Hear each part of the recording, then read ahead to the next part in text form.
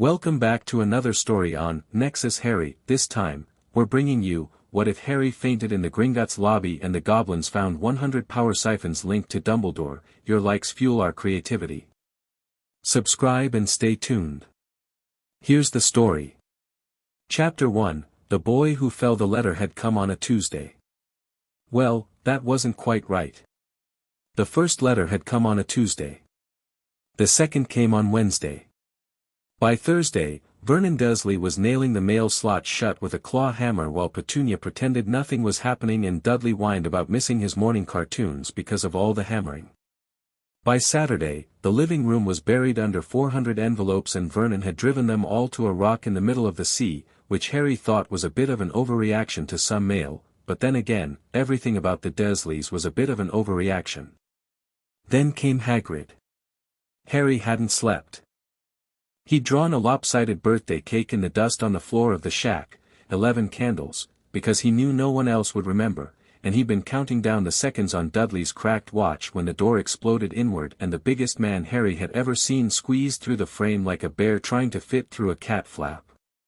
That had been 3 hours ago. Since then, Harry had learned that he was a wizard, that his parents hadn't died in a car crash, that a Dark Lord had murdered them and tried to murder him, and that there was an entire hidden world of magic that he apparently belonged to. He was handling it pretty well, all things considered. Keep up, Harry. Lot to do today, lot to do. Hagrid's voice boomed over the morning crowd as they pushed through the streets of London. The giant man moved like a ship through shallow water, people parted around him without quite knowing why, their eyes sliding off him the way eyes slide off something the brain decides isn't worth processing. Harry had to half-jog to keep pace, his two big shoes slapping the pavement, Dudley's old shirt billowing around him like a sail. Hagrid, where exactly are we? Here we are. They'd stopped in front of a pub. Harry almost missed it entirely. It was wedged between a bookshop and a record store, and something about it made his gaze want to skip right past, like a stone over water. The sign above the door read The Leaky Cauldron in faded gold paint, and the windows were so grimy they might as well have been walls. Hagrid pushed through the door, and Harry followed him into another world. The pub was dark, warm, and smelled like pipe smoke and something sweet Harry couldn't name. A dozen witches and wizards sat at wooden tables, drinking things that bubbled and steamed and, in one case, appeared to be trying to crawl out of its glass. A woman behind the bar was polishing a mug with a rag that was cleaning itself. A man in the corner was reading a newspaper whose photographs moved. Harry stared. He couldn't help it. The usual, Hagrid, called the barman, a stooped, bald man with a smile like a crescent moon. Can't, Tom. Hogwarts business. Just passin' through. But Tom's eyes had already found Harry, and something in his expression shifted. Bless my soul, he whispered. Can this be? The pub went quiet the way a room goes quiet when someone drops a glass, except no one had dropped anything. They were all looking at Harry. Harry Potter, said Tom, and his voice cracked on the name like it meant something sacred. Welcome back, Mr. Potter. Welcome back. What followed was 15 minutes of handshaking that left Harry's arms sore and his head spinning. Every person in the pub wanted to touch him, speak to him, tell him where they'd been the night his parents died. A pale young man in a purple turban stammered so badly he could barely get words out. A tiny old woman burst into tears. Through it all, Harry smiled and nodded and shook hands and didn't understand any of it, why these people looked at him like he'd done something wonderful, when all he'd really done was survive. Hagrid rescued him eventually, steering him through the back of the pub to a small courtyard enclosed by brick walls. Told ya, didn't I? Told ya you was famous. They acted like I was some sort of, I don't know, or some sort of, Harry. Just don't know it yet. Hagrid pulled out his pink umbrella and tapped a sequence of bricks on the wall. Now then. Welcome to Diagon Alley.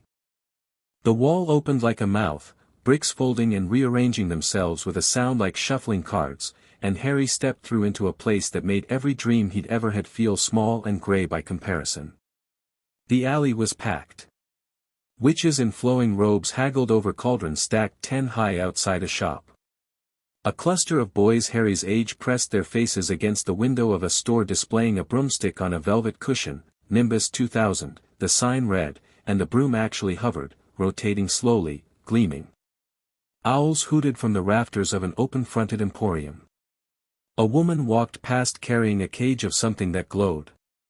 Everywhere Harry looked, the world was doing something impossible, and doing it casually, the way Privet Drive did lawn care and gossip.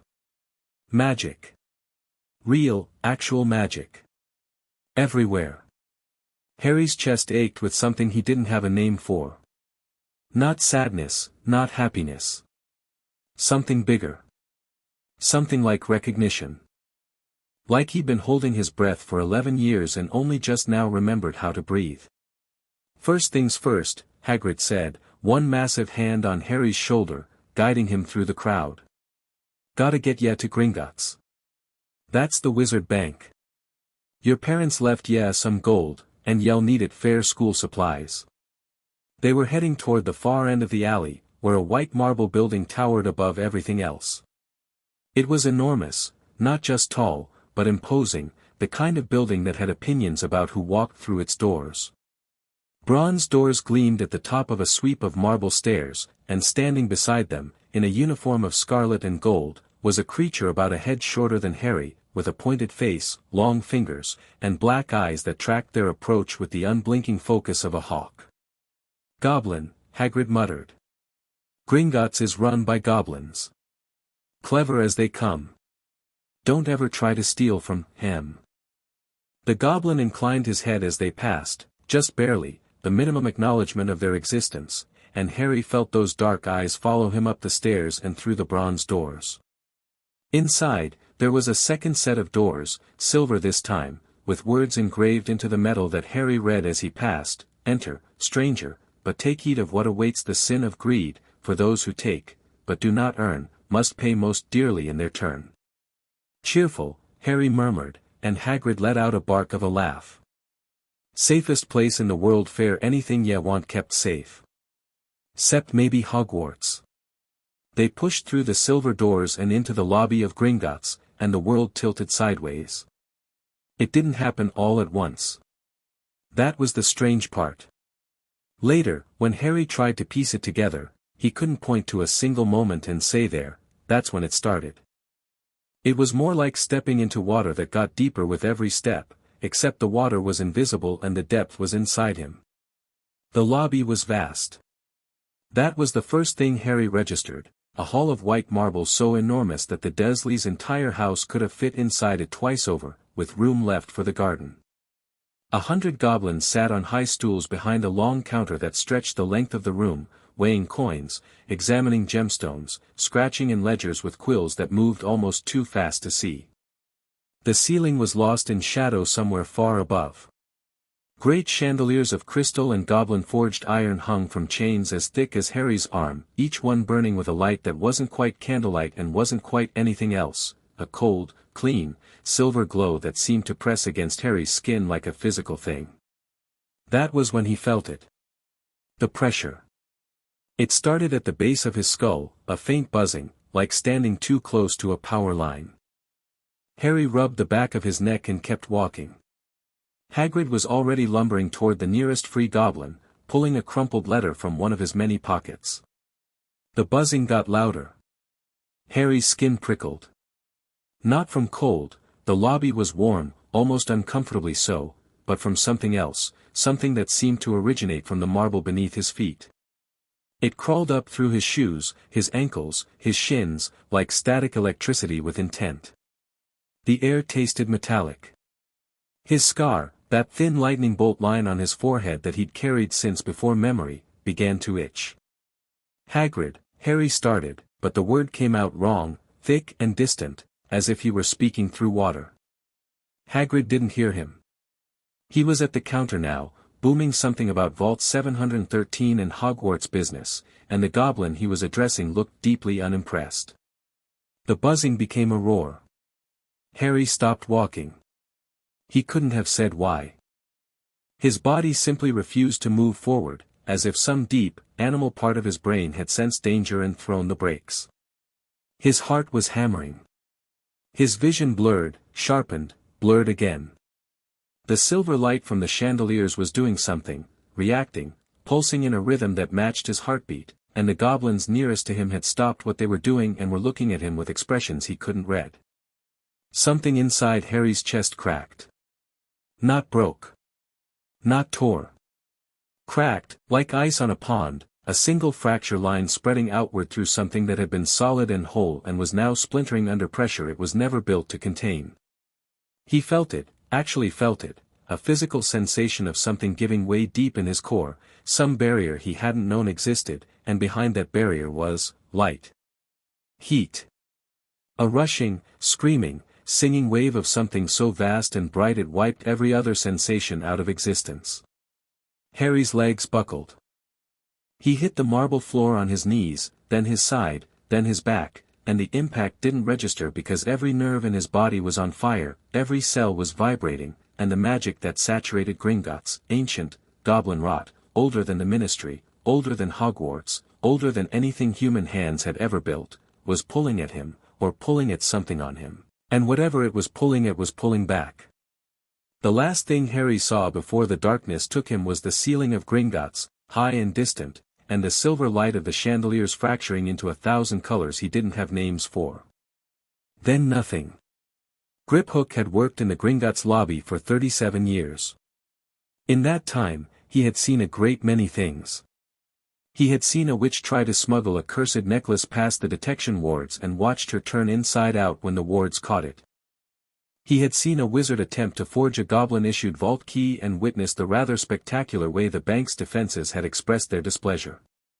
He had once, during the war, seen 2 Death Eaters walk through the front doors with their wands drawn, apparently under the impression that they could intimidate goblins into handing over gold. He'd helped mop them up afterward. In 37 years, Griphook had never seen the lobby wards react the way they reacted to the Potter boy. The child had barely made it 20 steps past the silver doors. Griphook had noticed him immediately, hard not to, given that every detection ward in the building had started humming the moment the boy crossed the threshold. Not the alarm hum, which was sharp and urgent. This was lower, deeper, almost subsonic, the sound the wards made when they were working, actively analyzing something, chewing on a puzzle they couldn't quite solve. Griphook had looked up from his ledger and watched the boy walk. 11, maybe 12. Small for his age, swimming in clothes that clearly belonged to someone 3 times his size. Dark hair. Glasses. And on his forehead, partially hidden by a messy fringe, the scar. Well. That explained the ward's interest, at least partially. Soul magic tended to set off every alarm in the building, and if the rumors about the scar were true, then the boy stopped, and the ward screamed. Not the alarms. The wards themselves. The ancient, goblin-forged detection matrix that had been laid into the marble of this building 600 years ago, that had been maintained and refined by every generation of wardmasters since, that could detect a jinx hidden inside a seemingly innocent quill, that matrix lit up like a bonfire, and Griphook felt it in his teeth, in his bones, in the marrow of his bones. The boy hit the floor, and every chandelier in the lobby flared white. 3 seconds of chaos. Goblins scrambling off stools. Customers screaming. The giant, Hagrid, Griphook knew the name, spinning around with a bellow of Harry, that shook dust from the ceiling. Then Senior Wardmaster Bogrod's voice cut through the noise like a blade. Seal the doors. The bronze doors slammed shut. The silver doors followed. The lobby, which had been open and airy, suddenly felt like the inside of a vault, and the humans trapped inside it went very, very quiet, because when goblins sealed doors, it meant something, and even the dullest wizard could feel the weight of that meaning settling over them. Griphook was already moving. Not toward the boy, 3 other goblins had reached him first, and they were running diagnostic charms that filled the air with streams of golden light, but toward Bogrod, who was standing at the Master Ward console behind the main counter, his face carved in granite. Report, Griphook said. Bogrod didn't look up. His hands were moving over the console, a flat panel of polished obsidian covered in goblin runes that shifted and rearranged themselves in real time. The detection matrix flagged him the moment he entered. I assumed it was the soul fragment in the scar. It matches the signature of known dark artifacts, class 7 at minimum. But the matrix didn't stop at the scar. It kept digging. That's what triggered the cascade. The wards found something underneath the soul fragment, and when they tried to analyze it, the enchantments fought back. Bogrod's fingers stopped moving. He stared at the console. Griphook. Come look at this. Griphook leaned over the console, and his blood went cold. The obsidian panel displayed a schematic, a rough magical outline of a human body, the boy's body, rendered in glowing lines of gold and silver. The soul fragment in the scar was visible as a knot of dark red, pulsing like a diseased heart. But that wasn't what made Griphook's hands curl into fists. The boy's body was covered in lines. Thin, precise, deliberately placed lines of magic that ran from his core outward, threading through his muscles, his organs, his blood, his bones.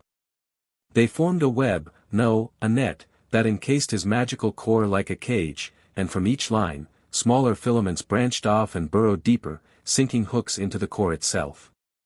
Griphook counted the anchor points. He counted them again. He counted them a third time because the number couldn't possibly be right. 100, Bogrod said quietly. 100 distinct siphoning enchantments. All active. All drawing power from his core and redirecting it to an external recipient. He touched a rune on the console, and the schematic zoomed in on one of the anchor points. The magical signature was clear as a fingerprint, shimmering in a very distinctive shade of blue-gold. And they all carry the same signature. Whose? Bogrod told him. The lobby went very quiet. Get the king, Griphook said. Hagrid was losing his mind. Not in the fun way, not in the way he sometimes lost his mind over a particularly beautiful dragon or a new species of something with too many legs. This was the bad way. The terrified way. Harry, little Harry, James and Lily's boy, the child Hagrid had carried out of the ruins of Godric's Hollow in his own arms 10 years ago, was lying on the marble floor of Gringotts surrounded by goblins, and Hagrid couldn't get to him. Let me through. That's Harry Potter, that is. He's just a boy, he needs goblin attention, said the guard blocking his path, a creature half Hagrid's height who nonetheless radiated the kind of authority that had nothing to do with size. Human magic cannot help him. Human magic is the problem. What are ya talking about? He just fainted, he did not faint. The guard's black eyes were flat, unreadable. He collapsed because the detection wards of this institution identified extensive hostile enchantments on his person. Enchantments that have no business existing on a child. Enchantments that constitute a violation of Gringotts sovereignty, goblin law, and the International Statute of Magical Secrecy, subsection 14, paragraph, I don't care about your subsections. Let me see him. No. That single word carried more weight than a boulder. Hagrid opened his mouth, closed it, opened it again. He looked over the guard's head, easy enough, and saw Harry's small body on the floor, surrounded by a ring of goblins whose hands moved in precise, synchronized patterns, trailing light. The boy was still. Too still. Is he gonna be all right? Something shifted in the guard's expression. Not softness, goblins didn't do softness, but something adjacent to it. Professional concern, maybe. The healers are the best in the world. The boy will survive. But what has been done to him? The guard paused. You should sit down. You may be here for some time. Hagrid sat. Not because he wanted to, but because his legs had decided for him. He lowered himself onto a marble bench that groaned under his weight and put his head in his hands. What had happened?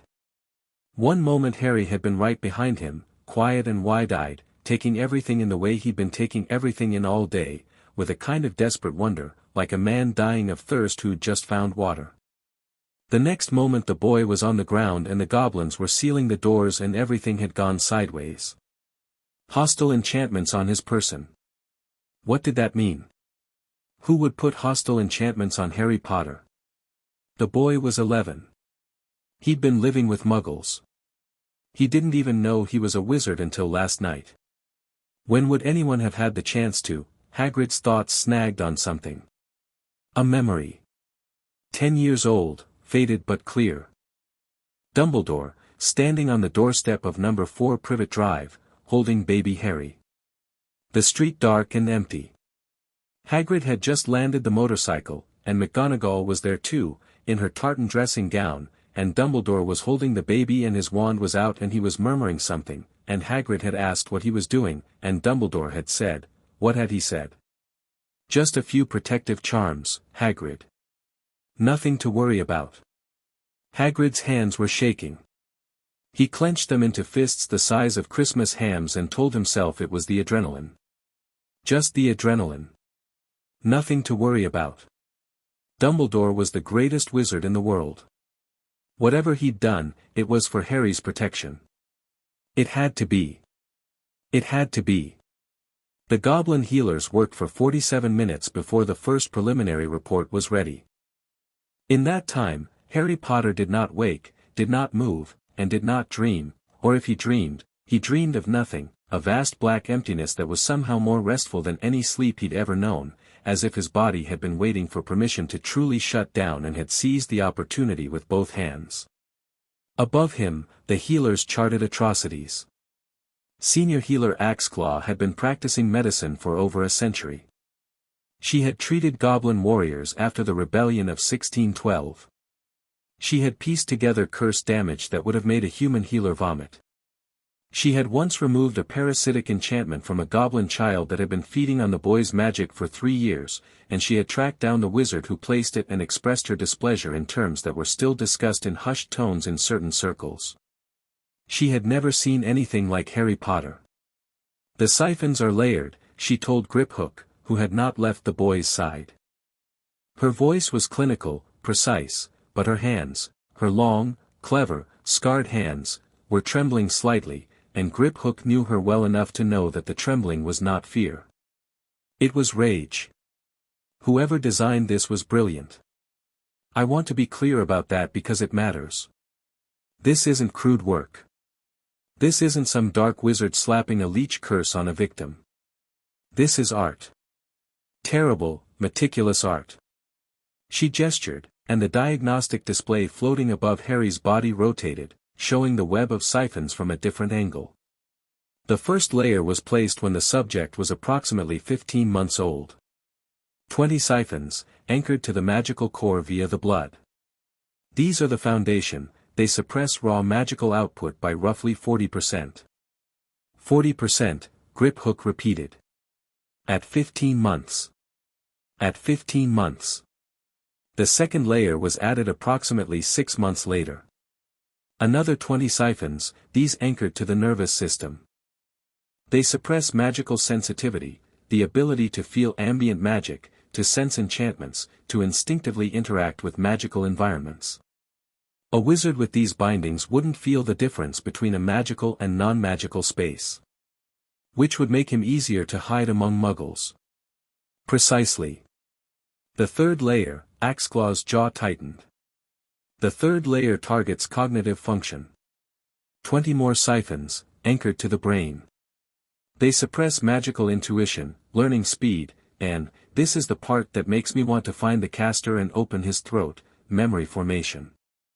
The subject's ability to retain and process magical knowledge has been deliberately stunted. They made him stupid, Griphook said flatly. They made him average. Which, given his baseline, required an enormous amount of suppression. The fourth layer targets physical development, strength, reflexes, resilience, the body's ability to channel magic through movement. Another 20 siphons. And the fifth, Axeclaw paused. She looked down at the boy on the marble floor, and for the first time in Griphook's memory, the healer looked something close to sad. The fifth layer targets emotional regulation. 20 siphons designed to suppress confidence, assertiveness, self-worth. To amplify fear, compliance, and the desire to please authority figures. The lobby was silent. Even the humans, corralled in a waiting area behind a privacy ward, seemed to sense the gravity of what was happening. 100 siphons, Axeclaw said. 100 separate enchantments, designed to reduce this child to a fraction of what he should be. To make him weak, ignorant, compliant, and dependent. And every single one carries the same magical signature. Griphook said nothing. He already knew the signature. He'd already seen it on the console. But Axeclaw said it anyway, because it needed to be said aloud, spoken into the air where it would become real and undeniable. Albus Percival Wulfric Brian Dumbledore. The name fell into the silence like a stone into a well. The same wizard, Griphook said, who placed this child with Muggle relatives. Who has positioned himself as the boy's magical guardian. Who is currently headmaster of the school the boy is expected to attend in 6 weeks. The same wizard, Axeclaw agreed. Griphook looked down at Harry Potter. The boy was so small. 11 years old, but he looked 9, maybe 8, the physical suppression siphons had seen to that. His clothes were rags. His glasses were held together with tape. There were marks on his hands, old marks, the kind that came from work no child should be doing. This was the savior of the wizarding world. This was the boy who lived. And someone, the most trusted wizard alive, had spent a decade slowly, carefully, methodically caging him. The doors at the far end of the lobby opened, and silence deepened into something almost physical. King Ragnarok of the Goblin Nation was not tall, even by Goblin standards. He was old enough that his skin had the texture of well-worn leather and his eyes had receded into deep hollows that made them glitter like gems in a cave. He wore no crown. He carried no scepter. He didn't need to. When Ragnarok walked, the marble itself seemed to straighten. He crossed the lobby in unhurried strides, his guard flanking him at a respectful distance, and stopped beside the boy. Axeclaw handed him a parchment, the full diagnostic report, and Ragnarok read it in silence. He read it twice. Then he looked at Harry Potter, this small, broken, sleeping child on the floor of his bank, and Griphook watched something ancient and terrible move behind the Goblin King's eyes. It was the look Ragnarok wore before battles. Before treaties were shredded and reforged. Before the world changed. How long to remove them? Ragnarok asked. If we're careful, and with this many siphons, we must be, 6 to 8 hours, Axeclaw said. Begin immediately. My king, the human, Dumbledore, his agents will come looking for the boy. Hagrid has already been attempting to contact him. Ragnarok's expression didn't change. Let them come. Let them stand outside my doors and demand entry. Gringotts is sovereign goblin territory. No human authority supersedes mine within these walls. Not the Ministry. Not the Wizengamot. He looked down at Harry. And not Albus Dumbledore. He turned to Griphook. I want a full legal accounting. Every siphon documented. Every signature verified. I want it done to the standard that would satisfy the International Confederation of Wizards, the Goblin High Court, and the human Wizengamot simultaneously. I want it ironclad. I want it unassailable. It will be done. And Griphook? My king. This child's account manager, who is it? Griphook checked his memory. It was Boneclaw. He retired 8 years ago. The account has been in passive management since. It's yours now. Ragnarok held Griphook's gaze. Personally. Full fiduciary authority. Treat the Potter accounts as you would treat the accounts of the nation itself. Griphook bowed. Not the shallow, perfunctory bow he gave to human clients. A real bow, deep and deliberate, the bow of a goblin accepting a sacred charge. Remove them, Ragnarok said, looking at the boy one last time. All of them. And when he wakes, bring him to me. He turned and walked away, and the marbles sang beneath his feet. They moved Harry to the deep halls. Below the lobby, below the vaults, below the cart tracks and the dragon caverns, there were rooms that no human had seen in centuries. The goblin healers carried Harry on a stretcher of conjured silver light, down through corridors carved from living rock, past doors that opened to goblin blood and goblin blood alone, into a chamber that hummed with the accumulated magic of 600 years. The Cleansing Chamber, they called it. It had been built during the Goblin-Wizard War of 1402, when goblin warriors returning from battle were often riddled with human curses that needed to be stripped away, layer by layer, like removing thorns from flesh. The room was circular, 30 feet across, the walls covered in runes that pulsed with a deep, amber light. In the center was a stone table, smooth and warm, and it was here that they laid Harry Potter down. Axeclaw and her team of 6 worked with the precision of surgeons and the focus of artists. The siphons had to be removed in reverse order, last placed, first removed, and each one required individual attention, individual unraveling. Rush the process and the backlash could kill the boy. His body had grown up with these bindings. His magical core had adapted to their presence, the way a tree grows around a fence post. Ripping them out would cause as much damage as leaving them in. So they were careful. Painstakingly, agonizingly careful. The emotional siphons came first. 20 anchors, buried deep in the boy's magical psyche, each one a tiny engine of suppression designed to crush any spark of independence or self-worth before it could catch fire.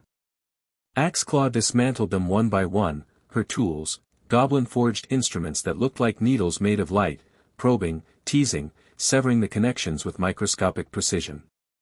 With each siphon removed, the ambient temperature in the chamber rose by half a degree.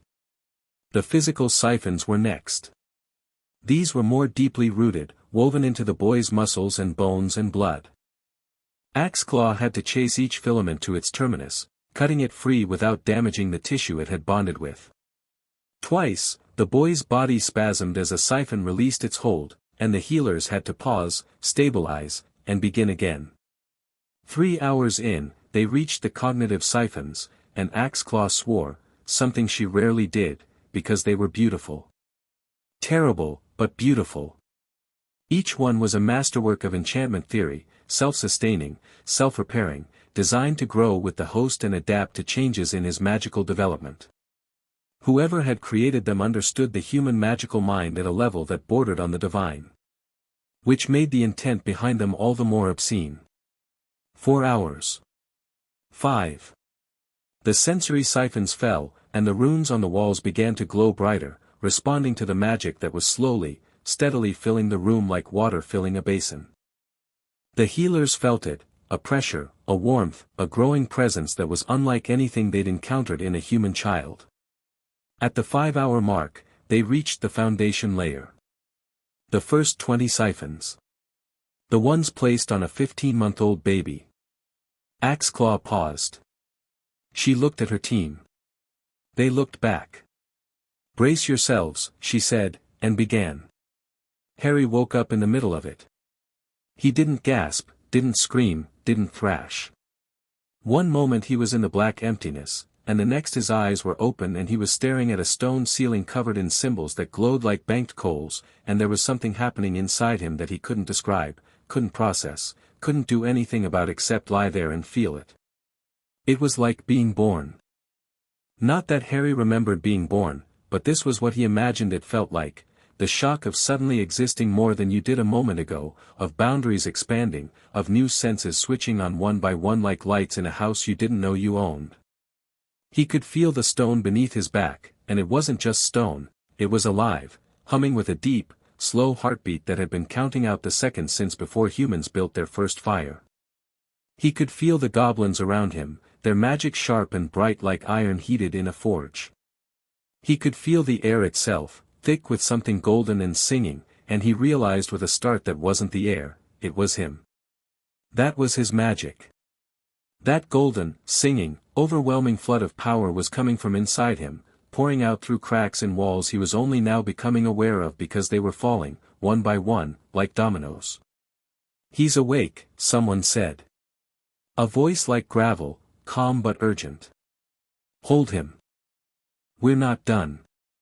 Something touched Harry's forehead, and a flash of pain shot through him, not terrible, not unbearable, but sharp, like a thorn being pulled from a wound, and with it came a rush of something so sweet and so bright that tears streamed down his face and he didn't understand why. Another thorn. Another rush. Another. Harry lay there and felt himself become more aware. More alive. More present in his own body than he had ever been. Things he'd never noticed were wrong suddenly became obvious by their absence, a fog in his thoughts that he'd assumed was just how thinking worked, a heaviness in his limbs that he'd assumed was just how bodies felt, a dimness in his vision that wasn't about his eyes at all but about something deeper, some inner sense that had been blindfolded since infancy.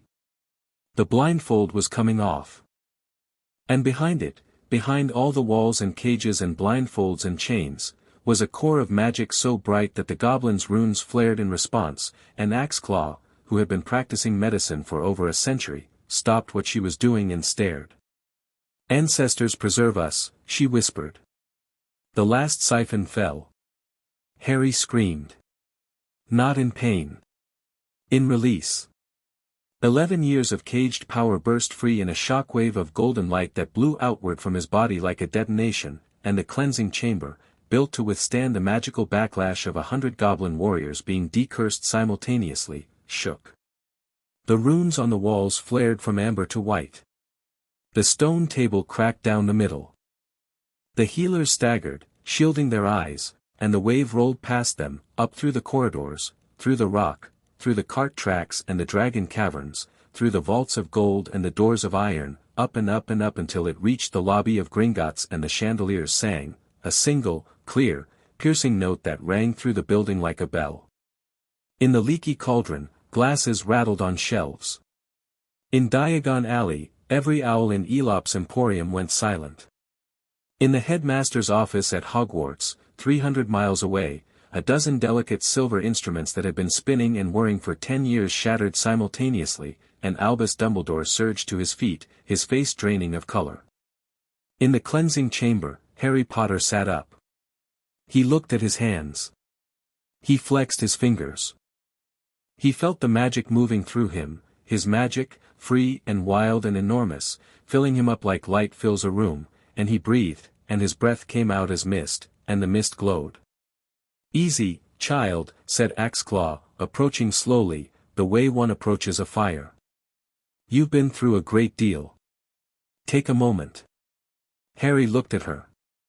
His eyes were green, they had always been green, but now they were bright, vivid, luminous, the green of killing curses and summer lightning and ancient things that grew in dark forests. He looked at her, and she saw intelligence in those eyes that hadn't been there before, or rather, had been there all along but buried under 20 layers of deliberately inflicted fog. "What happened to me?" Harry said. His voice was different. Clearer.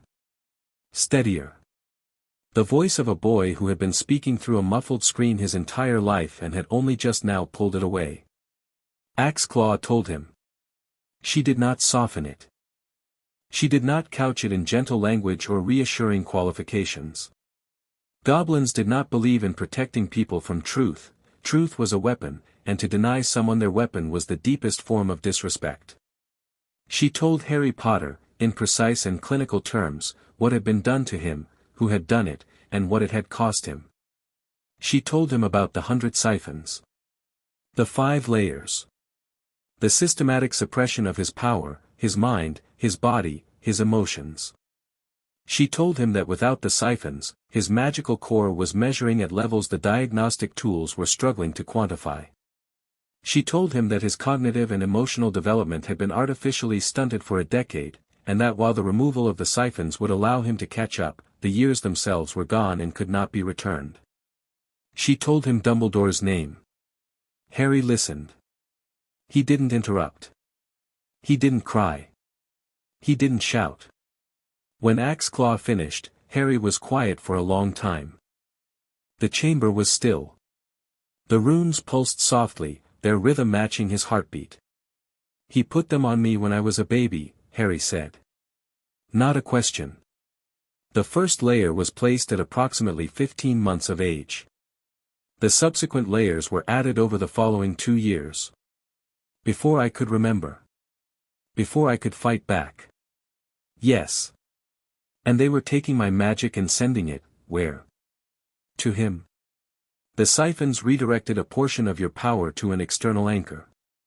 We haven't yet identified the anchor's location, but the magical signature confirms the recipient. Harry nodded slowly. He looked down at his hands again. Turned them over. Watched the way the light played across his skin, and if the goblins could have read his expression, they would have seen something that had no business being on an 11-year-old's face. Cold fury. Not hot, not explosive, not the rage of a child throwing a tantrum. This was something older, deeper, quieter. The fury of someone who has been caged and knows it and has decided, with absolute clarity, that it will never happen again. "He's the one who left me with the Dursleys," Harry said. "According to the records, Albus Dumbledore placed you with your maternal relatives on November 1, 1981. They starved me. They locked me in a cupboard.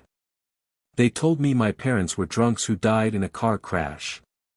Harry's voice didn't waver.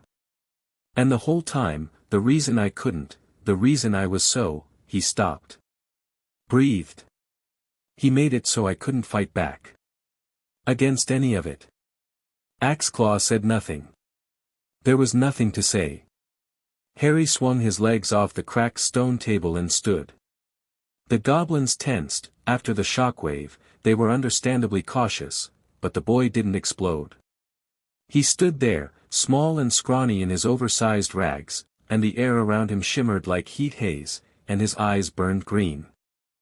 "I'd like to speak with Griphook," he said, because Axeclaw had mentioned the name during her explanation. "And the king. If he'll see me." Axeclaw blinked. In a century of practice, no human patient had ever asked to speak to the Goblin King by title rather than by name, and no human patient had ever phrased it as a request rather than a demand. "King Ragnarok gave orders that you be brought to him when you woke," she said. "Then let's not keep him waiting." The walk from the cleansing chamber to the throne room took them through the deep halls of the Goblin Nation, and Harry noticed everything. He couldn't help it. The cognitive siphons were gone, and his mind, his real mind, the one that had been locked in a box for a decade, was ravenous. It devoured details the way a starving man devours bread. The way the corridors were carved to channel airflow. The way the runes shifted subtly as he passed, tracking his presence. The way the goblin guards positioned themselves at intersections, always in pairs, always with clear sightlines in both directions, never with their backs to an unsecured passage. He noticed the way the stone felt beneath his feet. Alive, buzzing with deep magic, the bones of the earth humming a song that had been playing since before anything walked on its surface. He noticed the way his own magic responded to the environment, reaching out, tasting, testing, learning. It was like having a new limb, except the limb had always been there and he'd just been told it was his imagination. They passed a forge. The heat hit Harry from 20 feet away, and through the open doorway he caught a glimpse of goblins working metal in ways that shouldn't have been possible, bare hands in liquid iron, shaping it like clay, singing to it in a guttural language that made the flames dance in time. They passed an armory. Walls of weapons, blades and axes and things Harry had no names for, each one thrumming with its own contained violence. A young goblin, an apprentice, maybe, was polishing a sword that reflected light in colors that didn't exist in the human spectrum, and Harry could see them now, those impossible colors, and he wondered how much of the world he'd been missing. They passed a library. Harry slowed. Axeclaw glanced back.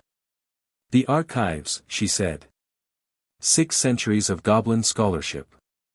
Magical theory, metallurgy, wardcraft, history, mathematics, medicine. "Can I come back?" Harry asked. Axeclaw stared at him for a moment, then made a sound that Harry would later learn was goblin laughter. You may be the first human in living memory to ask that question rather than demand access. Is that a yes? That is a, we'll see. Come. The king is waiting. The throne room was not what Harry expected.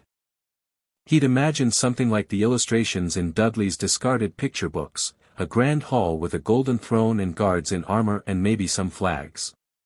What he got was a room no larger than the Dursleys' living room, furnished with a simple stone chair, a table covered in papers, and a shelf of books. The walls were bare stone. There were no guards, no flags, no gold. Ragnarok sat in the stone chair. He was old, ancient, even by the standards of a species that measured lifetimes in centuries, but his eyes were sharp, and when they found Harry, they held him the way a knife holds a point. "Harry Potter," Ragnarok said. "Sit." There was a chair across the table. Harry sat in it. Griphook, who had been waiting in the room when they arrived, stood to one side. Axeclaw took up a position by the door. For a long moment, Ragnarok simply looked at Harry. Not scanning him, not assessing him, seeing him. Harry met his gaze and didn't look away. "You are not afraid," Ragnarok observed. "Should I be?" Most humans who find themselves in the deep halls of the Goblin Nation are terrified. Most humans probably haven't just found out that the most trusted wizard in Britain has been stealing their magic for 10 years. Compared to that, a meeting doesn't seem very scary. Something moved in Ragnarok's ancient face. A crack in the stone. It took Harry a moment to realize it was a smile. "Axeclaw has told you what we found." "She has." "Then you understand the gravity of the situation." 100 siphons. My power halved, my mind dulled, my body weakened. All done by Dumbledore. All done before I could walk. Harry's hands were steady on the arms of the chair. "I understand it perfectly." "Good. Then understand this as well." Ragnarok leaned forward. "What was done to you is not merely a crime against you, Harry Potter. It is a crime against us. Dumbledore's enchantments were active on your person when you entered Gringotts. Our detection wards were forced to engage with hostile magic inside our sovereign territory. By Goblin law, this constitutes an act of aggression against the Goblin Nation." Harry processed this. "You're saying his enchantments on me were treated as an attack on Gringotts?" "I am saying exactly that." "What does that mean?" "It means," Ragnarok said, "that you are not alone in this. Dumbledore has wronged you, yes. But he has also wronged us. And goblins do not forgive wrongs easily. Or at all." Griphook stepped forward and placed a parchment on the table.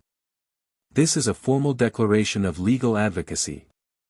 If you sign it, the Goblin Nation will serve as your legal representative in all matters relating to the siphons, their removal, and the prosecution of the individual responsible.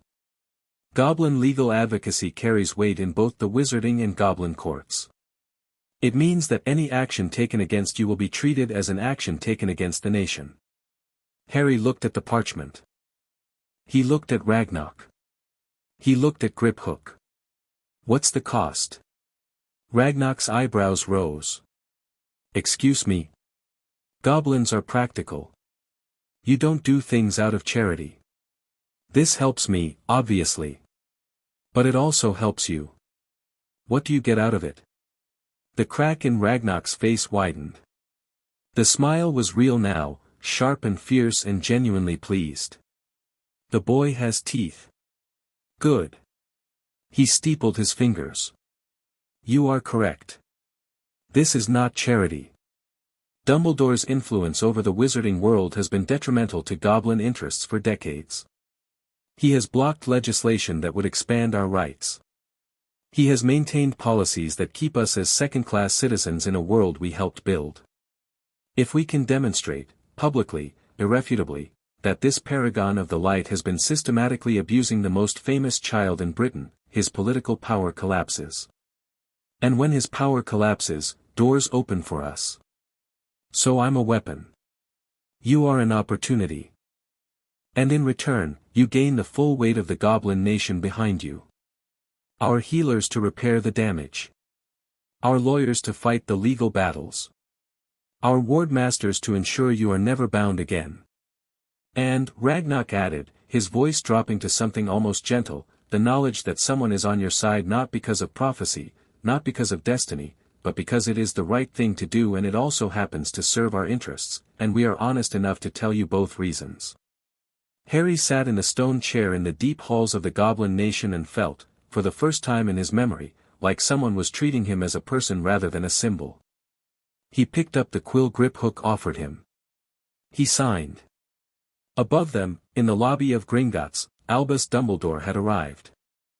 He came through the front doors of the leaky cauldron like a summer storm, bright robes, silver beard, those famous half-moon spectacles perched on a crooked nose, and a twinkle in his eyes that had convinced 3 generations of wizards that here was a man who could be trusted, a man who had everything under control, a man who knew best. The twinkle was somewhat strained today. He swept through the pub, acknowledging no one, and emerged into the back courtyard. The wall opened at his touch, of course it did. The wards of Diagon Alley recognized Dumbledore the way a dog recognizes its master, and he moved through the crowds at a pace that was not quite running but was certainly more urgent than his usual amble. 300 miles away, in his office, every monitoring device he'd placed on Harry Potter had died simultaneously. Not faded. Not wound down. Died. Shattered. 12 instruments, each one keyed to a different cluster of siphons, each one feeding him information about Harry's location, health, emotional state, and magical development, had exploded within seconds of each other. That meant someone had found the siphons. All of them. And was removing them. Dumbledore had not panicked. Albus Dumbledore did not panic. He had assessed, calculated, and moved. Hagrid's last message, garbled and frantic through the pub's flow, had been clear enough. Harry collapsed in Gringotts, goblins have him, they won't let me near. Gringotts.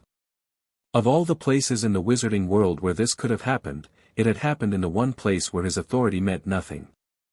Goblin sovereign territory.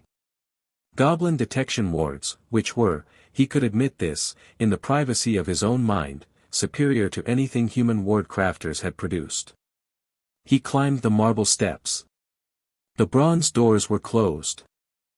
The Goblin Guard, no, guards, plural, there were 6 of them now, which was unusual, watched his approach with expressions of carved stone. "Good morning," Dumbledore said, and his voice carried the warmth and authority that had shaped wizarding politics for half a century. "I believe a young student of mine is inside. Harry Potter." "I'm his. Gringotts is closed to external visitors," said the lead guard. "I understand there may be some sort of emergency, but as the boy's magical guardian, I really must insist, you are not the boy's magical guardian." Dumbledore blinked. It was a small thing, that blink, but it was the first crack. "I beg your pardon. A review of records indicates that no formal magical guardianship was ever filed with the Ministry of Magic or the Goblin Nation. You placed the child with Muggle relatives without legal authorization. You have no custodial rights recognized by any magical institution." The guard's black eyes were flat. "You have no standing here, Dumbledore." The twinkle died. It happened slowly, like a candle guttering in a draught. The warmth drained from Dumbledore's expression, and what was left underneath was something most people never got to see, the sharp, calculating intelligence of a man who had been playing chess with the world for 150 years and had just realized, with dawning horror, that someone had flipped the board. "I see," he said quietly. "And if I were to tell you that the boy's safety is being ensured by the finest healers in the world, who are currently undoing the damage inflicted on him by external parties." The guard paused, and there was something almost like pleasure in the pause. "The boy is safe. He is in Goblin care. And he will remain in Goblin care until such time as the nation is satisfied that his well-being is assured. You don't understand what you're interfering with, we understand perfectly." Dumbledore stood on the marble steps of Gringotts, and the bronze doors did not open for him. The goblin guards watched him with eyes like obsidian, and behind those doors, in the deep halls, a boy he had spent 10 years carefully, methodically, lovingly shaping into the instrument the world needed was slipping through his fingers like water. He turned and walked down the steps. His pace was measured. His expression was serene. Inside, the calculations were already running: contingencies, alternatives, damage control. This was a setback. A significant one, yes. But Albus Dumbledore had weathered setbacks before. He had plans within plans, fallbacks behind fallbacks. The greater good required sacrifice, flexibility, and above all, patience. He would be patient. He had waited 10 years. He could wait a little longer. In the deep halls, Harry felt a chill pass through him, brief, sourceless, like a shadow crossing the sun, and then it was gone, and the parchment was signed, and Ragnarok was nodding, and something new was beginning. "There is one more matter," Ragnarok said. "Your family vault." "My family vault?" "The Potter family vault. You are the last of the line. The vault has been sealed since your parents' death, accessible only to the Potter heir upon reaching the age of magical majority, or upon being recognized as the rightful heir by the vault's blood wards." Ragnarok's eyes glittered. "The siphons would have prevented the blood wards from recognizing you. Without them, I can access it. You can access it. And I strongly suggest you do so, because the Potter family was old, and old families keep secrets, and some of those secrets may be very relevant to your current situation." Griphook led him down more corridors, deeper into the earth, past vaults whose doors grew larger and more ornate the further they descended. The air was warm, tinged with the smell of old metal and deep stone, and somewhere far below, Harry could hear something breathing, something enormous, something that rumbled like a sleeping engine. "Dragon," Griphook said, without looking back. "Don't worry. They're only in the high-security sector." "Only the high-security sector," Harry repeated. "The Potters are medium security. Old family, significant holdings, but no cursed artifacts requiring additional containment." They stopped before a door of dark iron, unadorned except for a single symbol, a shield bearing a griffin and 2 crossed wands. The Potter crest. "Place your hand on the door," Griphook said. Harry placed his hand on the iron. It was warm. Then it was hot.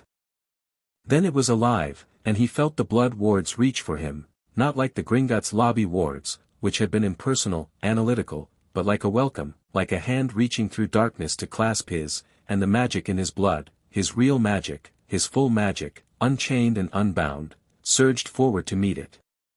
The door opened. And Harry Potter stepped into his inheritance. The vault was large.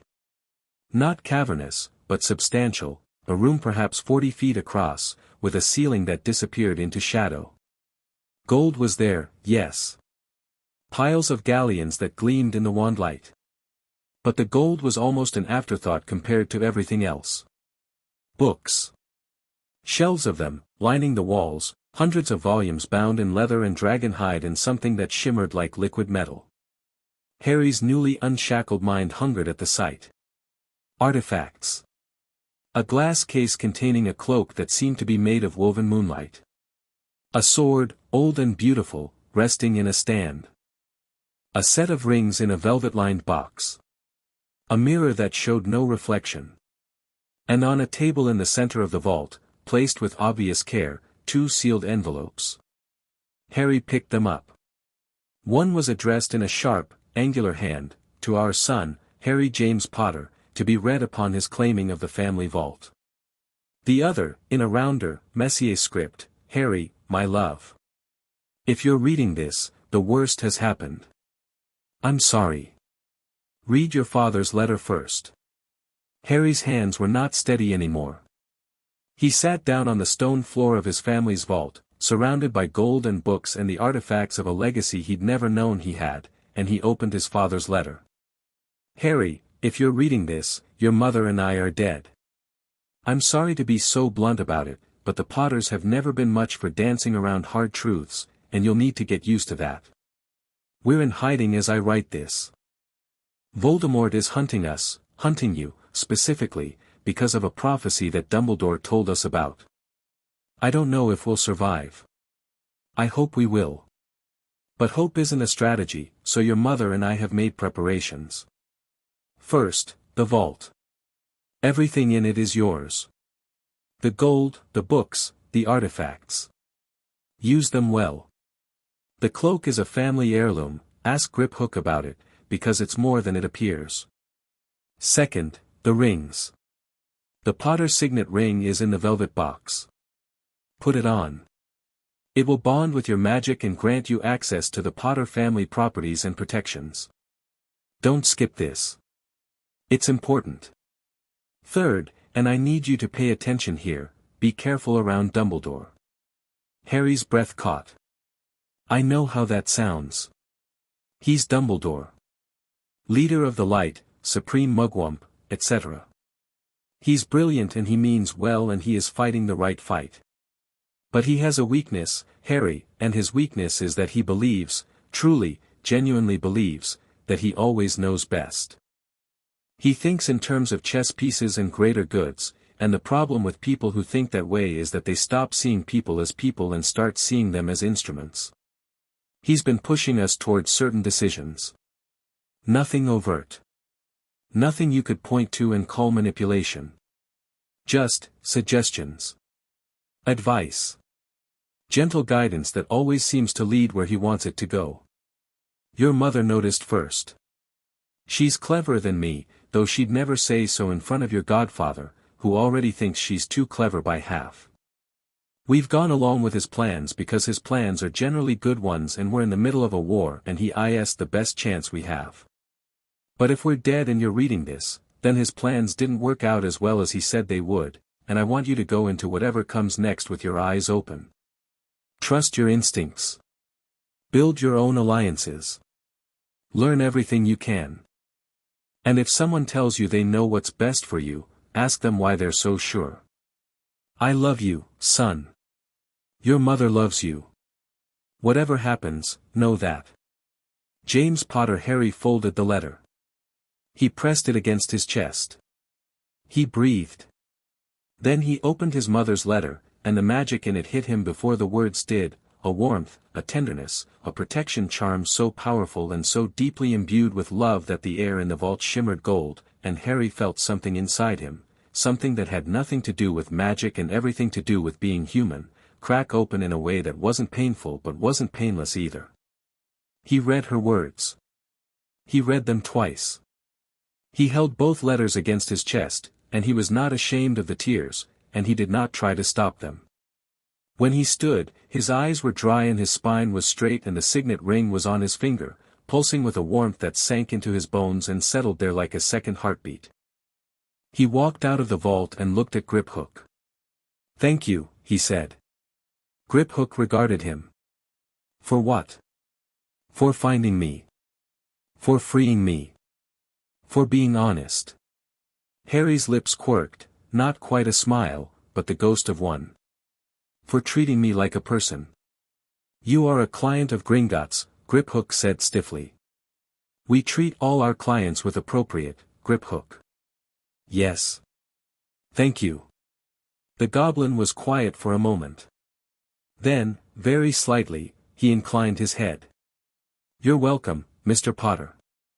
They stood there in the deep halls, a boy and a goblin, and above them, the wizarding world turned on, oblivious to the fact that everything was about to change. Because Harry Potter was awake now. Really awake. For the first time in his life. And he had no intention of going back to sleep. Chapter 2, Unchained. The Potter signet ring pulsed against Harry's finger like a second heartbeat, warm, steady, aware, as Griphook led him back through the deep halls toward the throne room. Harry flexed his hand, feeling the ring adjust itself, tightening and loosening in micro-increments as it calibrated to his magical signature. It was learning him. Tasting him. Deciding if he was worthy.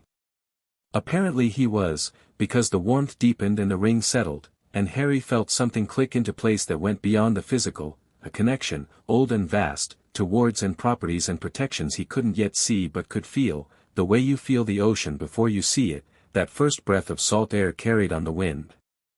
The ring has accepted you, Griphook said without turning around.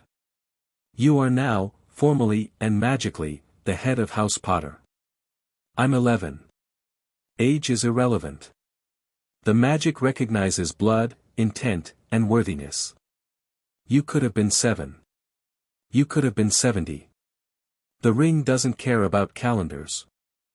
Griphook paused at an intersection, checked something Harry couldn't see, a ward, maybe, or some goblin sense of the corridors, and turned left.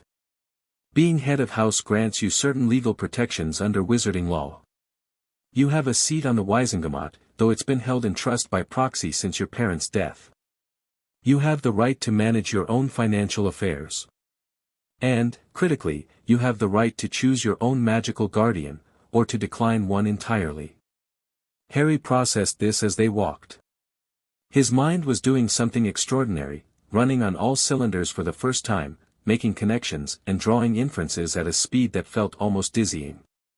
The cognitive siphons were gone, and his brain was like a racehorse that had spent a decade pulling a cart and had just been unhitched and set loose on an open track.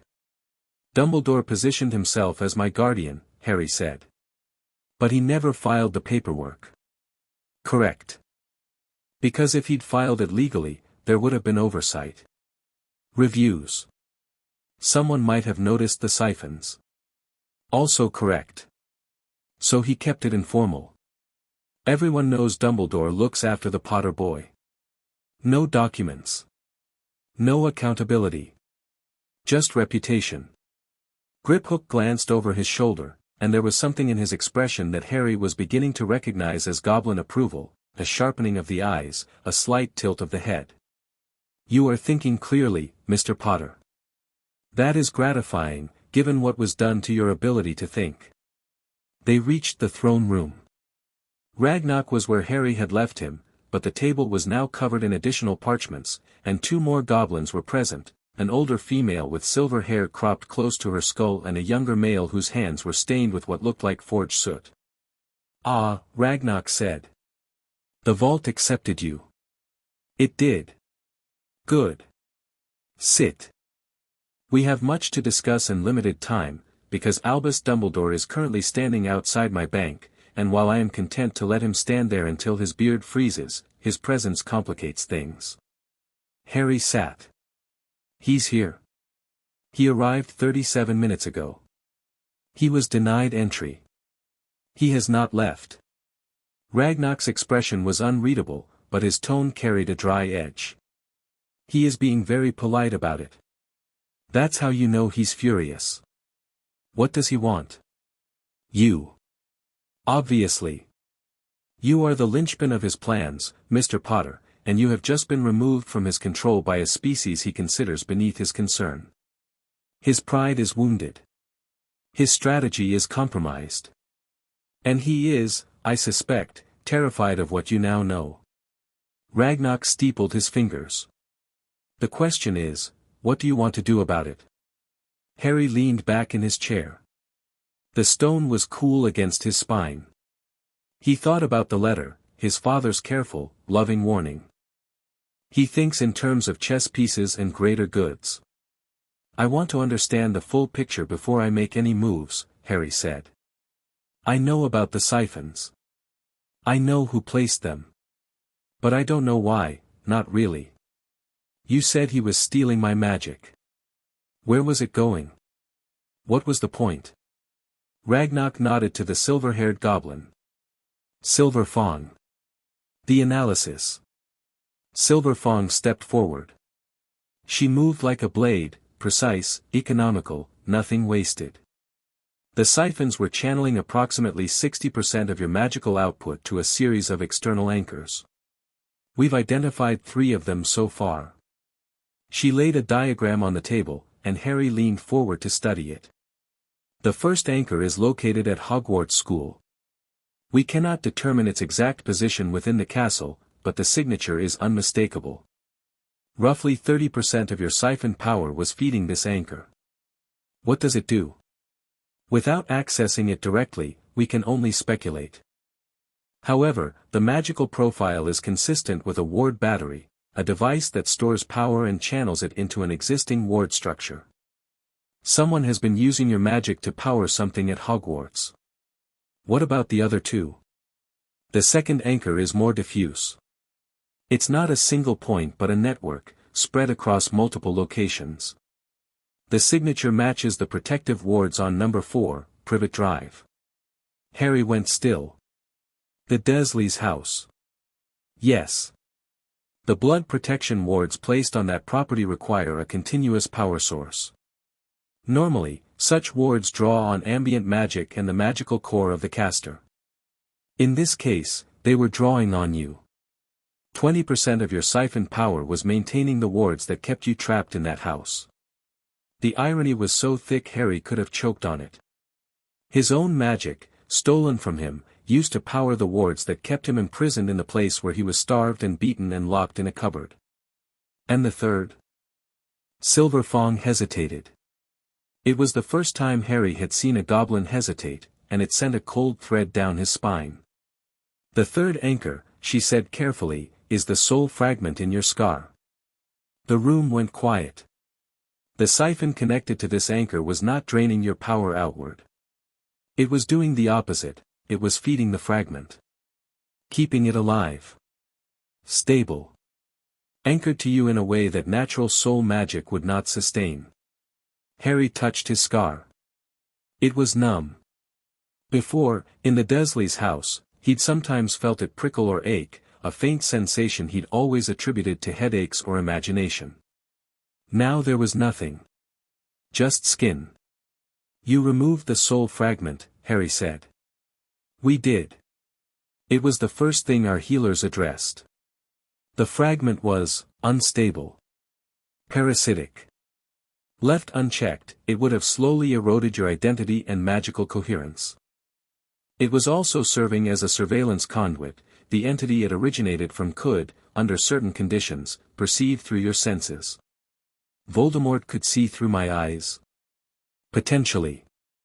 The connection was dormant, but the infrastructure was there. The siphon Dumbledore placed on the fragment wasn't designed to remove it. It was designed to manage it. To keep it contained but functional. To keep the connection alive without allowing it to mature. Harry sat with this for a moment. The calculations running in his mind were cold, precise, and utterly without mercy. He knew about the soul fragment, Harry said. He knew it was there when I was a baby. He didn't remove it. He fed it. He kept it alive using my own magic. His voice was level. Almost conversational. Why? Ragnarok answered this one. Because, Mr. Potter, in Dumbledore's grand design, you are not meant to defeat Voldemort. You are meant to die fighting him. The soul fragment ties you to the Dark Lord. As long as it exists, he cannot be fully destroyed. And the only way to destroy the fragment, at least, the only way a wizard would know, is to destroy the vessel. Me. You. Silence. Deep, heavy silence, the kind that has weight and texture and occupies space. Harry breathed in. Breathed out. His magic churned inside him, vast and hot, responding to his emotions, but he held it. Contained it. Not because he was afraid of it, but because unleashing it here, in this room, against these walls, would accomplish nothing. You said, the only way a wizard would know, Harry said quietly. Implying there's another way. Ragnarok smiled. It was a goblin smile, all teeth, no warmth, but genuine in its own sharp way. Goblin healers removed the fragment from your scar without killing you. It took considerable skill and resources, but it is done. The fragment is destroyed. You are free of it. So Dumbledore either didn't know goblins could do that, unlikely.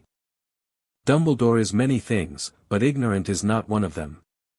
Or he didn't want to ask, because it would mean giving up his plan. His weapon.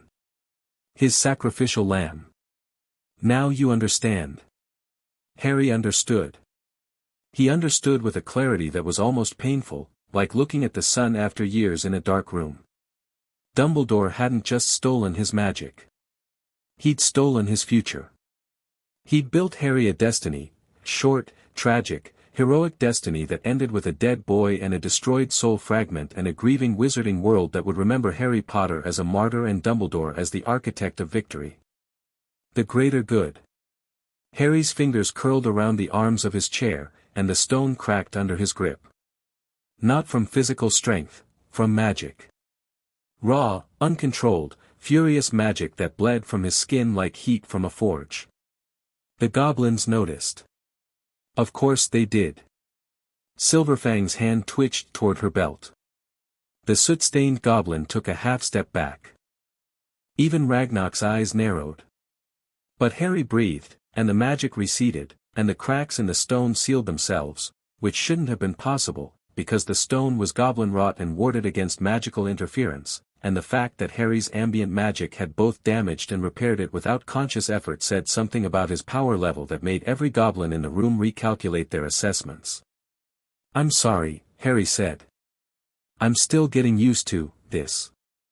"Don't apologize for power, Mr. Potter," Ragnarok said. "Apologize for its misuse. You've done nothing wrong." He leaned forward. "Now. We have the evidence. We have the legal framework. The question remains, what do you want to do?" Harry thought about it. Really thought about it, with his full mind and his full heart, and the answer came not from rage, though the rage was there, banked like coals, but from something deeper. Something his mother's letter had touched, and his father's warning had sharpened. "I want to go to Hogwarts," Harry said. Ragnarok raised an eyebrow. "You want to walk into the stronghold of the man who spent a decade caging you?" "Yes." "Why?" "Because if I don't, he controls the narrative. I'm the missing Potter boy, spirited away by goblins, tragically out of reach. He plays the concerned guardian. He gets sympathy. He gets time." Harry shook his head. "I don't want to give him time. I want to walk into his school, sit in his great hall, attend his classes, and be undeniable. I want every professor, every student, every portrait on his walls to see what I am, what he tried to prevent me from becoming. I want him to look at me every day and know that I know. That the goblins know. That the documentation exists and the clock is ticking." He met Ragnarok's eyes. "You want to break his political power. So do I. But you don't break Dumbledore by hiding from him. You break him by standing in front of him and being everything he was afraid you'd become." The throne room was silent for a long beat. Then Ragnarok laughed. Not the dry, contained sound Griphook had made. A real laugh, deep and resonant, that bounced off the stone walls and startled the soot-stained goblin badly enough that he dropped a parchment. "James Potter's son," Ragnarok said, shaking his head. "Gryffindor to the bone." "Very well, Mr. Potter. You'll go to Hogwarts. But you'll go prepared." He turned to Griphook. "The full package. A clemency training, accelerated, goblin method. Ward jewelry. Emergency port keys keyed to Gringotts, 3 of them. A communication mirror linked to my office. Legal documentation, copies of everything, sealed under goblin notarization, stored in the vault and with our solicitors." He looked back at Harry. "You will have 6 weeks before term begins. I intend to make them count." "What about Hagrid?" The question surprised them. Griphook tilted his head. "What about him?" "He's upstairs. He's been waiting for hours. He's probably terrified." Harry paused. "He's the one who told me I was a wizard. He gave me my first birthday cake. He's not part of this. He's just a man who loves Dumbledore because Dumbledore was kind to him when no one else was. He doesn't deserve to be caught in the middle." Ragnarok studied Harry for a long moment. "You are asking us to release him. I'm asking you to let me talk to him. Briefly. Before you send him back." Another pause. Then Ragnock nodded to Griphook, who disappeared through a side door. While they waited, Harry turned to Silverfang. The siphon network, you said it was redirecting my power to 3 anchors. Now that the siphons are removed, what happens to those anchors? They lose their power source. The Hogwarts anchor will draw from the castle's own reserves, whatever it is. It existed before you were born and will continue to function, just less efficiently. The privet drive wards will collapse within days without your magic sustaining them. And the soul fragment anchor is already destroyed. The privet drive wards collapsing, does that put the Dursleys at risk? Silverfang's expression made it clear she considered this a strange thing to worry about. The wards were blood-based protections against magical threats. Without them, any witch or wizard could approach the property. Harry thought about this. He thought about Vernon's meaty fists and Petunia's sharp tongue and Dudley's gang of friends who played Harry hunting on weekends. He thought about the cupboard under the stairs, the bars on the window, the cat flap in the door through which scraps of food were pushed twice a day. Let them collapse, he said, and moved on. They brought Hagrid to a receiving room, not the throne room, which was reserved for matters of state, but a comfortable enough space with chairs scaled to human proportions. Griphook waited outside. This conversation, Harry had insisted, needed to happen without an audience. Hagrid burst through the door like an avalanche in a coat. Harry. Blimey, Harry, are ya all right? I been up there fair hours, they wouldn't tell me nothin', I tried to flew Dumbledore but the goblins blocked he stopped. Stared. Harry. Harry stood in the center of the room, and he looked different. Hagrid couldn't have said exactly how. The boy was still small, still wearing those terrible oversized clothes, still had those round glasses and that mess of black hair, but something had changed. The way he held himself. The way his eyes caught the light. The way the air around him felt thick, charged, like the moment before lightning strikes. I'm all right, Hagrid, Harry said. Sit down. Please. Hagrid sat. The chair groaned. What happened? They said, the guard said something about enchantments, hostile magic. I didn't understand. Hagrid, I need to tell you something, and it's going to be hard to hear. Ya can tell me anything, Harry. So Harry told him. Not the full clinical detail, not the 100 siphons, not the soul fragment, not the calculated plan to raise him as a sacrifice. He told Hagrid the shape of it, the way you tell someone about a car accident, the essential facts, delivered as gently as the facts allowed. He told Hagrid that someone had placed binding enchantments on him as a baby. That the enchantments had been suppressing his magic, his mind, his body, for 10 years. That the goblins had found them and removed them. And that the magical signature on every single binding belonged to Albus Dumbledore. Hagrid's face went through a journey. Confusion first, his bushy eyebrows drawing together, his mouth working around words that didn't come. Then disbelief, the hard, reflexive kind, the wall that slams down when reality threatens something fundamental. Then something worse, something that moved behind his eyes like a creature in deep water. No, Hagrid said. No, don't understand. Dumbledore wouldn't, he's the greatest wizard, he'd never hurt, I have the documentation, Hagrid. The goblins' diagnostic records. Every siphon mapped, catalogued, and signature verified. 100 enchantments. All his. There's gotta be a reason. Some explanation. Maybe they were protections, Harry. Maybe he was protecting, from what? From being smart. From being strong. From having self-worth. Harry's voice was steady, and that steadiness was worse than shouting would have been, because it meant the boy was certain. One of the siphon layers was specifically designed to suppress confidence and amplify compliance. To make me obedient. Eager to please authority. Does that sound like protection to you? Hagrid's mouth opened. Closed. His massive hands were gripping his knees, and his knuckles were white. He told me to bring ya here, Hagrid whispered.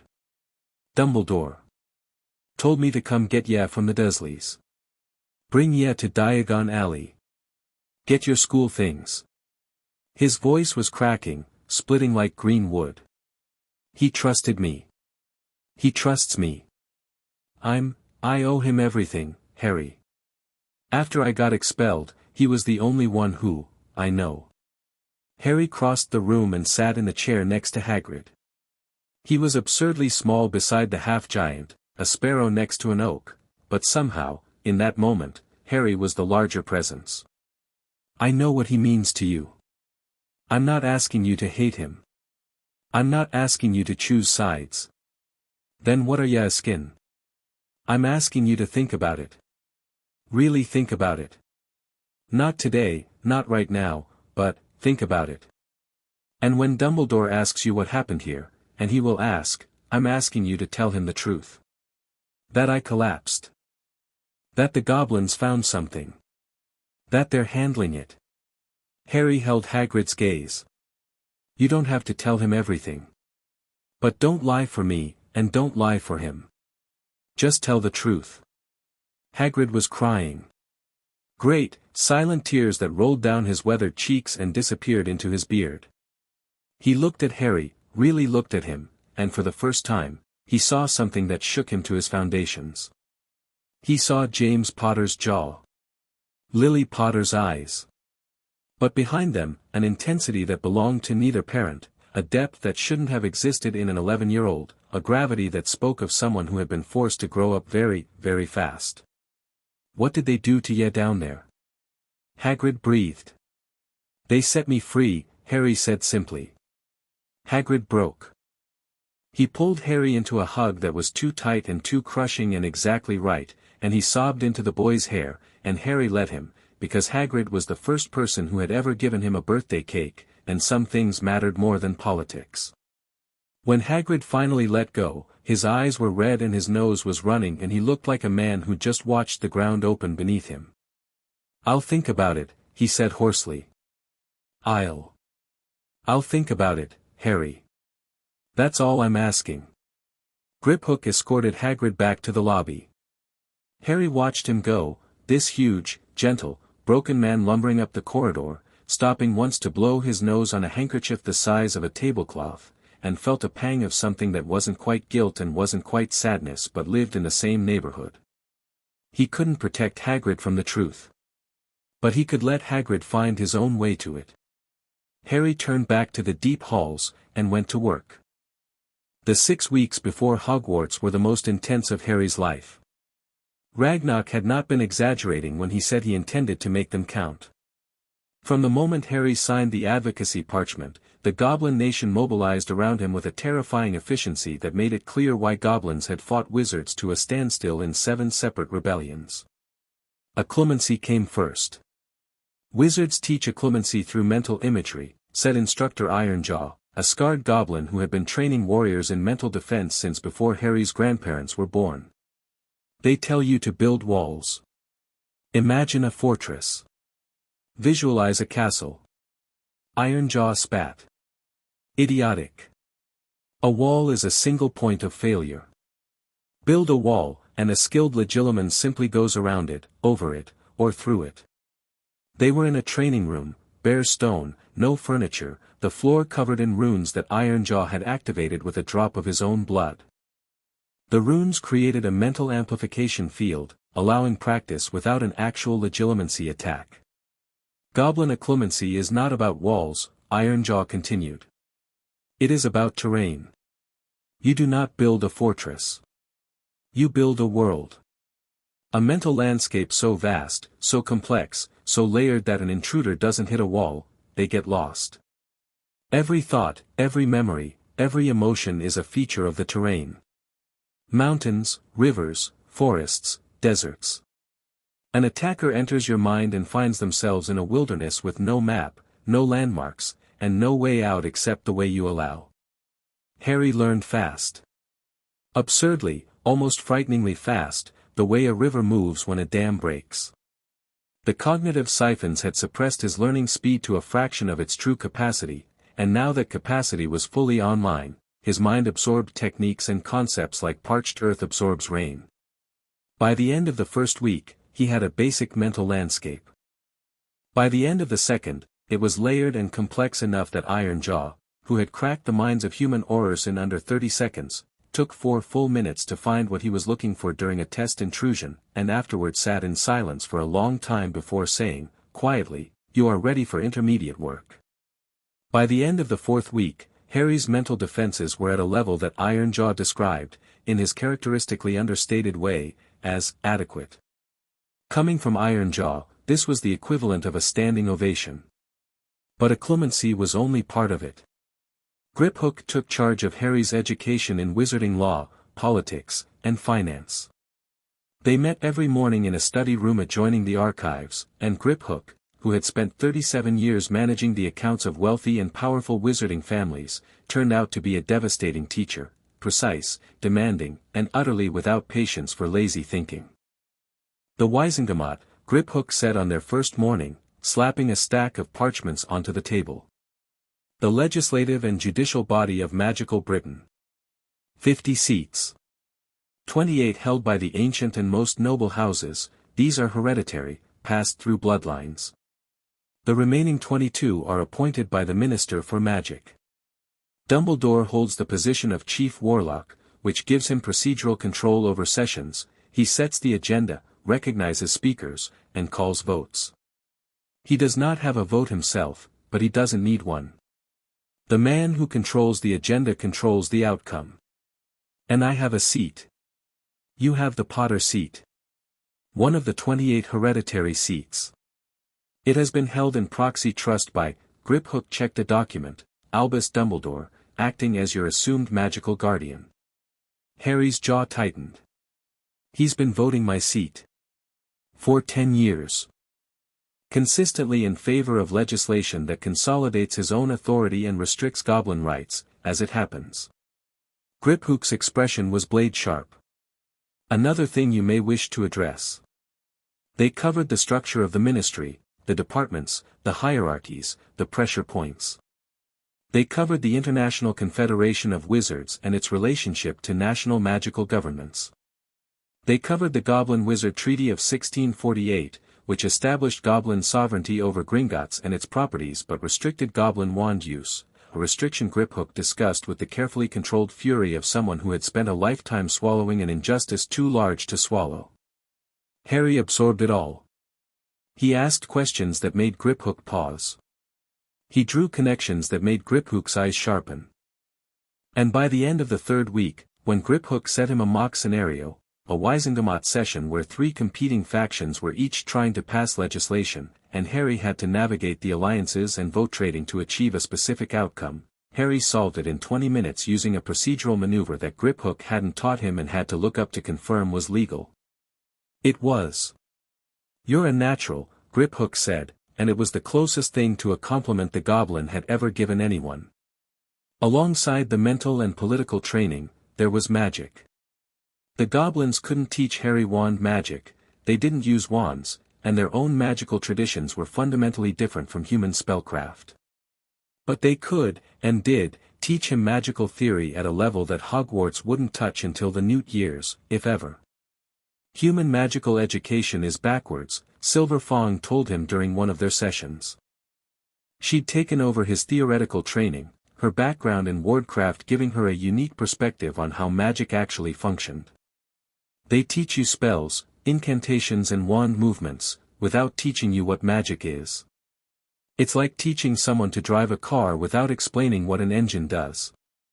You can learn by rote, yes, but you'll never truly understand what you're doing, and you'll never push beyond the boundaries of what you've been taught." So what is magic? Magic is intent given form through will and channeled by focus. The incantation is a focusing tool, it helps you shape your intent into a specific pattern. The wand is a channeling tool, it takes your raw magical output and refines it into a usable stream. But neither the incantation nor the wand is necessary. They're training wheels. Crutches. Most wizards never move past them because most wizards are never taught that they can. This was a revelation. Harry spent hours in the Gringotts training rooms, experimenting, not with spells, because he didn't have a wand yet, but with raw magic. Moving things. Lighting things. Feeling the shape of his power and learning its textures.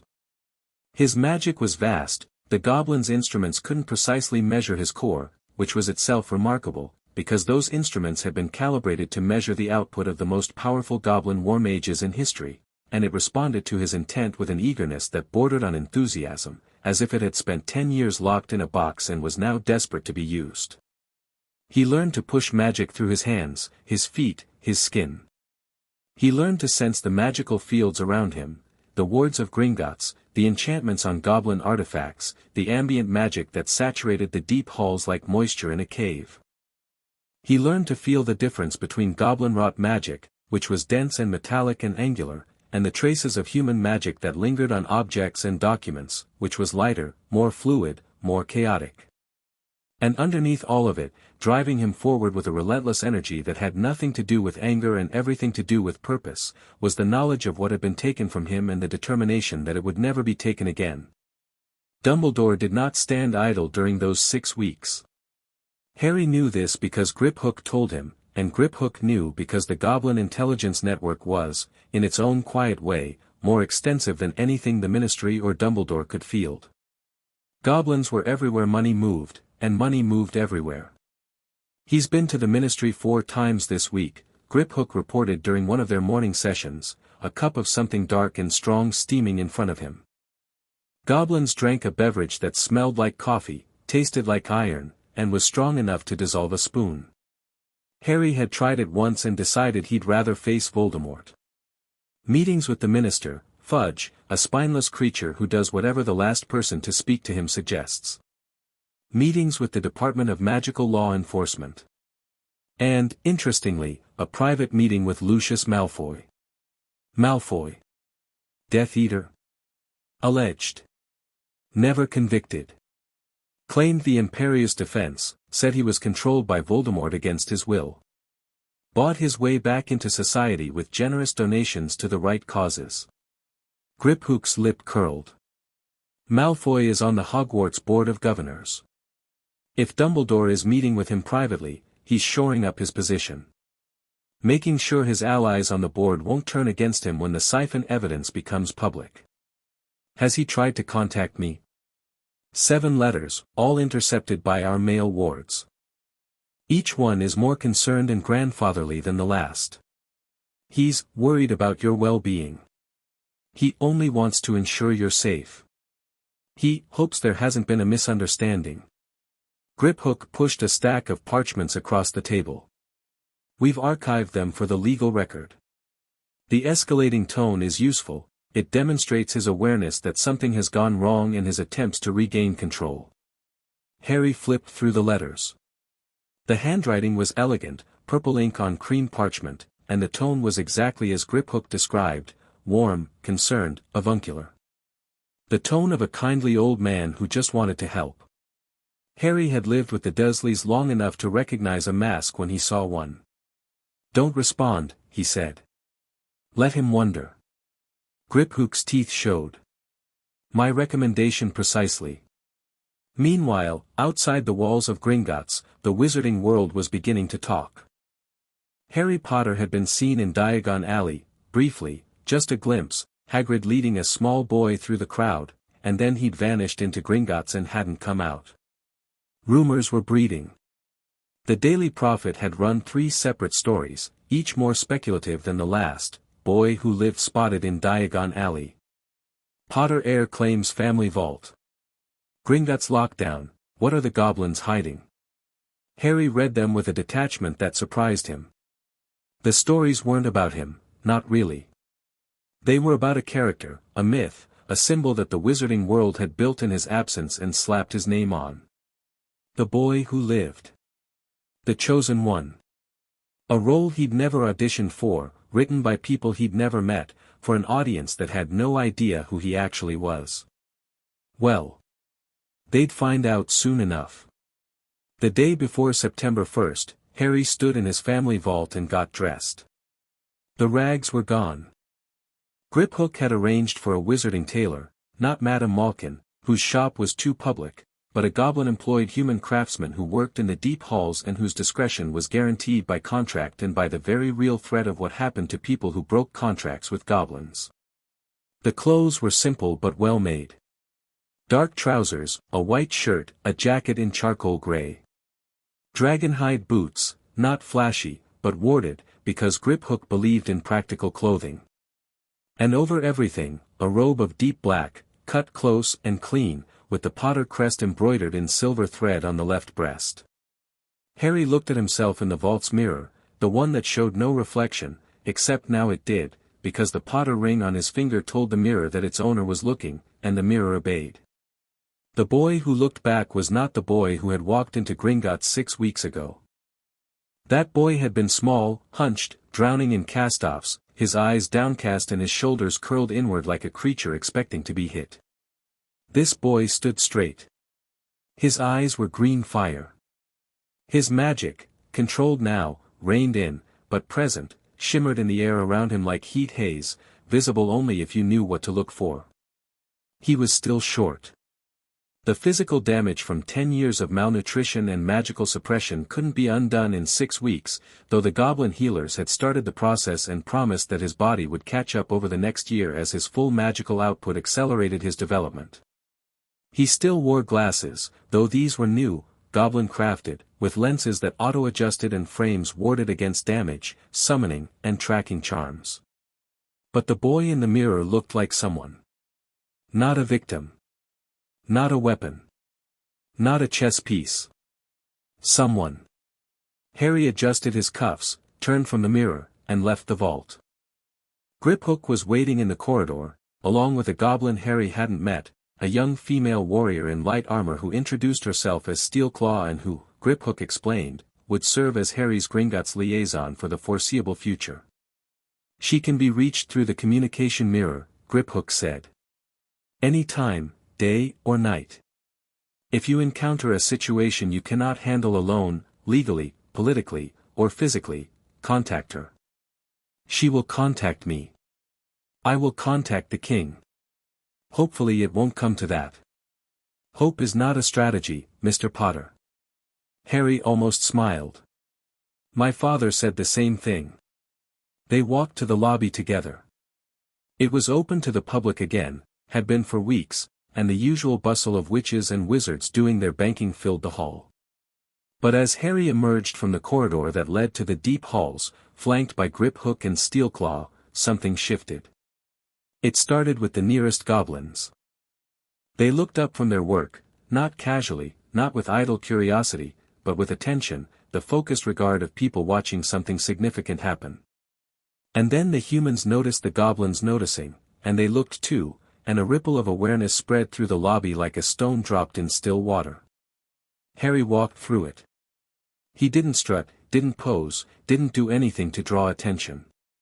He simply walked, straight-backed and steady, and his magic walked with him, not displayed, not flaunted, but there, a presence, a weight in the air that made sensitive witches and wizards pause and turn and wonder. At the main counter, Griphook stopped. Your wand, he said. You'll need one before tomorrow. Ollivander's. The finest wand maker in Britain, possibly the world. He'll be expecting you, I sent word this morning. Harry nodded. He turned to Griphook and extended his hand.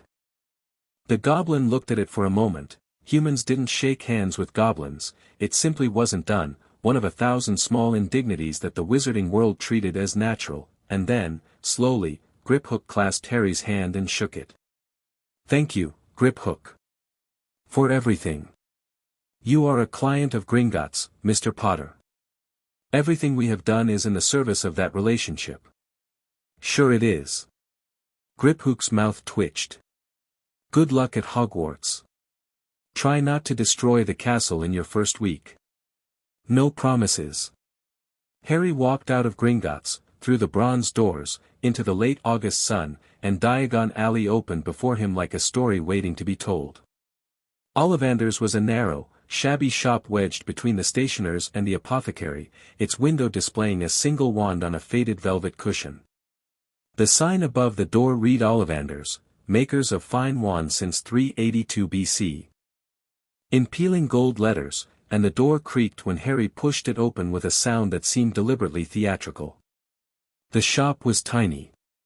Shelves lined every wall, floor to ceiling, stacked with thousands of narrow boxes that radiated a collective hum of contained potential. The air was thick with dust and magic and the smell of wood and something sweeter, sap, maybe, or resin. "Good afternoon," said a voice from everywhere and nowhere. Harry didn't flinch. His magical senses had picked up the old man the moment he'd entered the shop, a bright, curious, slightly unnerving presence lurking in the shadows between the shelves. "Mr. Ollivander," Harry said. The wand-maker emerged from the gloom like a ghost materializing.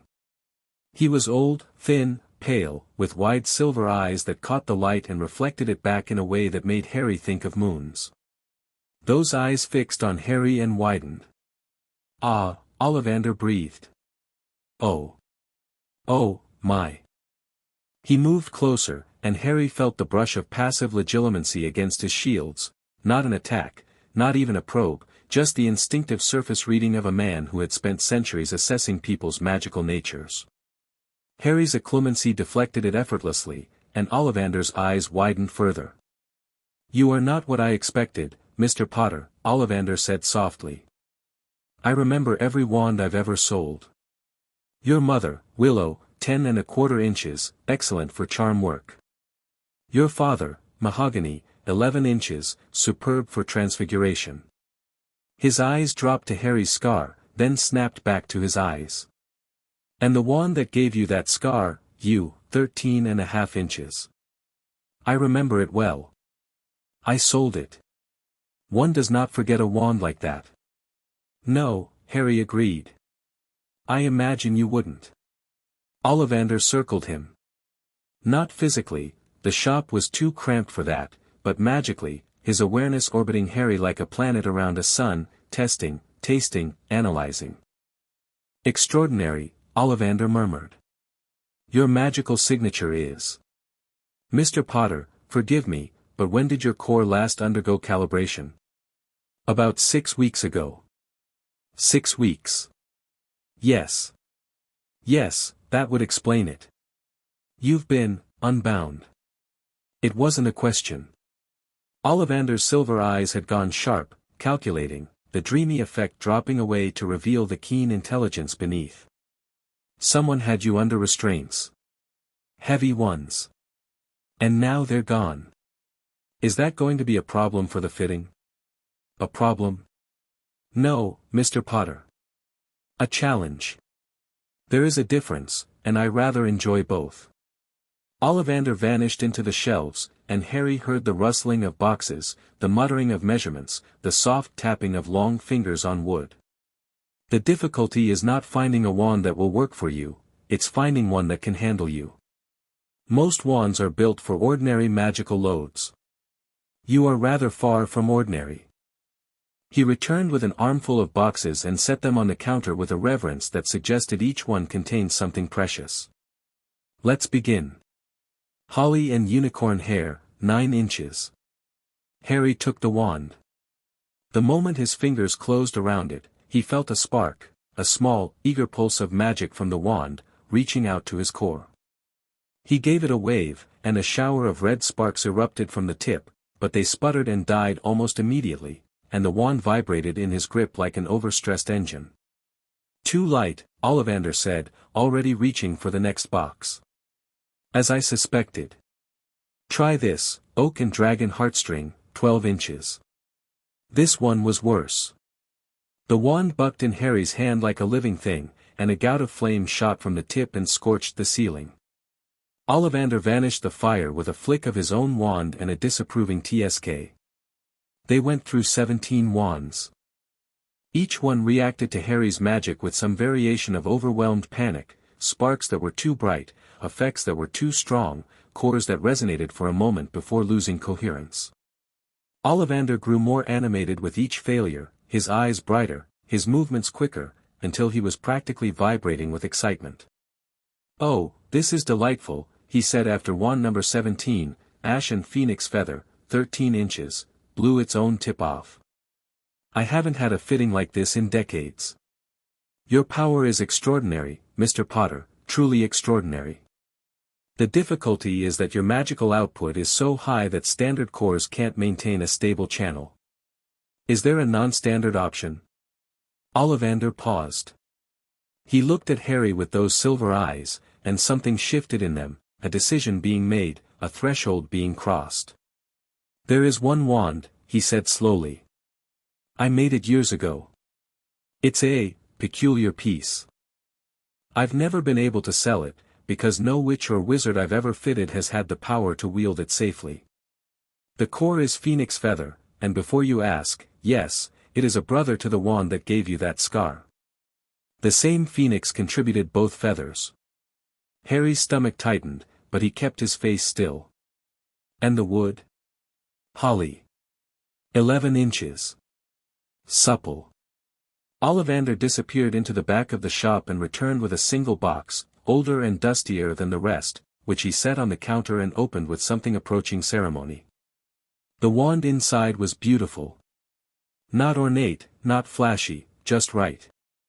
Pale wood with a slight grain, elegant in its simplicity, and Harry could feel it from a foot away, a hum that matched his heartbeat, a warmth that matched the ring on his finger. He picked it up. The world held its breath. Then the wand sang. There was no other word for it. A cascade of golden light erupted from the tip and spiraled upward, filling the tiny shop with warmth and radiance, and Harry felt his magic surge through the wand in a torrent that was not overflow, not excess, but connection, perfect, seamless, the wand drinking his power and channeling it and wanting more, and the light grew brighter and brighter until Ollivander shielded his eyes, and the boxes on the shelves rattled, and the windows hummed, and for a single, breathless moment, every wand in the shop resonated in harmony, thousands of contained magics vibrating in sympathy with the one that had just found its master. Harry lowered the wand. The light faded. The silence that followed was the loudest thing he'd ever heard. Ollivander was staring. Not with his usual dreamy assessment but with something raw and odd and just slightly afraid. Curious, he whispered. Very curious. You said the phoenix gave another feather. To Voldemort's wand. Yes. So our wands are brothers. Yes. Harry turned the wand in his fingers. It was warm. Alive. His. Does that mean something? Ollivander's silver eyes met Harry's green ones. It means, Mr. Potter, that the wand has chosen you for a reason. And I think we can expect great things from you. Great things. He paused. After all, he who must not be named did great things. Terrible, yes. But great. Harry tucked the wand into the holster that Grip Hook had provided, dragon hide, warded against summoning and detection, strapped to his forearm. I'll do great things, he said. But they won't be terrible. He paid for the wand, 7 galleons, and left the shop. The door creaked shut behind him. Through the grimy window, he could see Ollivander standing exactly where he'd left him, staring at the space where Harry had been, one hand raised to his chest. The late afternoon sun painted Diagon Alley in gold. Harry walked through it, his wand humming against his forearm, his ring warm on his finger, his magic singing in his blood, and he felt, for the first time since waking up on that stone table in the deep halls, something that wasn't determination or fury or purpose. He felt ready. Tomorrow was September 1st. Tomorrow, the Hogwarts Express. Tomorrow, he'd walk into the castle where Dumbledore sat in his tower with his shattered silver instruments and his contingency plans, and he'd smile at the old man, and the old man would smile back, and they'd both know that the game had changed. Harry couldn't wait. That evening, in a room at the Leaky Cauldron, paid for by Gringotts, warded by Goblins, with a communication mirror on the nightstand and 3 emergency port keys in his pocket, Harry sat on the bed and read his mother's letter one more time. Harry, my love. If you're reading this, the worst has happened. I'm sorry. Read your father's letter first. Your dad will have told you the practical things. The vault, the ring, the warning about Dumbledore. That's James, always thinking ahead, always planning. He gets it from his mother, though he'd die before admitting it. I want to tell you the things he won't think to say, because he's a man and men are sometimes idiots about feelings, even the best ones. You are loved. Not because of what you can do or what you represent or what destiny says about you.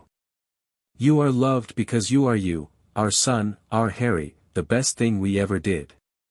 The world is going to try to make you into something. A hero, a weapon, a symbol. People will tell you who you're supposed to be. Some of them will mean well. Some of them won't. Don't let them. Be kind, because kindness is the hardest form of strength. Be brave, because courage isn't the absence of fear, it's the decision that something matters more than fear. Be curious, because the world is bigger than anyone wants you to believe. And when someone tells you that you have to sacrifice yourself for the greater good, ask them why they're not volunteering to go first. I love you, sweetheart. I will always love you. If there's anything after this, any magic that survives death, I'll find a way to watch over you. I promise. Mum. Harry folded the letter. He placed it in the inside pocket of his jacket, over his heart. He lay back on the bed and stared at the ceiling and felt his magic pulse through him, vast and warm in his, and he thought about his mother's words. Be kind, because kindness is the hardest form of strength. He thought about Dumbledore. About the 100 siphons, the stolen magic, the calculated grooming of a child for sacrifice. About the warm, grandfatherly smile that hit a mind as cold and strategic as a chess engine. Harry would be kind. He'd be brave. He'd be curious. But he would not be a lamb. Not for Dumbledore. Not for Voldemort. Not for anyone. He closed his eyes, and slept, and dreamed of nothing, and it was perfect. Chapter 3, The weight of a name. Platform 9 3/4 was chaos. Harry stood at the barrier between platforms 9 and 10 at King's Cross Station, his trunk, goblin-crafted, featherlight-charmed, warded against tampering, and containing approximately 400 times more space than its exterior suggested, shrunk to the size of a matchbox in his pocket. He'd watched 3 families pass through the barrier before him, each one performing the same awkward ritual, the casual lean, the nervous glance around, the sudden disappearance into solid brick that made nearby muggles blink and then immediately forget what they'd seen. Harry didn't lean. He walked through the barrier the way you walk through an open door, straight, steady, without hesitation, and the magic parted around him like water around the prow of a ship, and platform 9 3/4 materialized in a wall of sound and color and steam. The Hogwarts Express was magnificent.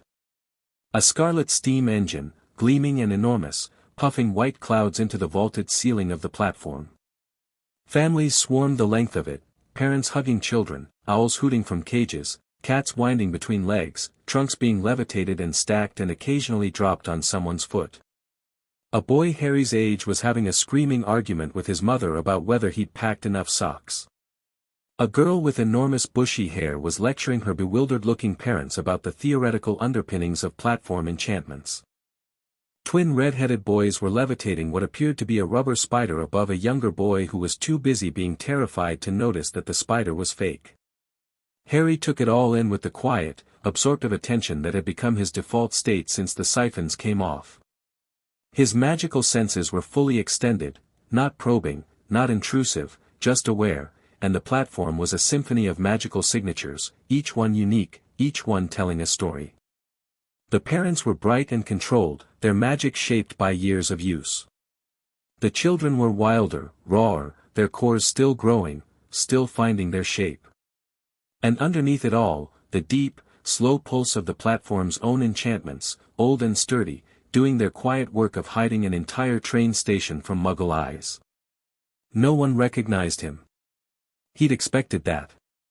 The wizarding world knew Harry Potter as a concept, the scar, the story, the legend, but almost no one knew what he actually looked like. He was just another 11-year-old in the crowd, and that suited him perfectly. He boarded the train near the rear, found an empty compartment, sat down by the window, and pulled a book from his pocket, Foundations of Magical Theory by Adalbert Waffling, which Silver Fong had assigned as background reading and which Harry had already read twice but was finding new layers in with each pass. The train wouldn't leave for another 20 minutes. He had time. He'd made it through a chapter and a half when the compartment door slid open. "Sorry, everywhere else is full, d'you mind?" The boy in the doorway was round-faced and nervous, with sandy hair and the slightly disheveled look of someone who'd been running. He was clutching a toad in both hands with the desperate grip of a person who'd already lost it twice today and was determined not to make it three. "Go ahead," Harry said. The boy collapsed into the opposite seat with a sigh of relief that seemed to involve his entire body. The toad, sensing a moment of weakness, made a bid for freedom. The boy caught it mid-leap with reflexes that suggested considerable practice. "Thanks. I'm Neville. Neville Longbottom." He repositioned the toad firmly in his lap. "This is Trevor. He's a menace. Harry Potter." Neville blinked. Looked at Harry. Looked at Harry's forehead, where the scar was partially hidden by his fringe. Looked back at Harry's eyes. "Oh," he said. "Wow. I mean, sorry, I'm not going to be weird about it. I appreciate that. My gran talks about you sometimes. Well. A lot, actually. She says you're." Neville trailed off, apparently deciding that whatever his grandmother said wasn't appropriate first meeting conversation. "Anyway. Nice to meet you." "Nice to meet you too, Neville." The train lurched, and platform 9 3/4 began to slide past the window. Families waved. Children pressed their faces against glass.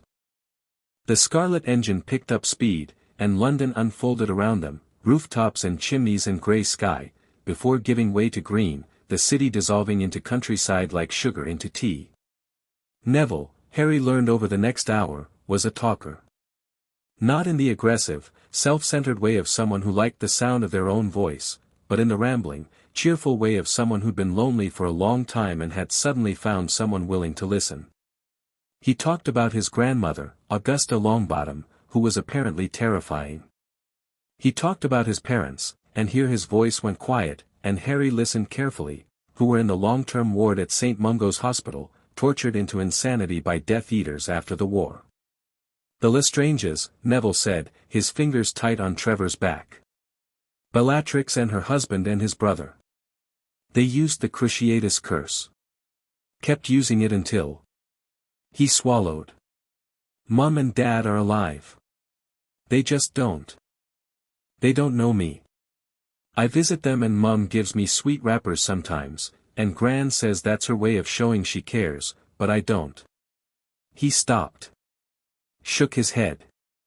"Sorry. You don't need to hear all that. I lived in a cupboard under the stairs for 10 years, Harry said. Neville stared at him. "My aunt and uncle. The muggles Dumbledore left me with. They told me my parents were drunks who died in a car crash. I wore my cousin's hand-me-downs and ate scraps and got beaten when accidental magic happened, which they called freakishness. I didn't know I was a wizard until a month ago." The compartment was very quiet. Outside, green hills rolled past under a sky that couldn't decide if it wanted to rain.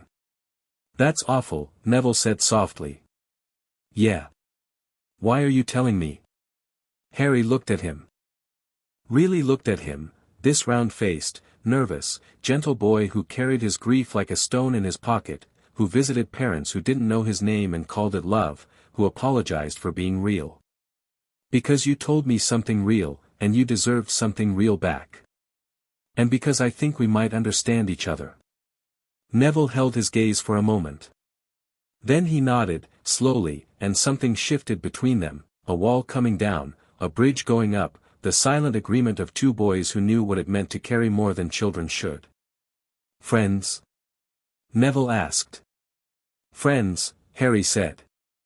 Trevor chose this moment to escape again, launching himself from Neville's lap with a croak of triumph and landing on Harry's shoe. Harry looked down at the toad. The toad looked up at Harry. Harry's magic reached out, barely a whisper, a gentle nudge, and Trevor went very still, his tiny eyes wide, as if he'd just realized he was sitting on a live volcano. "He likes you," Neville said, surprised. Animals tend to be good judges of character. The compartment door slid open again, and the bushy-haired girl from the platform leaned in. She'd already changed into her Hogwarts robes, and her expression carried the intense, slightly manic energy of someone running on pure excitement and insufficient sleep. "Has anyone seen a toad?" "A boy named Neville's lost one," she stopped. "Oh. You're Neville." "That's me. And that's Trevor." Neville pointed to the toad on Harry's shoe. "He's been found." "Well. Good." The girl didn't leave. Her eyes swept the compartment with the thoroughness of someone cataloging a crime scene, and landed on Harry's book. "Foundations of Magical Theory." "That's not on the required reading list." "No, it's not. I've read it." "Well, I've read the first 3 chapters. It gets quite dense in the 4th, doesn't it? All that material about sympathetic resonance and magical field theory." "I'm Hermione Granger, by the way. First year." She said all of this in a single breath, which was impressive. "Harry Potter. First year." Hermione's eyes went wide.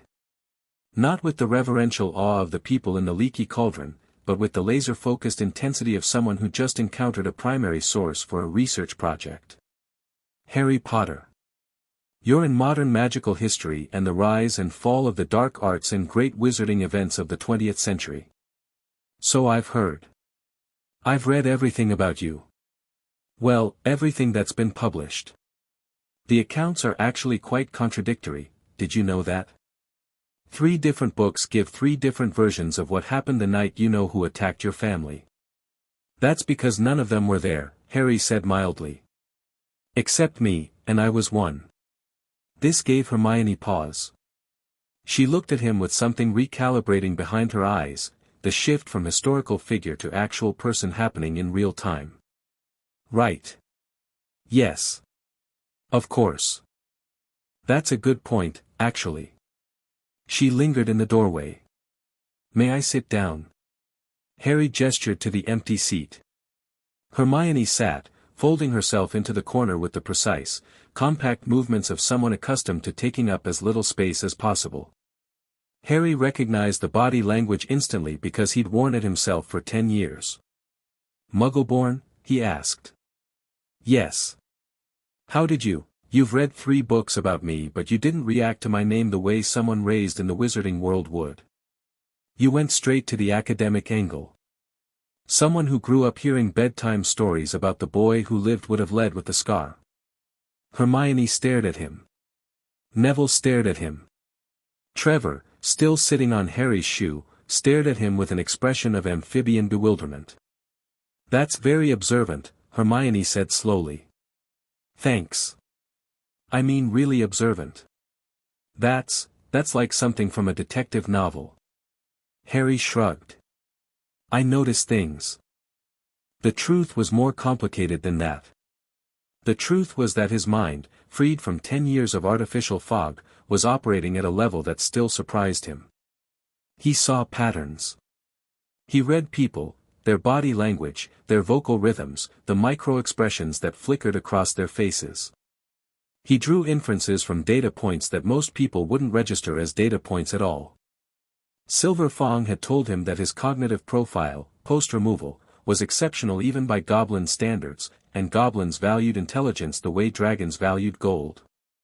But, "I noticed things," was simpler, and Harry had learned from Griphook that simpler was usually better. The train rattled on. The countryside blurred past, fields, forests, a river that gleamed like mercury under the grey sky. Hermione, once seated, proved to be as much of a talker as Neville, though in a different key. Where Neville rambled, Hermione lectured, pouring out everything she'd learned about the wizarding world with the breathless urgency of someone who'd been storing up words for months and had finally found an audience. Harry listened. He asked questions that steered her toward useful information and away from textbook recitation. He learned that Hermione was terrified, genuinely, deeply terrified, of not being good enough, of being exposed as a fraud, of the magical world discovering that the Muggle-born girl didn't really belong. She hid it well, burying the fear under a mountain of knowledge and over-preparation, but Harry could see it in the way her hands twisted in her lap and the way her voice went slightly higher when she talked about spellwork. He also learned that she was brilliant. Not just book-smart, though she was certainly that. Brilliant in the way that mattered, curious, hungry, willing to push past the surface of things and dig for the underlying truth. She asked questions about magical theory that would have made Silverfang raise an eyebrow. "You'll be fine," Harry told her during a pause in the conversation. Hermione blinked. "What? At Hogwarts? You're worried you won't fit in, that the pure-blood kids will be better than you because they grew up with magic. They won't be. Most of them have been coasting on family reputation and private tutoring, and they've never had to work for it the way you have. You'll outperform them inside a month." Hermione's cheeks flushed. "You can't know that." "No, but I believe it. And I've been wrong about very few things lately." She opened her mouth, closed it, and then smiled, a real smile, the first one Harry had seen from her, unguarded and warm. "Thank you, Harry. Don't mention it." The compartment door slid open a third time, and the atmosphere changed. The boy in the doorway was blond, pale, and carried himself with the kind of casual arrogance that came from a lifetime of being told he was better than everyone else. He was flanked by two larger boys who looked like they'd been hired for their mass rather than their conversational skills. "Is it true?" the blond boy said, his eyes finding Harry with unerring precision. "They're saying Harry Potter is on the train. Are you him?" "Depends who's asking." "Draco Malfoy." He said it like it should mean something. To be fair, it did. Griphook had briefed Harry extensively on the Malfoy family, their political connections, their history, and their current maneuvering. Harry looked at Draco Malfoy and saw a boy performing a role he'd been rehearsed into, the way a puppet performs a play. The arrogance was real enough, but it was also armor, a shield of superiority covering something more uncertain beneath. Harry had lived with the Dursleys long enough to recognize the marks of a household where love came with conditions. "You'll find that some wizarding families are better than others, Potter," Malfoy said, his lip curling slightly as his gaze swept over Neville and Hermione. "You don't want to go making friends with the wrong sort. I can help you there." He extended his hand. Harry looked at the hand. Looked at Malfoy. Looked at the two bookends behind him. "Here's the thing, Malfoy," Harry said, his voice pleasant, conversational, the tone of someone making small talk at a dinner party.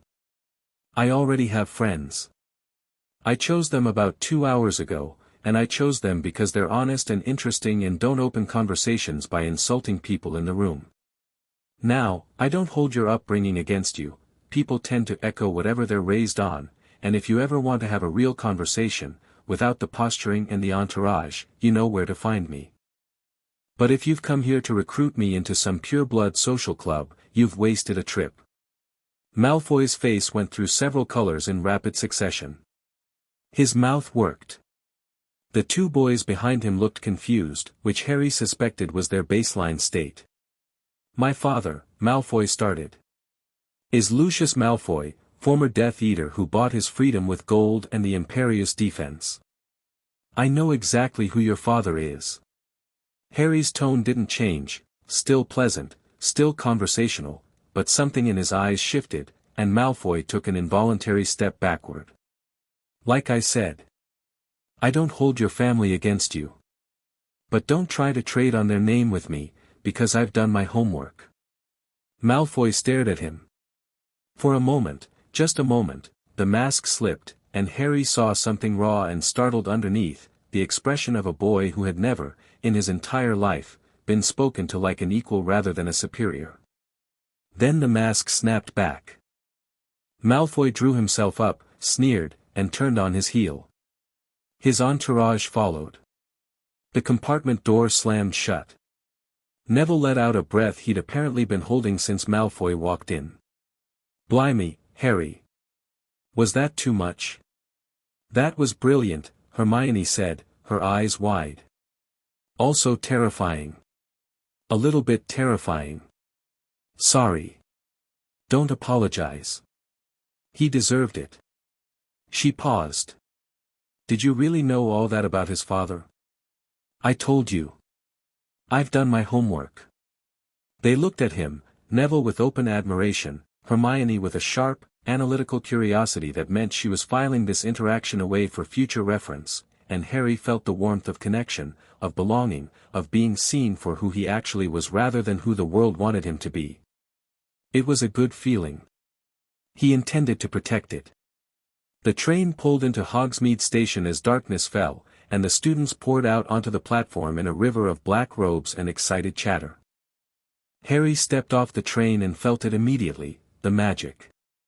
Not the ambient, background hum of Diagon Alley or the dense, metallic power of Gringotts. This was something else entirely. Something vast and ancient and wild, saturating the air and the earth and the sky, pouring down from the mountains and up from the lake like a living thing.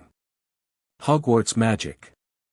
The accumulated enchantments of 1,000 years, layered on top of a site that had been magically significant for thousands more, built on ley lines that ran through the bedrock of Scotland like veins through a body. Harry's core responded. His magic surged, reaching out, tasting the environment, and the environment tasted him back.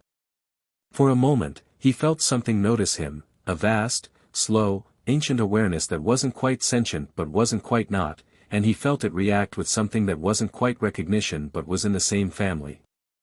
The castle knew him. Or rather, the castle knew his magic, his true magic, unbound and blazing, and it responded the way a tuning fork responds to its resonant frequency, with sympathy, with harmony, with a deep, bone-level yes. Furs years. Furs years, over here. Hagrid's voice boomed across the platform, and Harry felt a complicated mix of emotions at the sound. He hadn't seen Hagrid since that conversation in the Gringotts receiving room, and he didn't know where the half-giant's head was at, whether he'd thought about what Harry had told him, whether he'd talked to Dumbledore, whether he'd chosen a side or was still floating in the grey space between. He caught Hagrid's eye across the crowd, and the big man's face did something complicated, a flash of relief, a flash of worry, and underneath it all, the unmistakable warmth of genuine affection. "All right, Harry." Hagrid called. "All right, Hagrid."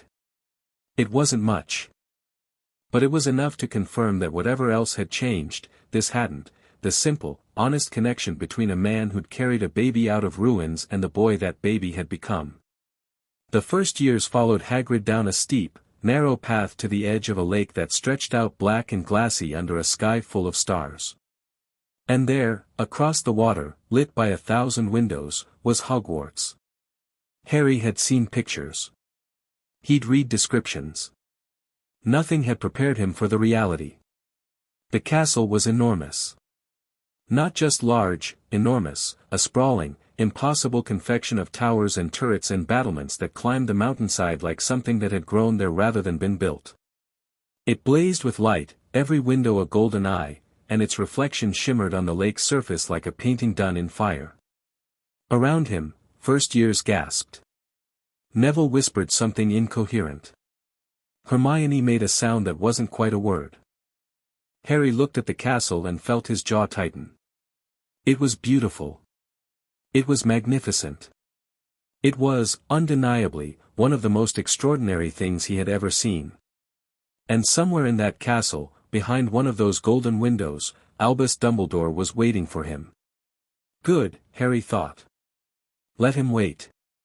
They crossed the lake in boats that moved on their own, gliding through black water without oar or engine, and Harry trailed his hand over the side and felt the lake's magic brush against his fingers, deep, cold, patient, the magic of still water and hidden depths.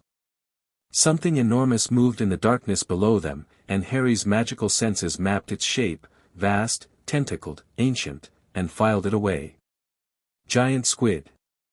Friendly, according to Hogwarts, a history, which Hermione had summarized for him during the train ride. Semi-sentient. Part of the castle's ecological defense system. The boats reached the shore, and they climbed stone steps to a massive oak door that swung open before anyone knocked, and standing in the doorway, backlit by the warm glow of the entrance hall, was a tall, stern-looking witch in emerald green robes with her hair pulled back in a tight bun and her mouth set in a line that suggested she had last smiled during the Thatcher administration. "Welcome to Hogwarts," said Professor McGonagall. "Follow me." She led them through the entrance hall, vast, echoing, lit by torches that burned without smoking, and into a small chamber off the main corridor, where she delivered a brief, crisp speech about the 4 houses, the point system, and the expectations of the school. Harry listened with half his attention. The other half was mapping the magical environment, the wards layered into the walls, the enchantments on the doors, the portraits whose eyes tracked the students' movements with unsettling awareness. He could feel the castle's magic from inside now, and it was even more overwhelming than it had been from across the lake. The entire building was saturated with it, every stone and timber and pane of glass imbued with centuries of accumulated enchantment, and Harry's core was resonating with it, drawing on it, the way a plant draws on sunlight. His magic had never felt so strong, so responsive, so eager to move and shape and do. He controlled it. Held it in. Not out of fear but out of discipline, the kind of discipline Ironjaw had drilled into him during 6 weeks of occlumency training. Power without control was just noise. Power with control was music. McGonagall returned and led them into the Great Hall, and Harry felt every eye in the room turn toward the first years like searchlights. The Great Hall was impossible. There was no other word for it. For long tables stretched the length of the room, packed with students in black robes, their faces turned toward the procession of nervous 11-year-olds being marched up the center aisle. Candles floated in midair, thousands of them, hovering in clouds above the tables. The ceiling was the night sky, open and star-strewn, and Harry knew from Hermione's lecture that it was enchanted rather than actually open, but knowing didn't diminish the effect. At the far end of the hall, on a raised platform, sat the staff table. Harry scanned it with the methodical precision Griphook had taught him. Hagrid, already seated, looking nervous. A tiny wizard with a white beard who had to be Flitwick. A sallow-faced man in black robes whose eyes had locked onto Harry with an intensity that bordered on hostile, Snape, almost certainly. A woman in scarves and oversized glasses who radiated an aura of theatrical mysticism that Harry's magical senses immediately identified as 90% performance. And in the center of the table, in a golden chair that was slightly larger than the others, Albus Dumbledore. Harry looked at him. Dumbledore looked at Harry. Their eyes met across the length of the Great Hall, and the moment stretched, and in that moment Harry saw, clearly, with the full force of his unshackled perception, the man who had caged him. Dumbledore was tall and thin and ancient, with a silver beard that reached his waist and half-moon spectacles perched on a long, crooked nose. He was dressed in robes of midnight blue, embroidered with silver stars, and he radiated a warmth that filled the room like sunlight, a benevolent grandfather presiding over a family feast. The twinkle was there. Those famous blue eyes, sparkling with good humor and gentle wisdom, the eyes that had convinced 3 generations of wizards that this was a man who could be trusted. Harry looked past the twinkle. Behind it, he saw calculation. Assessment. A mind working at tremendous speed, taking in Harry's appearance, the well-fitted robes, the Potter crest, the straight posture, the direct gaze, and recalculating, adjusting, running scenarios. Harry watched Dumbledore's smile remain perfectly steady while his eyes went through a journey that lasted less than a second but told Harry everything he needed to know. Dumbledore had expected a different Harry. A small, confused, malleable Harry, the Harry he'd spent 10 years crafting. What he saw instead was a boy who stood like he owned the ground beneath his feet, whose eyes were clear and sharp and held not a trace of the compliant awe that the siphons had been designed to produce. Harry saw Dumbledore see this. And he saw Dumbledore decide, in that fraction of a second, to smile wider. Harry didn't smile back. He didn't glare. He simply held Dumbledore's gaze for a beat longer than was comfortable, and then looked away, turning his attention to the sorting, and the message was clear: I see you. You don't frighten me. And this conversation isn't over.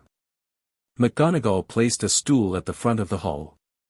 On the stool, she placed a hat, old, patched, battered, and radiating more magical complexity than any single artifact Harry had encountered outside Gringotts. The brim opened like a mouth, and the hat sang. Harry didn't listen to the song. He was watching the staff table, cataloguing reactions. Snape's dark eyes hadn't left him. Flitwick was craning his neck to see over the heads of the first years. A stern-looking woman with a monocle, no, that was McGonagall's deputy, Professor Sprout, who was stout and cheerful and wore a patched hat of her own. And beside Sprout, a man in a purple turban who, Harry's magic flared. Not visibly. Not dramatically. Just a sudden, sharp spike of awareness, every sense going to maximum alert, because the man in the purple turban was radiating something dark and cold and familiar, something that pressed against Harry's magical perception like a hand pressing against a window from the other side. The soul fragment was gone. Harry knew that. The goblins had destroyed it. But his magic remembered what it had felt like, the way a burned victim's skin remembers fire, and whatever was coming from the turban-wearing professor hit the same frequencies. Darkness. Hunger. Malice. And underneath it, muffled and compressed but unmistakably present, the signature of a soul that had been torn and reassembled and torn again. Voldemort. Or something connected to Voldemort. Right here, at the staff table, sitting 6 seats from Dumbledore and smiling blandly at the sorting ceremony. Harry filed this away. His expression didn't change. His body didn't tense. He simply absorbed the information, slotted it into the growing picture, and turned his attention back to the sorting. Names were called. Students were sorted. Hermione went to Gryffindor, practically vibrating off the stool with excitement. Neville went to Gryffindor too, looking stunned and pleased and like he might cry.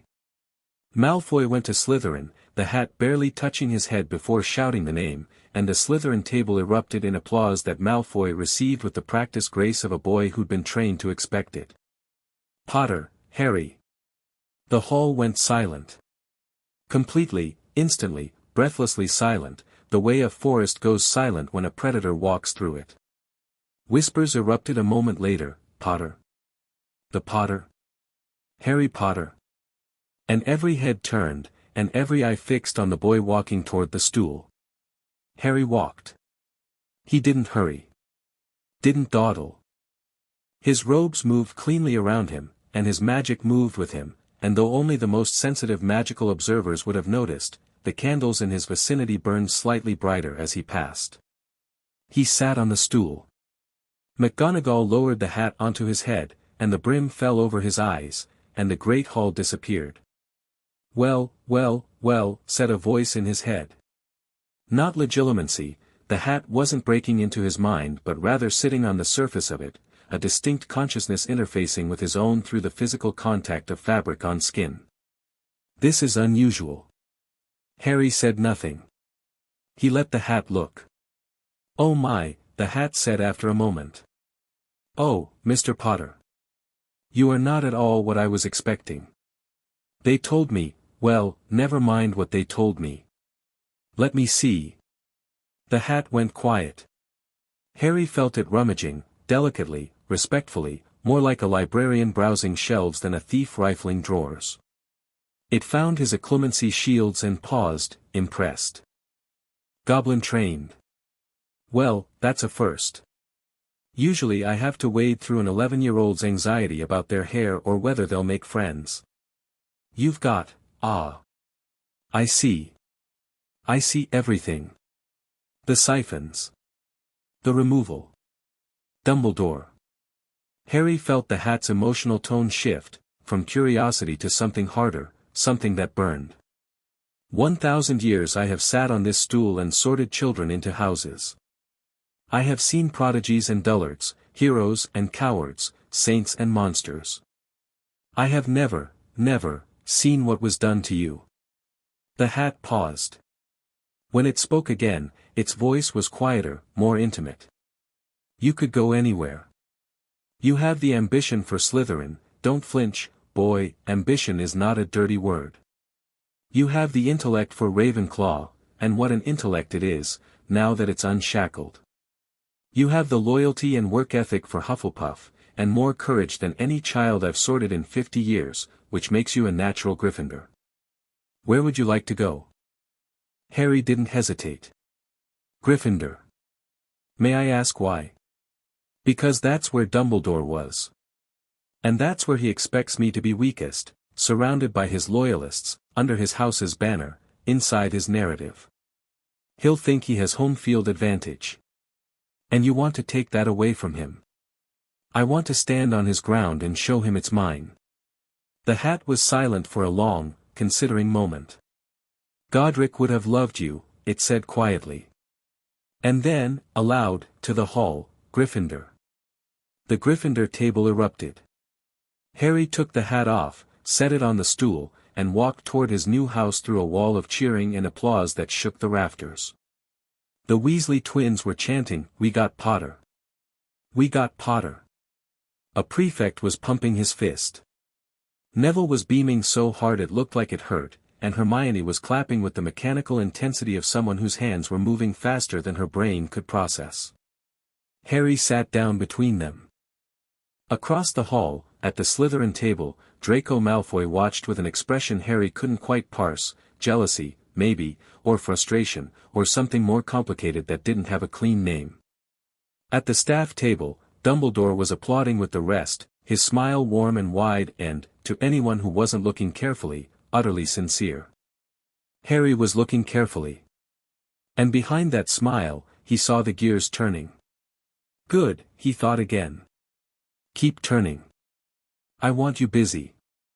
The feast appeared, mountains of food materializing on golden plates, more food than Harry had seen in his entire life combined, roast chicken and shepherd's pie and Yorkshire puddings and 100 other things that smelled like heaven, and Harry ate, and talked, and laughed, and let himself be a first year at Hogwarts for one evening.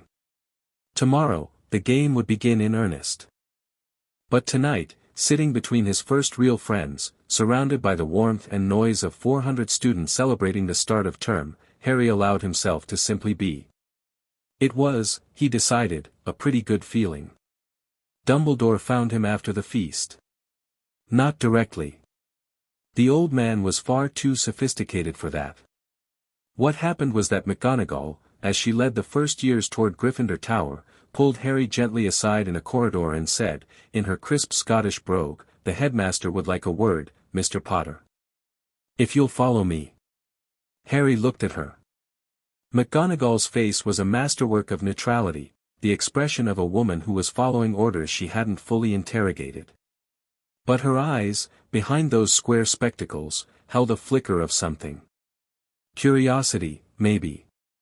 Or concern. "Of course, Professor," Harry said. She led him through corridors that shifted and rearranged themselves as they walked, staircases that swung like pendulums, doors that appeared and vanished, portraits that tracked their passage with whispered commentary. Harry's magical senses mapped the route automatically, noting ward boundaries, structural enchantments, and the 3 hidden passages they passed that McGonagall either didn't know about or pretended not to. They stopped before a stone gargoyle. McGonagall said, "Sherbet lemon," and the gargoyle leapt aside, revealing a spiraling staircase that carried them upward like an escalator. The headmaster's office was exactly as Harry had imagined it from Griphook's description, circular, cluttered, full of strange instruments that whirred and puffed. Portraits of former headmasters lined the walls, most of them pretending to be asleep. Fawkes the Phoenix sat on his perch by the window, regarding Harry with jewel-bright eyes that held an intelligence far beyond what any animal should possess. And behind the desk, rising to greet him with a warmth that could have melted glaciers, was Dumbledore. "Harry, my boy. Thank you for coming. Please, sit. Lemon drop?" Harry sat. He declined the lemon drop. McGonagall hovered by the door. "That will be all, Minerva," Dumbledore said gently. McGonagall hesitated. Her eyes flicked to Harry, a quick, almost guilty glance, and then she nodded and left, the door closing softly behind her. They were alone. Dumbledore settled into his chair with the ease of a man who had occupied it for decades. He steepled his fingers, rested his chin on the tips, and regarded Harry over his half-moon spectacles with an expression of gentle, grandfatherly concern that was so perfectly calibrated it could have been bottled and sold. "I must confess," Dumbledore said, "I have been quite worried about you. When Hagrid told me about your collapse in Gringotts, I was deeply concerned. I attempted to visit, but the goblins were resistant to outside interference." "They were protecting me," Harry said. "Were they? From what, I wonder?" Harry looked at Dumbledore. The old man's face was open, kind, curious. The twinkle was at full wattage. Everything about him projected warmth and trustworthiness, and Harry could see, with painful clarity, how this man had fooled the entire wizarding world for over a century. Because it wasn't an act. That was the terrifying part. Dumbledore genuinely cared. He genuinely worried. He genuinely believed that everything he did was for the best. The warmth was real. The concern was real. And that made it infinitely more dangerous than any cold-blooded manipulation, because cold-blooded manipulators could be exposed and condemned, but a man who loved you while he caged you, who smiled at you while he stole your magic, who planned your death with tears in his eyes and called it necessary, that man was something far worse. That man was someone people would defend. "Professor," Harry said, and his voice was level and calm, "I know about the siphons." The office went very quiet. Even the whirring instruments seemed to hold their breath. Dumbledore's expression didn't change. Not a flicker, not a twitch. The smile remained. The twinkle remained. But behind his eyes, Harry saw something shift, a door closing, a wall going up, the mental equivalent of a chess player recognizing that they've lost a piece and recalculating. "I'm not sure I understand what you're referring to, my boy. 100 power-siphoning enchantments. Placed on me between the ages of 15 months and 3.5 years. 5 layers, emotional suppression, physical suppression, cognitive suppression, sensory suppression, and raw magical output reduction. All bearing your magical signature." Harry paused. "All of them." Silence. Dumbledore was very, very still. The grandfatherly mask was intact. It was a masterwork, that mask, built over decades, reinforced by habit and belief, but something was happening behind it. Harry could feel it the way you feel a storm building on the horizon, a change in pressure, a drop in temperature. "The goblins told you this," Dumbledore said quietly. "The goblins showed me this. I've seen the diagnostic records. Every siphon mapped, catalogued, and signature verified. The documentation has been sealed by the Goblin Nation under international legal standards and copies are held by Goblin solicitors in London, Geneva, and Cairo." Another silence. Longer. Heavier. "Harry," Dumbledore said, and his voice was different now, softer, sadder, the voice of a man carrying an unbearable burden. "You must understand. There are things at work here that are larger than either of us. The prophecy that says I'm the one who has to face Voldemort. Yes, I know about it." Dumbledore's eyebrows rose. "Fractionally. The goblins are thorough. They are. They also told me about the soul fragment that was in my scar. The one you knew about. The one you fed with my own siphoned magic. The one you kept alive because you believed the only way to destroy it was to destroy me." The mask cracked. Just a little. Just enough for Harry to see what was underneath, and what was underneath was pain, real, genuine, terrible pain, the pain of a man who had spent a decade making an impossible choice and had lived with it every day. "It was never meant to be," Dumbledore started. "Don't." Harry's voice cut through the old man's words like a blade through silk. Not loud. Not angry. Just final. "Don't tell me it was necessary. Don't tell me it was for the greater good.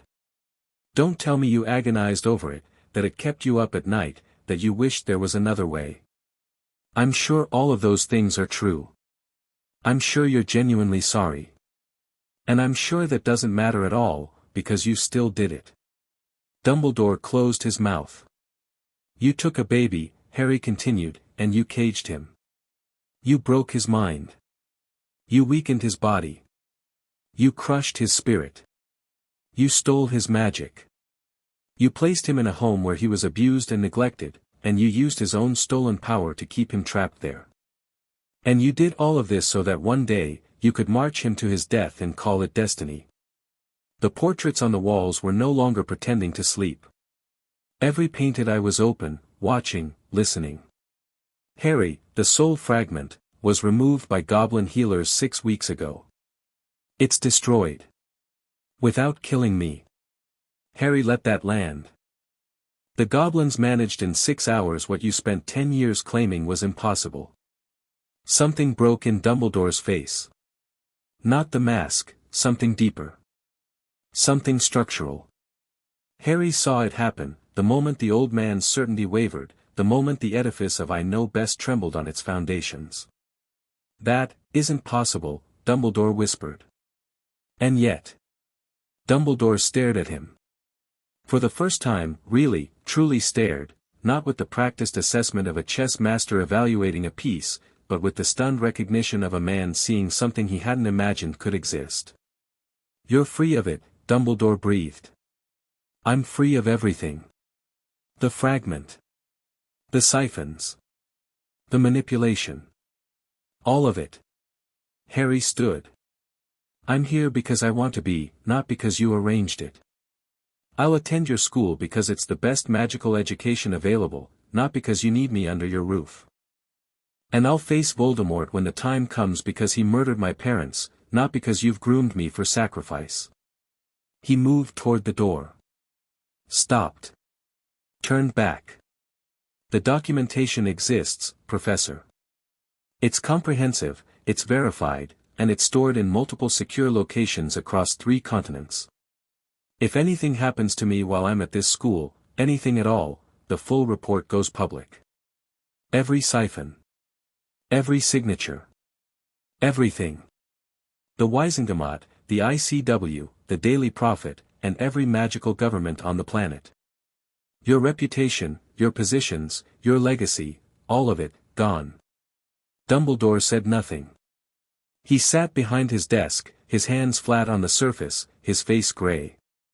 But here's the thing, Harry said, and something in his voice shifted, not softer, exactly, but more complex, carrying notes of something that might have been compassion. I don't want to destroy you.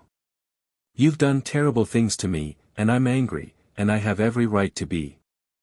But my mother told me that kindness is the hardest form of strength, and I'm trying to honor that. He met Dumbledore's eyes. So here's what's going to happen. You're going to leave me alone. You're going to stop trying to control my life. You're going to let me learn and grow and make my own choices. And in return, I'm not going to burn your world down. Not today. Not unless you force my hand. Silence.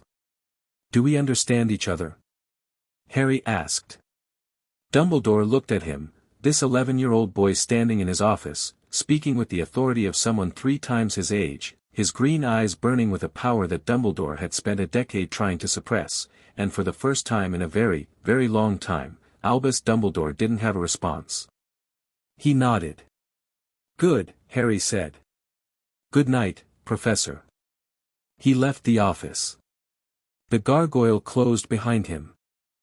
The corridors of Hogwarts stretched out in all directions, shifting and rearranging, alive with magic that pressed against Harry's skin like a welcoming hand. He walked back to Gryffindor Tower through the silent castle, and his footsteps echoed on the stone, and his magic sang in his blood, and somewhere far above him, an old man sat alone in his office and stared at the shattered remains of a plan that had taken 10 years to build, and wondered, for the first time, if he had been wrong. The fat lady's portrait swung open at the password, Caput Draconis, and Harry climbed through into the Gryffindor common room, which was warm and red and gold and empty except for Neville, who had fallen asleep in an armchair by the fire with Trevor on his chest, and Hermione, who was curled up on a sofa with Hogwarts, a history and the desperate, page-turning energy of someone who refused to sleep until the book was finished. She looked up as Harry entered. "Where were you?" "McGonagall took you somewhere." The headmaster wanted to say hello. Hermione studied him. She was sharp. Harry had already figured that out, and she could tell there was more to the story, but she had the social intelligence not to push. "Are you all right?" she asked instead. Harry looked at the fire. At Neville, snoring gently, at peace. At Hermione, her bushy hair catching the firelight, her eyes full of the kind of concern that came from recognizing something in someone else that you knew from yourself. "Yeah," he said. "I think I am." He sat down in the armchair next to Neville's, and the warmth of the fire washed over him, and Hermione went back to her book, and the common room was quiet and safe, and this place, these people, this moment, and Harry breathed, and his breath came easy, and outside the tower windows the stars burned over Hogwarts like a promise, and inside, a boy who had spent 10 years in a cupboard sat in a golden room surrounded by friends and felt, for the first time, like he was home. Tomorrow would bring classes and challenges and the long, careful game against a chess master who had just lost his most important piece. But tonight was for this. Tonight was enough. Chapter 4, Hogwarts has a new lion. Monday morning hit Gryffindor Tower like a freight train. Harry was awake before dawn, lying in his four-poster bed with the curtains drawn, listening to the castle breathe. That wasn't a metaphor. Hogwarts actually breathed, a slow, rhythmic expansion and contraction of ambient magic that pulsed through the stones like a heartbeat. He'd felt it the moment he lay down, and it had taken him an hour to stop marveling at the sensation long enough to fall asleep. Now, in the grey pre-dawn light that filtered through the tower windows, he lay still and mapped the magical signatures around him. 4 other boys in the dormitory. Ron Weasley, the redhead who'd been too shy to introduce himself last night but had watched Harry with a curious, slightly envious intensity throughout the feast. Seamus Finnegan, whose magical signature had a strange, volatile quality, like a firework with a short fuse. Dean Thomas, steady and warm. And Neville, whose magic was deep and earthy and far more powerful than anyone, including Neville himself, seemed to realize. Harry filed that observation away. Neville's grandmother had apparently spent years lamenting that the boy was practically a squib, but Harry's senses told a different story. Neville's core was enormous. It was just buried, not under siphons, thank God, but under something almost as effective, years of being told he wasn't good enough. Fear and self-doubt made excellent cages. Harry would know. He rose, dressed silently, and was in the common room before anyone else stirred. The fire had burned low during the night, but a whisper of intent and a push of wandless magic sent it roaring back to life. Harry watched the flames dance and felt his power respond, eager and fluid, moving through him like a river finally free of a dam. The portrait hole opened 20 minutes later, and Hermione climbed through, already dressed, her bag packed, her hair in a state of rebellion against the laws of physics. "You're up early," she said. "Couldn't sleep." "Neither could I. I've been in the library since 5. Did you know they have a restricted section? The door has a ward on it that I couldn't identify, some kind of age-line variant, I think, but the magical structure is unusual. Almost goblin in its," she caught herself. Took a breath. "Sorry. I ramble when I'm nervous. Don't apologize. And you're right, the restricted section ward isn't standard human enchantment work. There's goblin influence in the foundation layer." Hermione stared at him. "How do you know that?" "I can feel it." The stare intensified. "You can feel ward structures." "It's a long story. I have time." Harry considered this. Hermione was smart, dangerously smart, and she was going to figure things out eventually. Better to give her a framework now than let her construct one on her own, which would probably be half right and entirely too interesting to stay private. "I spent the summer being tutored," he said carefully. "By people who specialize in magical theory. I learned some things about how magic works at a fundamental level, things they don't teach at Hogwarts. Things they don't teach at Hogwarts, Hermione repeated, and her voice had the slightly breathless quality of a woman being told that there was more chocolate in the back. I can't get into all of it right now.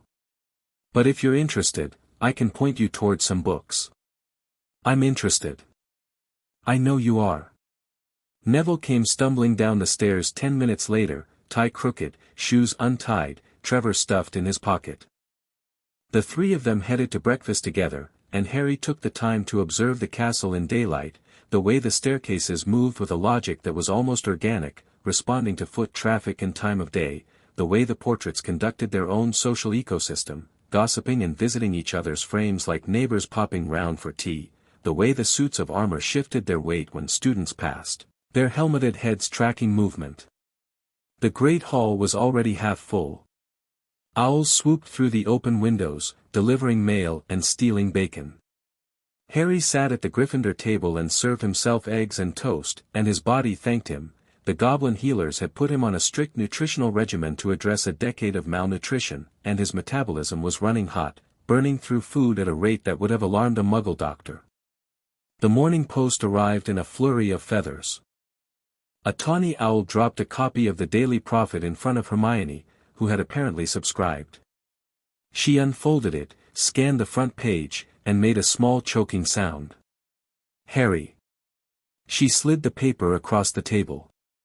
The headline read, "Boy Who Lived Returns." Harry Potter sorted into Gryffindor beneath it, a photograph, taken from a distance, probably by a student with a camera, showed Harry walking toward the sorting hat. The photo Harry moved with a quiet confidence that the real Harry found slightly surreal to witness from outside. The article was mostly fluff, breathless excitement about the famous Harry Potter finally arriving at Hogwarts, speculation about his summer, a quote from the Minister for Magic expressing his personal delight at seeing the young hero take his place in the wizarding world. Nothing about Gringotts. Nothing about goblins. Nothing about siphons. That was fine. That story would come out when Harry wanted it to, and not a moment before. Well, Neville said, reading over Hermione's shoulder. You're famous. Apparently. Does it bother you? Harry folded the paper and set it aside. What bothers me is that they think they know who I am based on something that happened when I was one. But that's their problem, not mine. Class schedules were handed out by a harassed-looking Percy Weasley, the Gryffindor prefect, who was so consumed by his own self-importance that he delivered Harry's schedule with a 5-minute speech about academic expectations and house pride that Harry endured with the patience of someone who had survived 6 weeks of goblin instruction and could therefore withstand anything. First class, Charms, with Professor Flitwick. Double period. Gryffindors and Ravenclaws.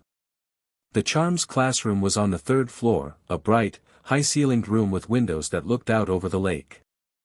Flitwick was already there when they arrived, a tiny wizard standing on a stack of books behind his desk, his white beard neatly trimmed, his eyes bright with the particular enthusiasm of a man who genuinely, passionately loved his subject. He took roll call. When he reached Harry's name, he let out a squeak of excitement that nearly toppled him off his books, but recovered with admirable grace and moved on. Welcome, welcome, to your first Charms class. Charms is, in my humble opinion, the most versatile and practically useful branch of magic. A well-placed charm can do anything from lighting a room to saving a life, and the principles you learn here will serve you in every other magical discipline. Flitwick's wand appeared in his hand, one moment empty, the next not, and he gave it a casual flick. A shower of golden butterflies erupted from the tip, circled the room once, and dissolved into sparkles that drifted down like snow. Several students gasped. Today, we'll begin with the most fundamental charm in the curriculum, the levitation charm. Wingardium Leviosa. He demonstrated the wand movement, swish and flick, and the incantation, breaking it down syllable by syllable. Then he distributed feathers and set the class to practicing. Harry placed his feather on the desk and looked at it. Around him, students were swishing and flicking with varying degrees of success. Ron Weasley, 2 seats over, was waving his wand like he was conducting an orchestra. Hermione was mouthing the incantation with exaggerated precision, correcting her grip between each attempt. Neville's feather wasn't moving, but the desk underneath it was vibrating. Harry drew his wand. The Hollywood was warm in his grip, the phoenix feather core humming with readiness. He pointed it at the feather. He didn't say the incantation. He didn't need to. He'd spent 6 weeks learning from Silver Fang that incantations were training wheels, that magic was intent plus will plus focus, and that a sufficiently skilled wizard could cast any spell silently by holding the correct magical pattern in their mind and pushing it through their wand. Harry pushed. The feather rose. Not the tentative, wobbling ascent that Flitwick's demonstration had shown. It rose smoothly, steadily, as if pulled by an invisible string, and it kept rising, past desk height, past head height, past the windowsills, until it hovered just below the ceiling, spinning slowly in a perfectly controlled orbit. The classroom went quiet. Flitwick turned around. His eyes went wide. Then wider. He looked at the feather. He looked at Harry. He looked at Harry's wand, which was barely moving, just a slight, steady point, maintaining the charm with an economy of effort that spoke of either extraordinary natural talent or extensive training or both. Mr. Potter, Flitwick said, and his voice had gone very quiet and very careful. Did you just cast that silently? Yes, Professor. On your first attempt? Yes, Professor. Flitwick climbed down from his stack of books, which Harry hadn't thought was possible to do with dignity but which the tiny professor managed admirably. He crossed the room to Harry's desk and looked up at the feather, still spinning gently near the ceiling. Bring it down, please. Harry lowered the feather. It descended as smoothly as it had risen and settled on the desk without a sound.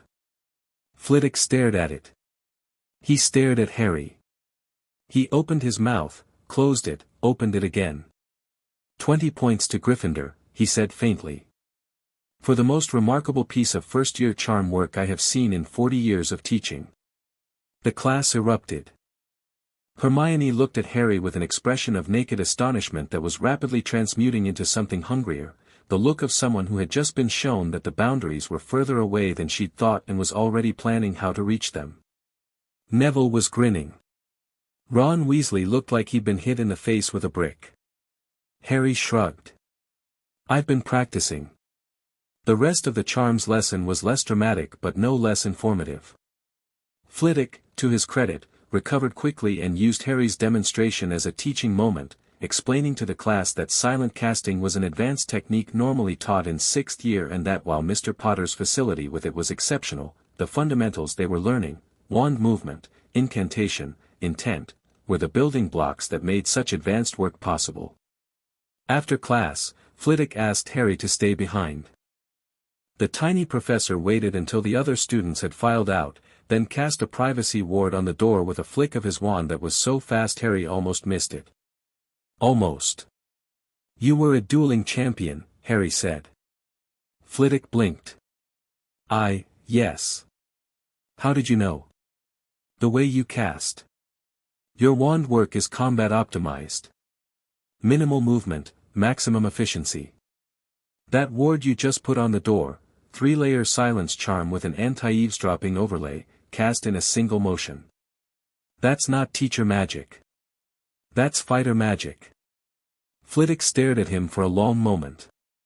Then he sat down on his stack of books, very slowly, as if his legs had decided they'd done enough standing. Mr. Potter. Harry, if I may. His voice was careful now, measured, the voice of a man choosing his words with precision. What I just saw in my classroom is not the product of practicing. I've taught prodigies before. I've taught children who came from families of extraordinary magical lineage. None of them, have walked into my classroom and performed a silent, wandless precision levitation charm on their first day. I didn't say I was a normal student.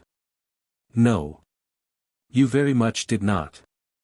Flitwick's eyes, bright and sharp behind his spectacles, held Harry's with an intensity that reminded him, oddly, of Ragnarok. Something has happened to you. Something significant. I felt it the moment you walked into this room. Your magical presence is unusual. Far beyond what any first year should possess. Harry considered his options. Flitwick was half goblin. Griphook had mentioned this during their political briefings. He had goblin blood in his veins and, more importantly, goblin sympathies in his heart. He was also, by all accounts, a fundamentally decent man who had devoted his life to teaching and had never been part of Dumbledore's inner circle. "What do you know about magical siphons, Professor?" Harry asked. Flitwick's expression changed.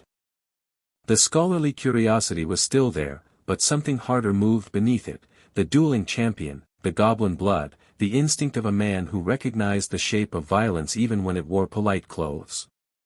"I know they're illegal," Flitwick said quietly. Class 5 restricted dark artifacts. The placement of a magical siphon on an unwilling subject carries a mandatory sentence of 10 years in Azkaban. What about 100 of them? On a child? The blood drained from Flitwick's face. He was very still, very quiet, and then something happened that Harry had only seen once before, in Axclaw's eyes, in the cleansing chamber, 6 weeks ago. The same cold, trembling fury. "Who?" Flitwick whispered. Harry told him. Not everything, not the soul fragment, not the prophecy, not the full political picture. Just the siphons, their nature, their creator, and their removal. He watched Flitwick's face as he spoke and saw the man cycle through disbelief, horror, rage, and finally a terrible, settling certainty, like sediment dropping to the bottom of a glass. "You have proof," Flitwick said. It wasn't a question. Goblin verified. Internationally sealed. And Dumbledore knows you know. We had a conversation last night. Flitwick was quiet for a long time. He sat on his stack of books, his small hands folded in his lap, his eyes distant. When he finally spoke, his voice was rough. "I have taught in this school for 31 years.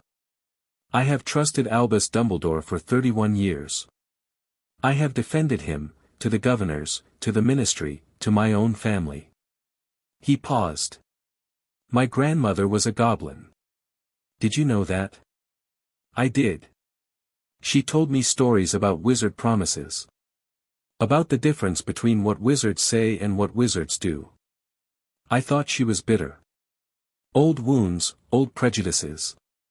His mouth twisted. Perhaps she was simply experienced. "I'm not asking you to do anything, Professor. I just thought you should know." "You're not asking me to do anything," Flitwick repeated, and a ghost of a smile crossed his face, bitter, but real. "And yet you've just told me something that makes doing nothing impossible." He looked at Harry, and the smile faded, replaced by something more serious. "I cannot promise you anything official, Mr. Potter. I am a professor in this school, and Dumbledore is my employer. But I can promise you this, in my classroom, you will be treated fairly. You will be taught everything I know. And if anyone, attempts to harm you within these walls, they will answer to me." "Thank you, Professor." "Don't thank me. I should have seen it myself." Flitwick's jaw tightened. "The magical presence alone should have told me something was wrong the moment you entered the building. I was looking at the surface and not the substance. A very wizard mistake." Harry left the Charms classroom with an ally he hadn't expected and a respect for the tiny professor that went beyond his obvious skill. Flitwick was going to be a problem for Dumbledore, not immediately, not loudly, but in the slow, steady way that a crack in a dam is a problem. One more fracture in the old man's foundation. Transfiguration was next, and McGonagall was a different kind of challenge.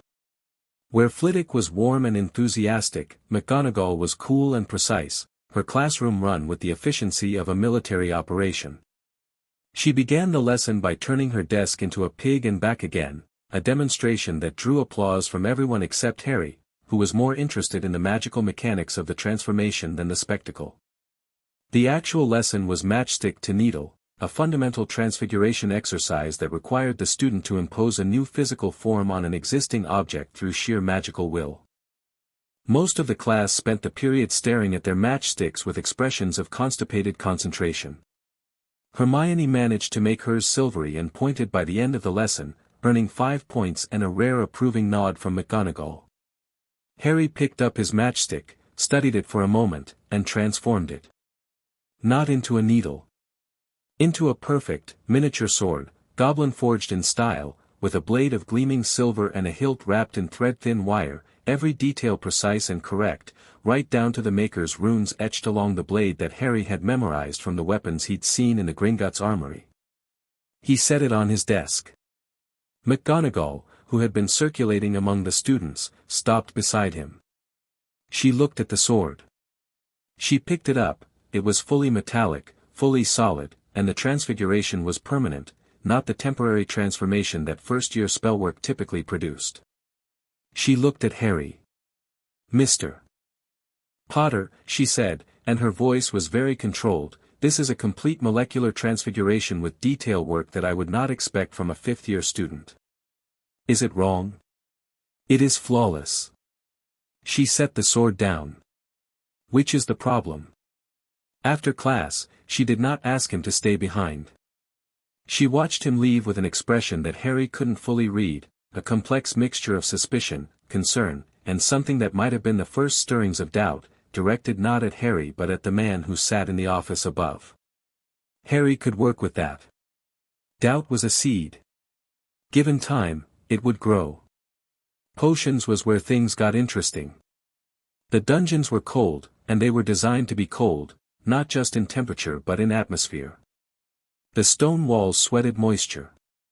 The lighting was dim and greenish. The jars of preserved specimens that lined the shelves seemed specifically chosen for maximum discomfort, floating eyeballs and coiled intestines and things that defied easy classification. And at the front of the room, behind his desk like a spider in its web, sat Severus Snape. Harry had been briefed. Griphook's dossier on the Hogwarts staff had been thorough, and Snape's entry had been the longest. Former Death Eater. Turned spy for Dumbledore at some point during the First War. Brilliant potioneer, genuinely gifted, but also bitter, cruel, and nursing a decades-old grudge against Harry's father that he apparently saw no issue in transferring to Harry's father's 11-year-old son. Also, and this was the detail that had made Griphook's lip curl with particular disgust, Snape was Dumbledore's creature. Bound to him by guilt, by debt, by whatever private bargain had kept Snape out of Azkaban after the war. If Dumbledore had a weapon inside Hogwarts, a tool for keeping students in line and gathering intelligence, it was Snape.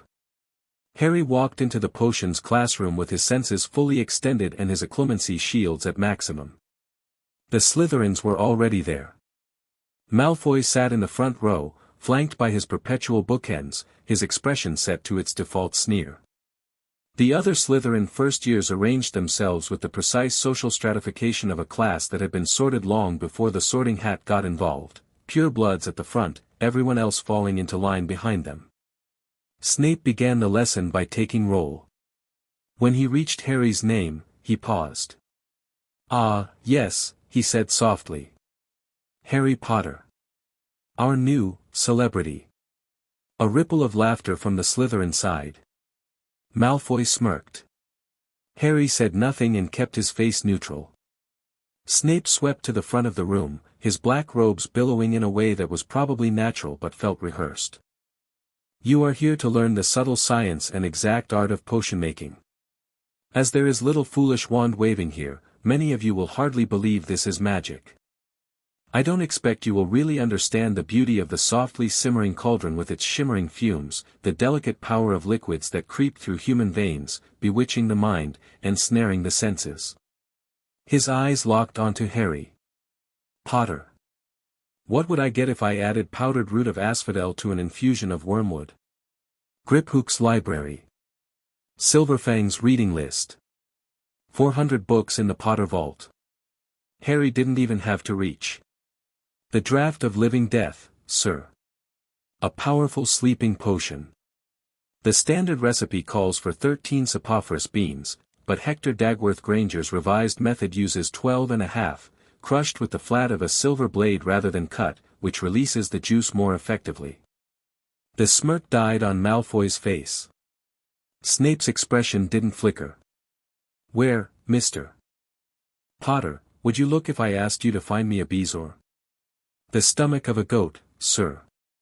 It's a calcified mass that acts as a universal antidote to most poisons. Muggle medicine calls them enteroliths." "And what is the difference between monkshood and wolfsbane?" "There is no difference. They're the same plant, also known as aconite. The root is used in the wolfsbane potion, which alleviates the symptoms of lycanthropy but doesn't cure it." Silence. Absolute, ringing silence. Every student in the room was staring at Harry. Snape's black eyes bored into him with an intensity that Harry could feel physically, like pressure on his skull. Then it came. The legilimency probe. It was subtle. Harry had to give Snape credit for that. It wasn't a battering ram, it was a scalpel, slipping through the natural gaps in a person's mental defenses, designed to skim surface thoughts without the target ever knowing they'd been read. Against an untrained mind, it would have worked perfectly. Against Harry's goblin-forged occlumency, it was like running a scalpel against a bank vault. The probe hit Harry's outer shields and stopped. Not gently, it stopped the way a car stops when it hits a wall, sudden and complete and jarring, and Harry felt the moment Snape realized what had happened because the man's magical signature spiked with shock, a flash of startled disbelief that was gone almost as quickly as it appeared. Harry looked directly at Snape and let his expression say what words couldn't in a classroom full of students: "Don't try that again." Snape's face was pale. His jaw was tight. He stared at Harry for a long, charged moment, and then he turned away, his robes snapping behind him. "Well?" he barked at the class. "Why aren't you writing this down?" The lesson proceeded. They brewed a simple boil-cure potion. Harry followed the instructions with the same precise, efficient approach he'd applied to everything since the siphons came off, and his potion was flawless, clear, correctly colored, with the faint medicinal smell the textbook described. Snape walked past his cauldron 3 times during the lesson and said nothing, which Harry understood to be the closest thing to a compliment the man was capable of giving. At the end of class, as students filed out, Snape's voice cut through the noise. "Potter. Stay." Harry waved Neville and Hermione on. "I'll catch up." The dungeon emptied. Snape stood at his desk, his back to Harry, his hands flat on the surface. He didn't turn around. "Where did you learn occlumency?" Snape asked. "That's not really your business, Professor." Snape turned. His face was a mask, not Dumbledore's warm, grandfatherly mask, but something colder, harder, the face of a man who had spent decades hiding behind layers of hostility and contempt. "Everything about you is my business, Potter. I know what you are. I know what's inside what was inside my scar," Harry corrected. Past tense. "It's gone." Snape went very still. "The goblins removed it. 6 weeks ago. Along with 100 other things that shouldn't have been there." Harry's voice was calm. Almost gentle. "You know about the siphons, don't you?" Snape's silence was answer enough. "You knew," Harry said. "Maybe not the details. Maybe not the full scope. But you knew something was wrong, and you said nothing. You don't understand. I understand that you hated my father, and you loved my mother, and Dumbledore used both of those things to own you." Harry watched the words hit and saw the flinch, buried deep but real. "I understand that you made a choice during the war and you've been paying for it ever since, and Dumbledore holds the receipt. I understand that you looked at me and saw James Potter's face and decided that was reason enough to be cruel to a child." Snape's hands were shaking. He gripped the edge of his desk to hide it. "I'm not my father," Harry said. "And I'm not my mother. I'm me. And I don't have time for your grudge, Professor. So here's what I'll offer: you treat me fairly in this classroom, and I'll treat you with respect. You grade my work on its merits. You don't use legitimacy on me or any student in my presence. And in return, I don't make an issue of the fact that a teacher at this school is performing illegal mind reading on 11-year-olds. The dungeon was very quiet. Somewhere, deep in the castle, a pipe dripped. You are nothing like your father, Snape said, and his voice was strange, hollow, raw, as if the words had been ripped out of him against his will. I know. Your mother, he stopped. Swallowed. Your mother had the same eyes. I know that too. They looked at each other, the boy and the man, the son and the spy, and something passed between them that wasn't friendship and wasn't forgiveness but was, perhaps, the first fragile thread of an understanding. Get out, Potter, Snape said roughly. Harry got out. The first week at Hogwarts passed in a blur of classes and corridors and the constant, background thrum of the castle's magic singing against Harry's senses. He excelled in everything. Not showily, not competitively, but with a quiet, relentless competence that drew attention whether he wanted it or not.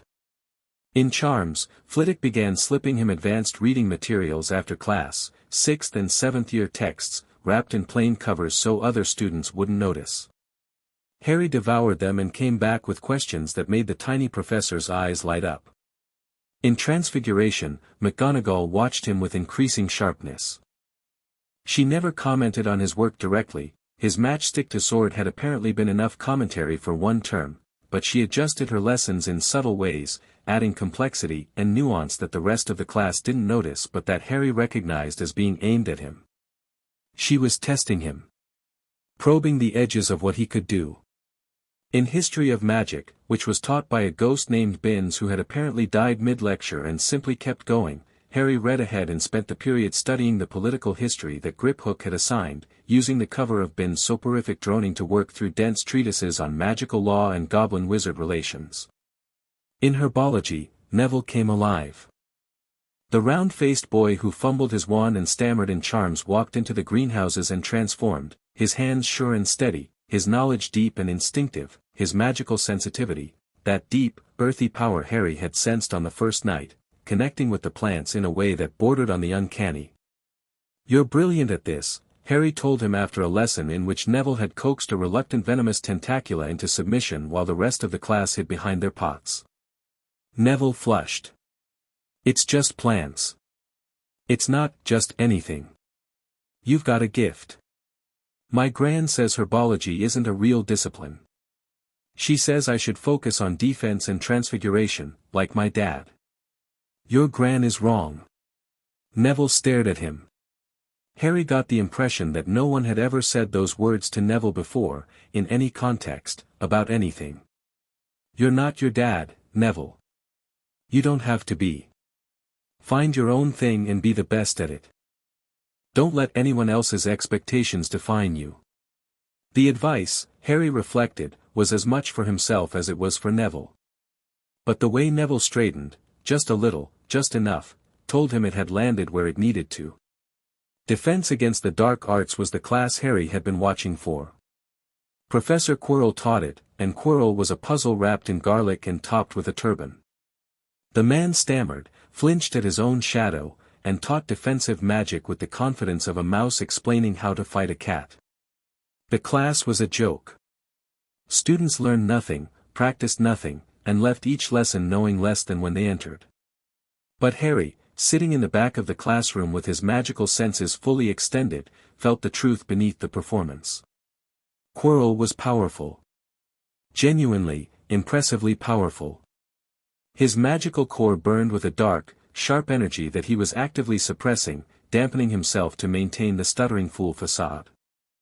And underneath that suppression, emanating from the turban like heat from an oven, was the presence Harry had felt at the sorting feast. Cold. Hungry. Ancient. Wrong. Voldemort. Or what was left of him. A wraith, a shade, a fragment of consciousness attached to Quirrell like a parasite, riding behind those nervous eyes and watching the world through them. Harry could have raised the alarm immediately. He had the connections, Griphook, Ragnarok, Amelia Bones through the Goblin legal network. One message and the full weight of Goblin advocacy and British magical law enforcement would come crashing down on Quirrell's turbaned head. But Harry waited. Not out of fear, not out of indecision, but out of strategy. Ragnarok had taught him that, during their sessions in the throne room, never act on partial information when patience will yield complete information. The goblin who strikes first often strikes wrong. So Harry sat in Quirrell's classes and took notes and pretended to be bored, and all the while, his senses mapped the parasite's magical signature, catalogued its behavior patterns, and built a picture of what Voldemort was doing in Hogwarts and why. The answer crystallized in the third week of term, when Harry overheard a conversation between Quirrell and Snape in a corridor outside the dungeons. He wasn't eavesdropping. His magical senses simply picked up the fluctuations in the word structure that indicated two powerful wizards speaking in hushed, angry tones behind a privacy charm that was good enough to stop sound but not good enough to mask the magical emissions. Snape was threatening Quirrell. Quirrell was deflecting. And underneath the words, beneath the posturing and the rivalry, Harry felt the pulse of something specific, a magical artifact, hidden somewhere in the castle, radiating a signature so distinctive that Harry had felt it the moment he arrived but hadn't been able to identify it until now. The Philosopher's Stone. Nicholas Flamel's masterwork. The source of the elixir of life. Dumbledore had hidden it at Hogwarts. In a school full of children. Behind a series of protections that, Harry checked with his senses and almost laughed, included a three-headed dog, a plant, a flying key, a chess set, a troll, a logic puzzle, and a mirror. Challenges. Tests. A gauntlet designed not to protect the stone but to test someone who tried to reach it. And the someone it was designed to test was obvious to anyone who'd spent more than 5 minutes inside Dumbledore's mind. Harry. The old man was still playing his game. Even now, even after their conversation in the office, even after Harry had laid out the evidence and drawn the line, Dumbledore was still trying to engineer scenarios, still trying to mold Harry into the instrument he wanted. The stone was bait. The challenges were a test. And somewhere in Dumbledore's labyrinthine calculations, there was a scenario where Harry Potter faced these challenges, grew from the experience, and took one more step toward becoming the hero the prophecy demanded. It was breathtaking in its arrogance. Harry pulled out his communication mirror that evening, in the privacy of his curtained bed, and contacted Steelclaw. "I need a meeting with Griphook," he said. "Tomorrow morning, if possible. The bank opens at 8. I'll have him ready. One more thing. I need everything the goblins have on Nicholas Flamel, the Philosopher's Stone, and any recent transactions between Flamel and Dumbledore." Steelclaw's expression, already sharp, went sharper. "That will take some digging. I know. But I think Dumbledore has hidden the stone inside Hogwarts, and I think Voldemort is here to steal it." A pause. "Then, I'll wake the king." Halloween arrived like an unwanted guest, loud, gaudy, and dragging trouble behind it. Harry had spent the weeks since his discovery of the stone in a state of controlled tension, gathering information, building his case, and waiting for the right moment to act. Griphook and Ragnarok had confirmed his suspicions. The stone had been removed from Gringotts Vault 713 on the same day Harry had collapsed in the lobby. Hagrid had been carrying it, that was the Hogwarts business he'd been there for, and Dumbledore had subsequently hidden it somewhere within the castle's ward structure. The goblins were furious, but strategically so. A priceless artifact, removed from goblin protection and placed in a school, was ammunition of the highest order, proof that Dumbledore's judgment was compromised, that he was willing to endanger children for his plans. But the timing had to be right. Move too soon and Dumbledore could spin the narrative. Move too late and the stone could fall into Voldemort's hands. Harry was building toward a move. Carefully, methodically, the way Griphook had taught him. Pieces were being positioned. Documents were being prepared. Allies were being cultivated. And then the troll happened. The Halloween feast was in full swing, pumpkins the size of carriages, live bats swooping through the candlelight, food piled high enough to feed a small army, when the doors of the great hall burst open and Quirrell came sprinting up the aisle, his turban askew, his face a mask of theatrical terror. "Troll!" he screamed. "Troll in the dungeons. Thought you ought to know." He crumpled to the floor in what Harry recognized instantly as a fake faint. Nobody else seemed to notice the fakeness, perhaps because they were too busy screaming, stampeding, and generally losing their minds. Harry didn't move. He sat at the Gryffindor table, surrounded by chaos, and thought very quickly. A troll in the dungeons. Quirrell reporting it. Quirrell, who had Voldemort attached to the back of his skull. Quirrell, who wanted the stone. This was a distraction. The troll was a diversion, designed to empty the halls and create a window for Quirrell to make his move on whatever protections guarded the stone. But there was a more immediate problem. "Hermione," Neville said, his face white. "She wasn't at the feast. She's been in the bathroom all afternoon. Something Ron said about her in charms upset her." Harry was on his feet before Neville finished the sentence. "Stay here," he told Neville. "Tell Percy. Tell anyone who'll listen. I'm going to get her." He didn't wait for a response. He slipped away from the Gryffindor table in the confusion. Dumbledore was bellowing instructions, prefects were hurting students, nobody was watching a single 11-year-old move against the current, and was out the doors and into the corridor before anyone registered his absence. His magical senses unfurled like wings. The castle's magic was agitated, disturbed, responding to the troll's presence the way an immune system responds to an infection. Harry could feel the creature, a massive, dense knot of primitive magic, dull and powerful, moving through the corridors 2 floors below. Not toward the dungeons. Away from them. Toward the first-floor girls' bathroom. Toward Hermione. Harry ran. The corridors blurred past him. His body, still catching up from a decade of suppression but faster and stronger than any normal 11-year-old, accelerated by magic that poured through his muscles like rocket fuel, carried him downstairs and through passages at a speed that left portraits shouting in his wake.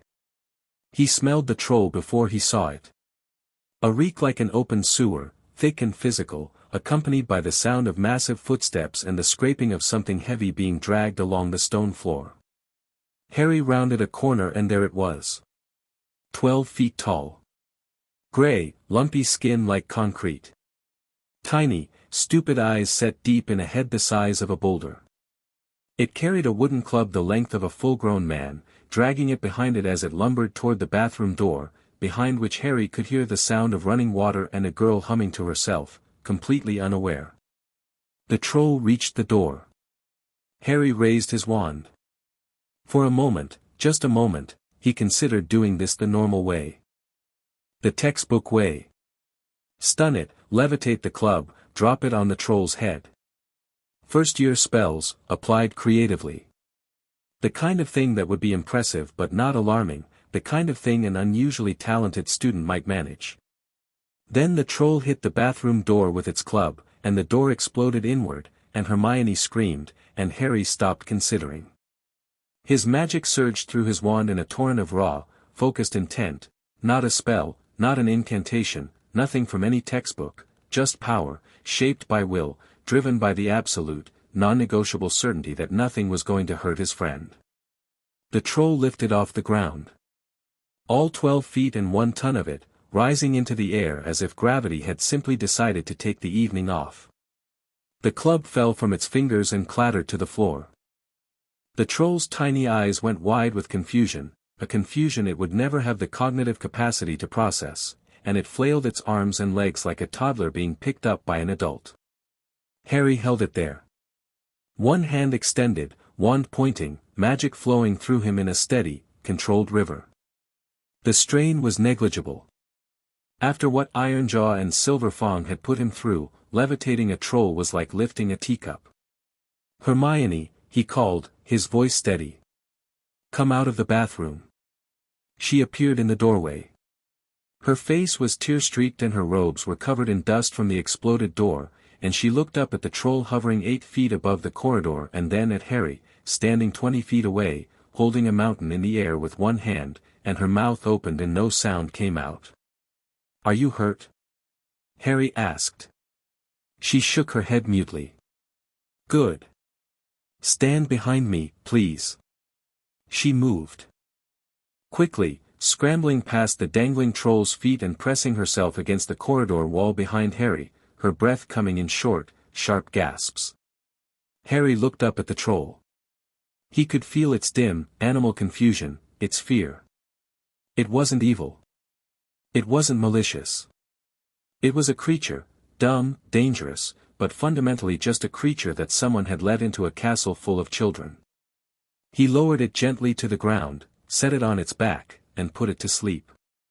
Not with a spell. With a push of raw, directed magic into the creature's nervous system, a technique Silver Fang had described theoretically but that Harry had never tried on anything living. The troll's eyes drooped. Its flailing slowed. It let out a deep, rumbling sigh, and then it was snoring, its chest rising and falling like a bellows, as peaceful as a baby.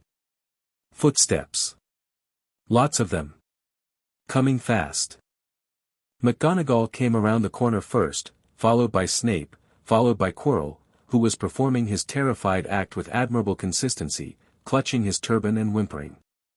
McGonagall's wand was drawn, her face set for battle, and she pulled up short at the sight of a 12-foot mountain troll sleeping peacefully in the middle of the corridor with Harry Potter standing over it and Hermione Granger plastered to the wall behind him. "What in Merlin's name?" McGonagall started. "A troll, Professor." In the first-floor corridor, heading for the girls' bathroom where Hermione was alone. "I dealt with it." McGonagall stared at the troll. She stared at Harry. She looked at Hermione, who nodded frantically. "You dealt with it. Levitated it, then put it to sleep. It's not hurt. Just unconscious." Snape had pushed past McGonagall and was examining the troll with his wand, running diagnostics. His face was unreadable, but Harry noticed the man's eyes flick to him, once, twice, with an expression that wasn't hostility. It was reassessment. Quirrell was hovering at the back, wringing his hands, and Harry felt the presence behind the turban watching, a focused, intense scrutiny that pressed against his occlumency shields like fingers testing a lock. Harry met Quirrell's eyes, briefly, and pushed back. Not aggressively. Just enough to say, "I'm here. I know you're there." The presence behind the turban recoiled. 10 points to Gryffindor, McGonagall said faintly. For sheer dumb luck Anne, she seemed to run out of words. "Get back to your tower. Both of you. Now." They got. Harry and Hermione walked in silence through the corridors, upstairs, past portraits that were buzzing with excitement and speculation. They didn't speak until they reached the fat lady's portrait. "Harry," Hermione said. "Yeah. You levitated a troll." "I did. Without an incantation." "Yes. And then you put it to sleep." "With your mind." "Technically with my magic, but yes." Hermione was quiet for a moment. Her eyes were huge, still shining with residual tears, but the fear was gone, replaced by something else, not just gratitude, though that was there, but a fierce, burning curiosity that Harry recognized as the most dangerous force in the universe. "You're going to teach me how to do that," she said. "Not a question. I can teach you the theory. Whether you can do it depends on, you're going to teach me how to do that." Harry looked at her, this bushy-haired, tear-stained, brilliant, terrified, magnificent girl who had just been nearly killed by a troll and whose first response was to demand to know how magic worked, and he felt something warm and solid click into place in his chest. "Yeah," he said. "I will." They gave the password. They climbed through the portrait hole. The common room erupted, Neville practically tackled Harry, the Weasley twins started a chant, and someone produced a box of every flavor beans that got passed around like a victory trophy. Harry sat by the fire and let the warmth wash over him and watched his friends, Neville, beaming with relief, Hermione, already recovered enough to be correcting someone's account of the evening, and he thought about the troll, and Quirrell, and the stone, and the long game he was playing against a chess master and a Dark Lord simultaneously. It was time to stop playing defense. 3 days after Halloween, Harry went to McGonagall. Not to the headmaster. Not to Dumbledore. To McGonagall, deputy headmistress, head of Gryffindor House, and the person who was supposed to be responsible for the welfare of the students in her care. He knocked on her office door at 7 in the morning, before classes began, and found her at her desk with a cup of tea and a stack of essays that she was marking with the ruthless efficiency of a woman who had been grading papers for 4 decades and had lost all capacity for mercy. "Mr. Potter. It is rather early." "I know, Professor. This is important." Something in his tone made her set down her quill. "Sit." Harry sat. He took a breath. And then, calmly and precisely, he told her about the third-floor corridor. Not the speculation. Not the suspicions. The facts. A 3-headed dog, guarding a trapdoor, protecting something that Dumbledore had hidden inside a school full of children. Protections that were designed not as genuine security measures but as a series of tests calibrated to an 11-year-old's abilities. A professor, he didn't name Quirrell directly, not yet, who was showing signs of dark magical contamination that Harry could sense but couldn't prove without a formal investigation. McGonagall listened. Her face went through a journey that Harry watched with careful attention, surprise, skepticism, alarm, and finally a settling anger that tightened her jaw and straightened her spine. "How do you know about the protections on the third-floor corridor?" she asked. "I can sense ward structures, Professor. The protections on the corridor are visible to anyone with sufficient magical sensitivity." "And the 3-headed dog?" "Fluffy," Harry said, because Hagrid had mentioned the name in passing during one of their brief, careful conversations. "Belongs to Hagrid. Borrowed by Dumbledore." "And the object being protected?" "The Philosopher's Stone. Created by Nicholas Flamel. Removed from Gringotts Vault 713 on July 31st of this year and brought to Hogwarts by Hagrid on Dumbledore's orders." McGonagall's teacup had frozen halfway to her lips. She set it down with a click that sounded very loud in the quiet office. "Mr. Potter, these are serious allegations." "They're not allegations, Professor. They're facts. And I'm not telling you this to cause trouble. I'm telling you because there's a Philosopher's Stone in a school full of children, protected by obstacles that a moderately talented first-year could overcome, and there's someone in this castle who wants to steal it, and if I'm right about who that someone is, the students are in danger." McGonagall was quiet for a long time. Harry could see the war happening behind her eyes, loyalty to Dumbledore, trust in his judgment, decades of deference to his authority, all of it clashing against the hard, undeniable logic of what Harry was telling her and the instincts of a woman who had spent her life protecting children. "I will speak to the headmaster," she said finally. "Professor, with respect, the headmaster is the one who put the stone here. Speaking to him won't change anything. He'll tell you it's under control, that he has it handled, that you should trust him. And you'll want to believe him, because you always have." The words hit harder than Harry intended. He saw it in the way McGonagall's face tightened, the way her hands gripped the arms of her chair. "Then what do you suggest, Mr. Potter?" "I suggest you contact Amelia Bones.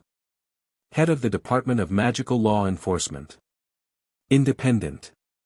Trustworthy. Not in Dumbledore's pocket." Harry reached into his pocket and placed a sealed envelope on her desk. "This is a formal complaint, filed under Goblin Legal Advocacy, documenting the presence of a dangerous artifact in a school environment and requesting an official investigation. If you forward it to Madame Bones, it becomes a matter of public record. Dumbledore can't bury it." McGonagall looked at the envelope. She looked at Harry. And something in her expression shifted, something fundamental, something tectonic, the first real crack in a foundation that had held for 30 years. "You came to me," she said quietly. "I came to you.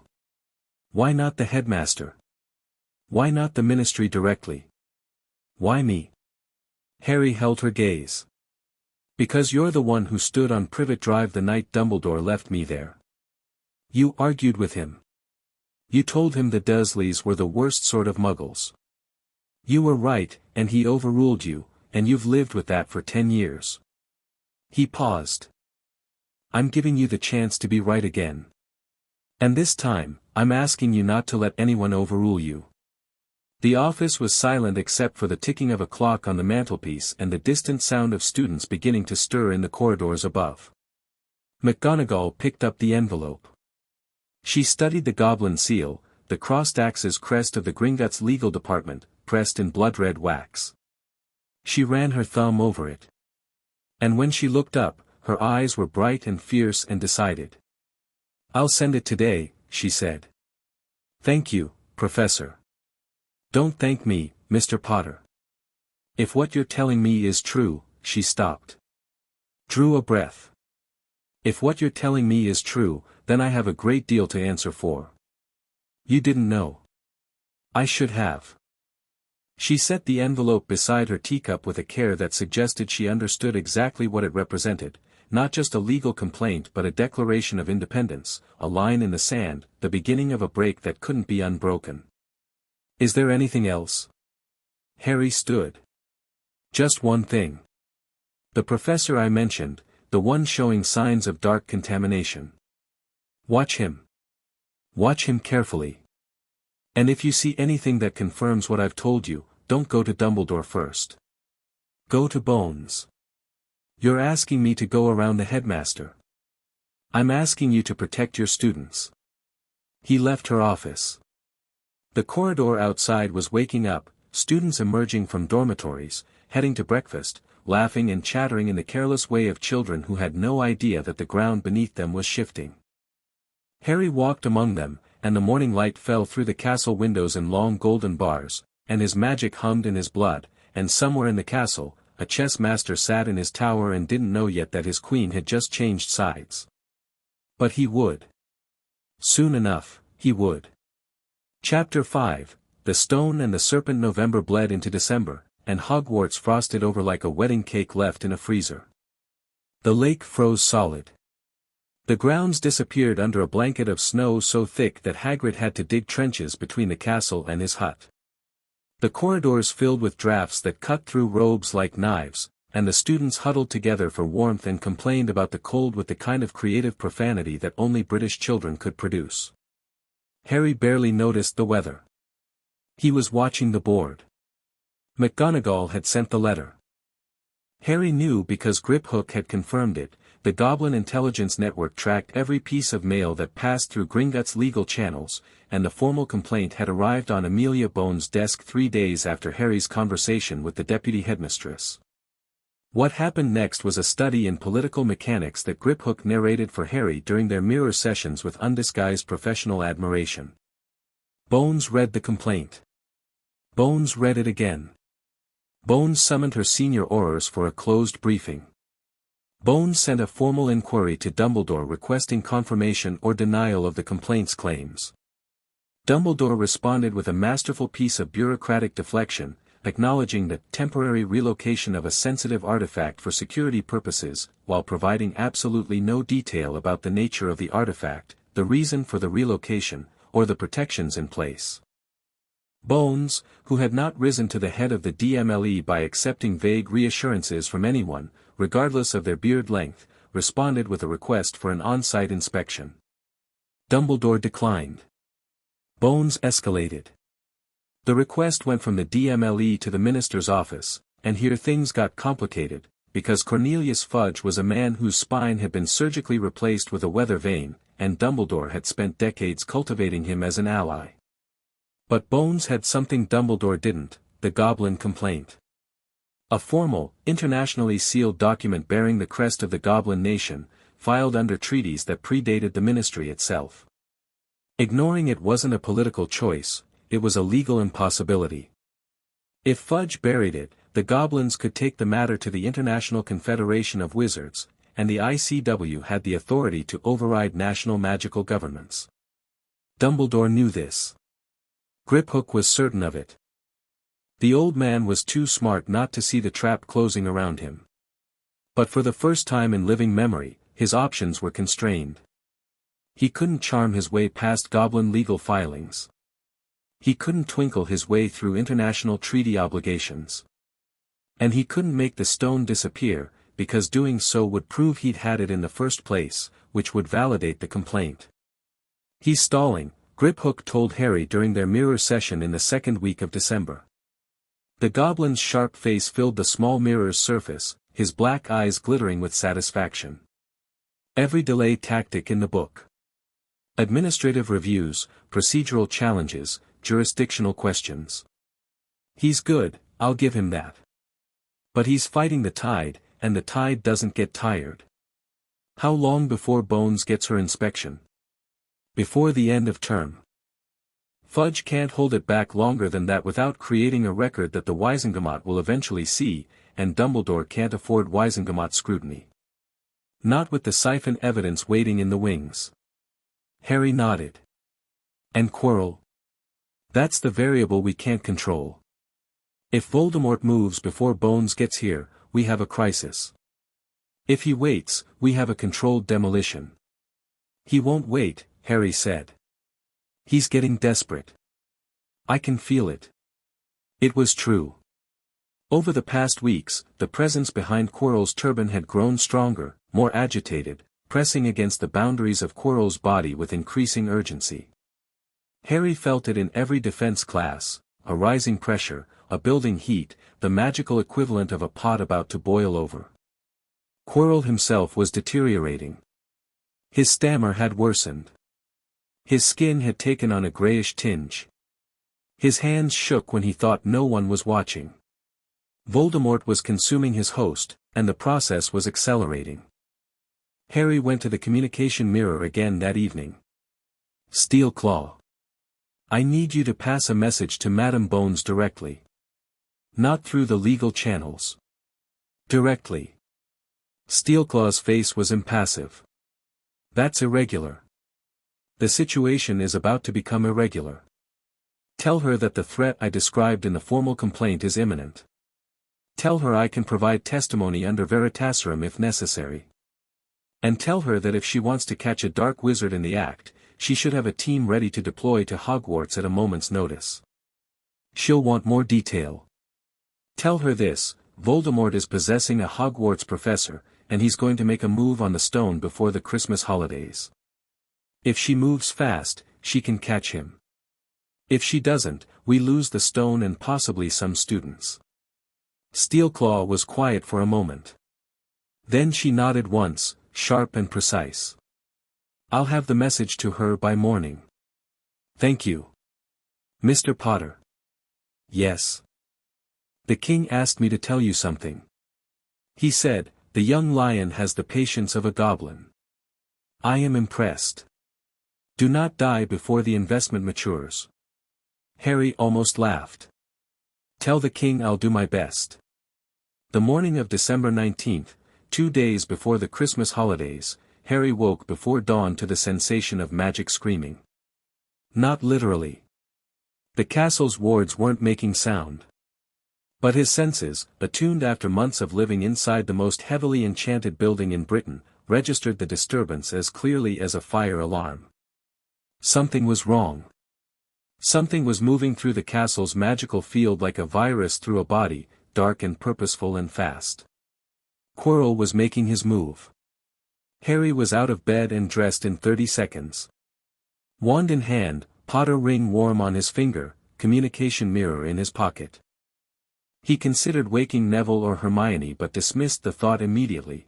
This wasn't their fight, and he wasn't going to drag his friends into a confrontation with Voldemort. He was in the common room when the portrait hole swung open and Hermione climbed through, fully dressed, her face pale and set. I felt it, she said. The wards. Something's wrong. Harry stared at her. You felt the wards. You've been teaching me magical sensitivity for 2 months, Harry. Did you think I wasn't paying attention? She crossed her arms. Where are you going? Hermione, where are you going? There was no time to argue. Third floor. Quirrell's going for the stone. Then I'm coming. It's Voldemort, Hermione. Literally Voldemort. Possessing a teacher. This isn't a troll. No, it's not. A troll is dumb. Voldemort is smart. Which means you need someone watching your back. She met his eyes, and behind the fear, because she was afraid, Harry could see it, could feel it radiating off her in waves, there was something harder, something that burned. You saved my life. You taught me things I never imagined possible. You treated me like I mattered. So don't you dare tell me to sit this one out. Harry looked at her for 2 heartbeats. Then he nodded. Stay behind me. If things go bad, use the emergency port key I gave you. No arguments. Fine. I mean it, Hermione. I said fine. They moved through the castle together, fast and quiet. The corridors were empty, too early for students, too late for prefects, and the castle's magic pulsed around them with a feverish intensity that raised the hair on Harry's arms. Something was happening on the 3rd floor. He could feel it, a wound in the ward structure, a breach, a door that should have been sealed and wasn't. They reached the 3rd floor corridor. The door to the forbidden room was open. Harry extended his senses. Below, through the trapdoor, he could feel Quirrell's signature, hot, dark, corrupted, moving through the protections one by one. The devil's snare was already dead. The flying keys were scattered. The chess set was in ruins. And above it all, layered through the ward structure like writing on a page, Harry felt Dumbledore's magic. The protections bore his signature. The gauntlet was his design. Even now, even in this moment, the old man's fingerprints were everywhere. But Dumbledore himself was not in the castle. Harry had checked. The headmaster had been called to the ministry that morning, an urgent summons from Fudge, which Harry was willing to bet his entire vault had been engineered by Dumbledore himself to create exactly this scenario. The old man wasn't just allowing Quirrell to make his move. He was facilitating it. Removing himself from the equation so that Harry, the Harry he expected, the manageable Harry, the siphoned and suppressed Harry, would have no choice but to face the challenge alone. Except the Harry he expected didn't exist anymore. He set this up, Hermione whispered. She'd figured it out. Harry could see the realization moving across her face like clouds across the sky. Dumbledore. He wanted this to happen. Yes. That's monstrous. Yes. Harry pulled out the communication mirror. Steel Claw. Execute the contingency. Now. Steelclaw's face appeared, sharp and alert despite the hour. Confirmed. Madam Bones has been notified. Her team will be at Hogwarts in 30 minutes. I need them faster. 30 minutes is fast, Mr. Potter. Hogwarts anti-apparition wards extend for a mile. They'll have to travel the last stretch on foot. Understood. Tell Bones the target is in the 3rd floor corridor, below the trapdoor. He's already passed most of the protections. She knows. She's mobilizing. Harry tucked the mirror away and looked at Hermione. 30 minutes. That's a long time. I know. They stood at the threshold of the 3rd floor corridor, and the open door breathed warm, dark air at them, and somewhere below, a dead man wearing a professor's face was fighting his way toward a stone that could give him a body, a life, a second chance at the war he'd lost 11 years ago. Harry could wait. 30 minutes. Let Bones and her aurors handle it. Stay safe. Stay smart. Stay alive. Except. His senses caught something. A fluctuation in the ward structure below, a spike of dark magic so intense it made his teeth ache. Quirrell had reached the final protection. The mirror. And Harry could feel the man's frustration, his rage, and underneath it, the cold, implacable will of the thing riding him, pressing harder, consuming faster, demanding the stone with a hunger that was corroding the very fabric of the enchantments around it. If Quirrell broke through the mirror's protection, he'd have the stone. And if Voldemort had the stone, 30 minutes might as well be 30 years. Change of plan, Harry said. I'm going down. You're staying here. Harry, this isn't negotiable, Hermione. I need you up here as my communications relay. When Bones arrives, you bring her straight to the trapdoor. You tell her everything. You give her the legal documents from your emergency kit. He held her gaze. You're more valuable up here than down there. I need someone I trust at the entry point. Hermione's jaw worked. He could see her fighting it, the desire to follow, the fear of letting him go alone, the rational understanding that he was right. The last one won, but not by much. If you die down there, I'll never forgive you, she said. Deal. He dropped through the trapdoor. The devil's snare was dead, burned, from the look of it. Quirrell had used fire, probably bluebell flames, and the charred remains of the plant hung limply from the walls. Harry landed lightly on the scorched ground and kept moving. The key room was next. The door was open, and the keys circled overhead in agitated swarms, their wings buzzing. The correct key had already been caught and used. Harry walked through without stopping. The chess room was a battlefield. Shattered stone pieces lay scattered across the board like casualties, white dust coating everything. McGonagall's work, elegant, deadly, and completely overcome by someone who'd either played brilliantly or blasted their way through with raw power. Given what Harry knew about Quirrell, it was probably the latter. The troll room was empty. The troll that had been placed here was either dead or removed, and the smell was so bad that Harry held his breath as he passed through. The potions room. Snape's contribution. A table of 7 bottles and a logic puzzle written in flames. Harry didn't bother with the puzzle. He extended his senses, identified which bottle contained the potion that would allow passage through the black flames ahead, and drank it. The liquid was ice cold, and the flames parted before him like curtains. Beyond them was the final chamber. It was large, round, and lit by a strange, sourceless light that had no color and cast no shadows. In the center of the room stood a mirror, tall, ornate, framed in gold, with an inscription across the top that Harry read in a glance, Erist stra eru oit ube kafru oit onwosi. The Mirror of Erist. He'd read about it. It showed the viewer their deepest, most desperate desire, not the future, not the truth, just want, raw and unveiled. Quirrell stood before the mirror, his back to Harry, his hands pressed against the glass. He'd lost the turban. The back of his head was bare, and what was there, what was growing there, made Harry's blood run cold despite everything. A face. Pressed into the back of Quirrell's skull like a mask pushed into clay from the other side. White, hairless, with slits for nostrils and eyes that burned red, red like the coals of a dying fire, red like blood, red like the last light you see before the dark.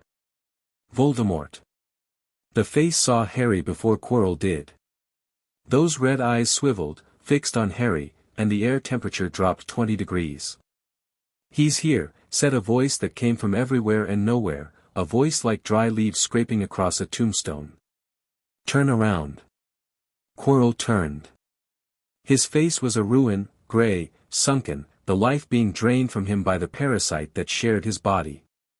But his wand was in his hand and his eyes were wild with a mixture of terror and desperate hope. Potter, Quirrell said, and his stammer was gone, burned away by proximity to the thing that controlled him. Dumbledore's golden boy. Come to save the day? Not really, Harry said. He walked into the chamber with the unhurried pace of someone entering a room they owned, and his magic walked with him, uncoiled and vast, and the sourceless light in the chamber brightened in response, the walls seeming to lean inward as the ambient magic of the castle responded to his presence. I'm just here to make sure you don't leave with that stone. The boy is different, said the voice from the back of Quirrell's head. Voldemort. Speaking directly, his voice carrying the weight of decades of dark magic in a mind that, despite its fractured state, remained terrifyingly sharp. This is not what Dumbledore described. Not the weak, compliant child he promised. Dumbledore promises a lot of things, Harry said. He's not very reliable. On that, we agree. Voldemort's red eyes burned with an intelligence that Harry could feel pressing against his occlumency shields. Not an attack, not yet, just examination. I feel the absence. The soul fragment. It was in your scar. It's gone. The goblins removed it. Goblins. Something moved through Voldemort's voice, not anger, exactly, but a recalculation, a shift in understanding. Clever creatures. I underestimated them once. Clearly, Dumbledore did as well. You're stalling, Harry said. Am I? The mirror won't give you the stone. It's keyed to desire, specifically, it gives the stone to someone who wants to find it but not use it. That's Dumbledore's failsafe. You want to use it. So the mirror shows you nothing. Quirrell's face contorted. The information wasn't new, he'd clearly been standing here for some time, trying to crack the enchantment, but hearing it laid out so bluntly reignited his frustration. You know a great deal for an 11-year-old, Voldemort observed. I've had good teachers. Yes. The goblins. A pause. And what else did your teachers tell you, Harry Potter? Did they tell you what I am? Did they tell you what I was trying to accomplish before your mother interfered? You were trying to conquer magical Britain, murder everyone who opposed you, and establish a pure-blood supremacist regime based on fear and violence. It wasn't complicated. It was just evil. Voldemort laughed.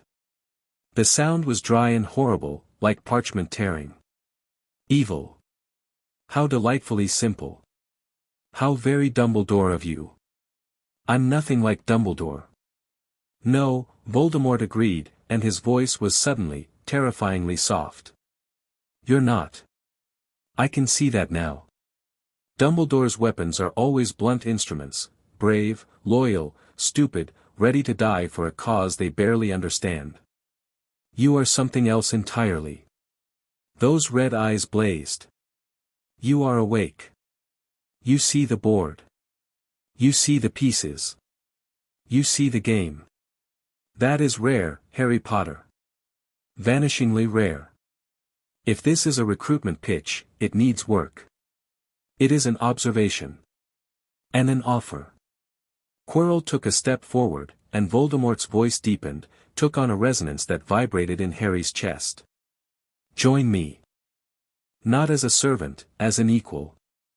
I have seen the evidence of what Dumbledore did to you. 100 siphons. A decade of imprisonment. A destiny as a sacrificial lamb. He caged you, Harry. He stole your magic, your childhood, your identity. And the wizarding world that worships him allowed it because they trust his smile and his reputation and his poison candy. The chamber was very quiet.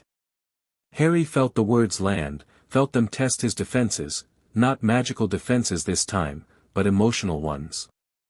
Voldemort was not a fool. He had identified the fracture lines in Harry's psyche and was applying pressure with the precision of a surgeon. I am not asking you to become a Death Eater, Voldemort continued. I am asking you to recognize what should be obvious, that we are the same. Both of us were orphaned by the old man's machinations. Both of us were placed in abusive homes. Both of us were shaped by suffering into something greater than the world was prepared for. The only difference between us is that I chose to seize power, while you are still deciding whether power is something to be ashamed of. We are not the same, Harry said. Are we not? No. Harry's voice was steady, and his magic was steady, and the green fire in his eyes was steady. We're not. Because you looked at your pain and decided the world owed you something. You decided that because you suffered, everyone else should suffer too. You turned your damage into an excuse to damage others. He took a step forward. Quirrell flinched. Voldemort's red eyes narrowed. I won't pretend I'm not angry, Harry said. I am. I'm furious about what Dumbledore did to me. I'm furious about the Dursleys. I'm furious about the siphons and the prophecy and the years I'll never get back. But fury isn't a philosophy. Fury isn't a government. And killing people who remind you of your childhood bullies isn't strength. It's a tantrum with a body count. Silence. Voldemort's expression, if you could call the distortion on the back of Quirrell's skull an expression, was unreadable. The red eyes burned, fixed on Harry, and Harry felt the full weight of the Dark Lord's attention pressing against his shields, probing for weakness, looking for a crack. There was no crack. Disappointing, Voldemort said softly. But not unexpected. Lily Potter's son. She was the same, righteous, stubborn, unwilling to see reason. She died for it. As will you, eventually. She died protecting me. And what she left behind was strong enough to destroy you. Harry raised his wand. For the record, I'm not planning to die today. Neither was she.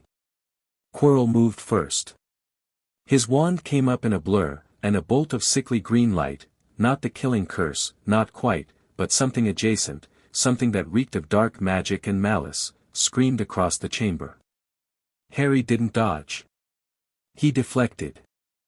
His wand snapped up and his magic poured through it in a river of golden light that met the dark bolt mid-flight and shattered it into a spray of sparks that hissed and died against the stone walls. Quirrell fired again. And again. A barrage of curses, dark and varied, each one carrying enough power to kill or cripple, each one driven by Voldemort's will channeled through Quirrell's deteriorating body. The air filled with light, green and red and purple and black, and Harry met every curse with a shield, a deflection, a counterspell that came not from incantation but from pure, instinctive magical response. He wasn't thinking about spells. He was thinking about patterns. Voldemort's attack strategy was brilliant, varied, unpredictable, designed to overwhelm through complexity rather than raw power. But Harry's mind, freed from 10 years of artificial fog, processed the patterns faster than Voldemort could change them, and his magic, vast and responsive and eager, translated his intent into reality with a speed that left no gap between thought and action. A bone-shattering curse came from the left. Harry's shield absorbed it. A blinding hex came from above, Quirrell had bounced it off the ceiling.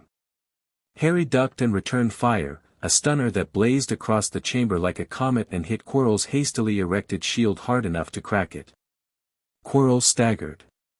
Voldemort snarled. More power, the Dark Lord hissed. Give me more. Quirrell's body responded, but the cost was visible, his skin graying further, his movements becoming jerky, puppet-like, as Voldemort drew more and more deeply on his host's failing reserves. The parasite was killing the host, burning through him like fire through paper, and they both knew it. Harry pressed forward. Not recklessly, Ironjaw's training ran too deep for recklessness, but relentlessly, pushing Quirrell back toward the mirror with a steady, controlled offensive that gave the man no time to think, no room to maneuver, no space to breathe. A tripping jinx swept Quirrell's legs. The man stumbled, caught himself, and Harry was there, inside his guard, wand pointed at his chest. It's over, Harry said. Quirrell's eyes were glassy. Blood trickled from his nose. He was dying, not from Harry's spells, which had been carefully non-lethal, but from Voldemort, who was consuming the last of his life force in a desperate attempt to maintain the fight. It is never over, Voldemort whispered through Quirrell's cracked lips. I cannot die. I have taken steps, precautions, that ensure my immortality. Horcruxes, Harry said. Quirrell's body went rigid. I know what they are, Harry continued. The soul fragment in my scar was one, though I suspect it was unintentional. The goblins analyzed it when they removed it. They know the magical signature. They know how to track it. For the first time since the conversation began, something moved behind Voldemort's red eyes that wasn't calculation or contempt or hunger. It was fear. A flash, brief and bright, like lightning in a dark sky. You're lying. I'm not. And here's the thing about goblins, they're patient. They're thorough. And they have a very long memory. The Goblin Nation knows about your Horcruxes, Voldemort. Not all of them. Not yet. But they know they exist, and they know how to find them, and they have centuries of practice in hunting down cursed objects. Harry lowered his wand slightly. So here's your choice. Leave Quirrell. Leave this castle. Go back to whatever shadow you've been hiding in for the last 10 years. And know that every day you remain in this world, the goblins are getting closer to finishing what you started when you tore your soul apart. Voldemort stared at him. Or stay, Harry said. Fight me. And when I beat you, and I will, the goblins will have your wraith, and whatever's left of your consciousness, and they will take it apart piece by piece until there's nothing left. The chamber was silent. The mirror gleamed. Quirrell's body shuddered, his muscles spasming as the two wills inside him fought for control.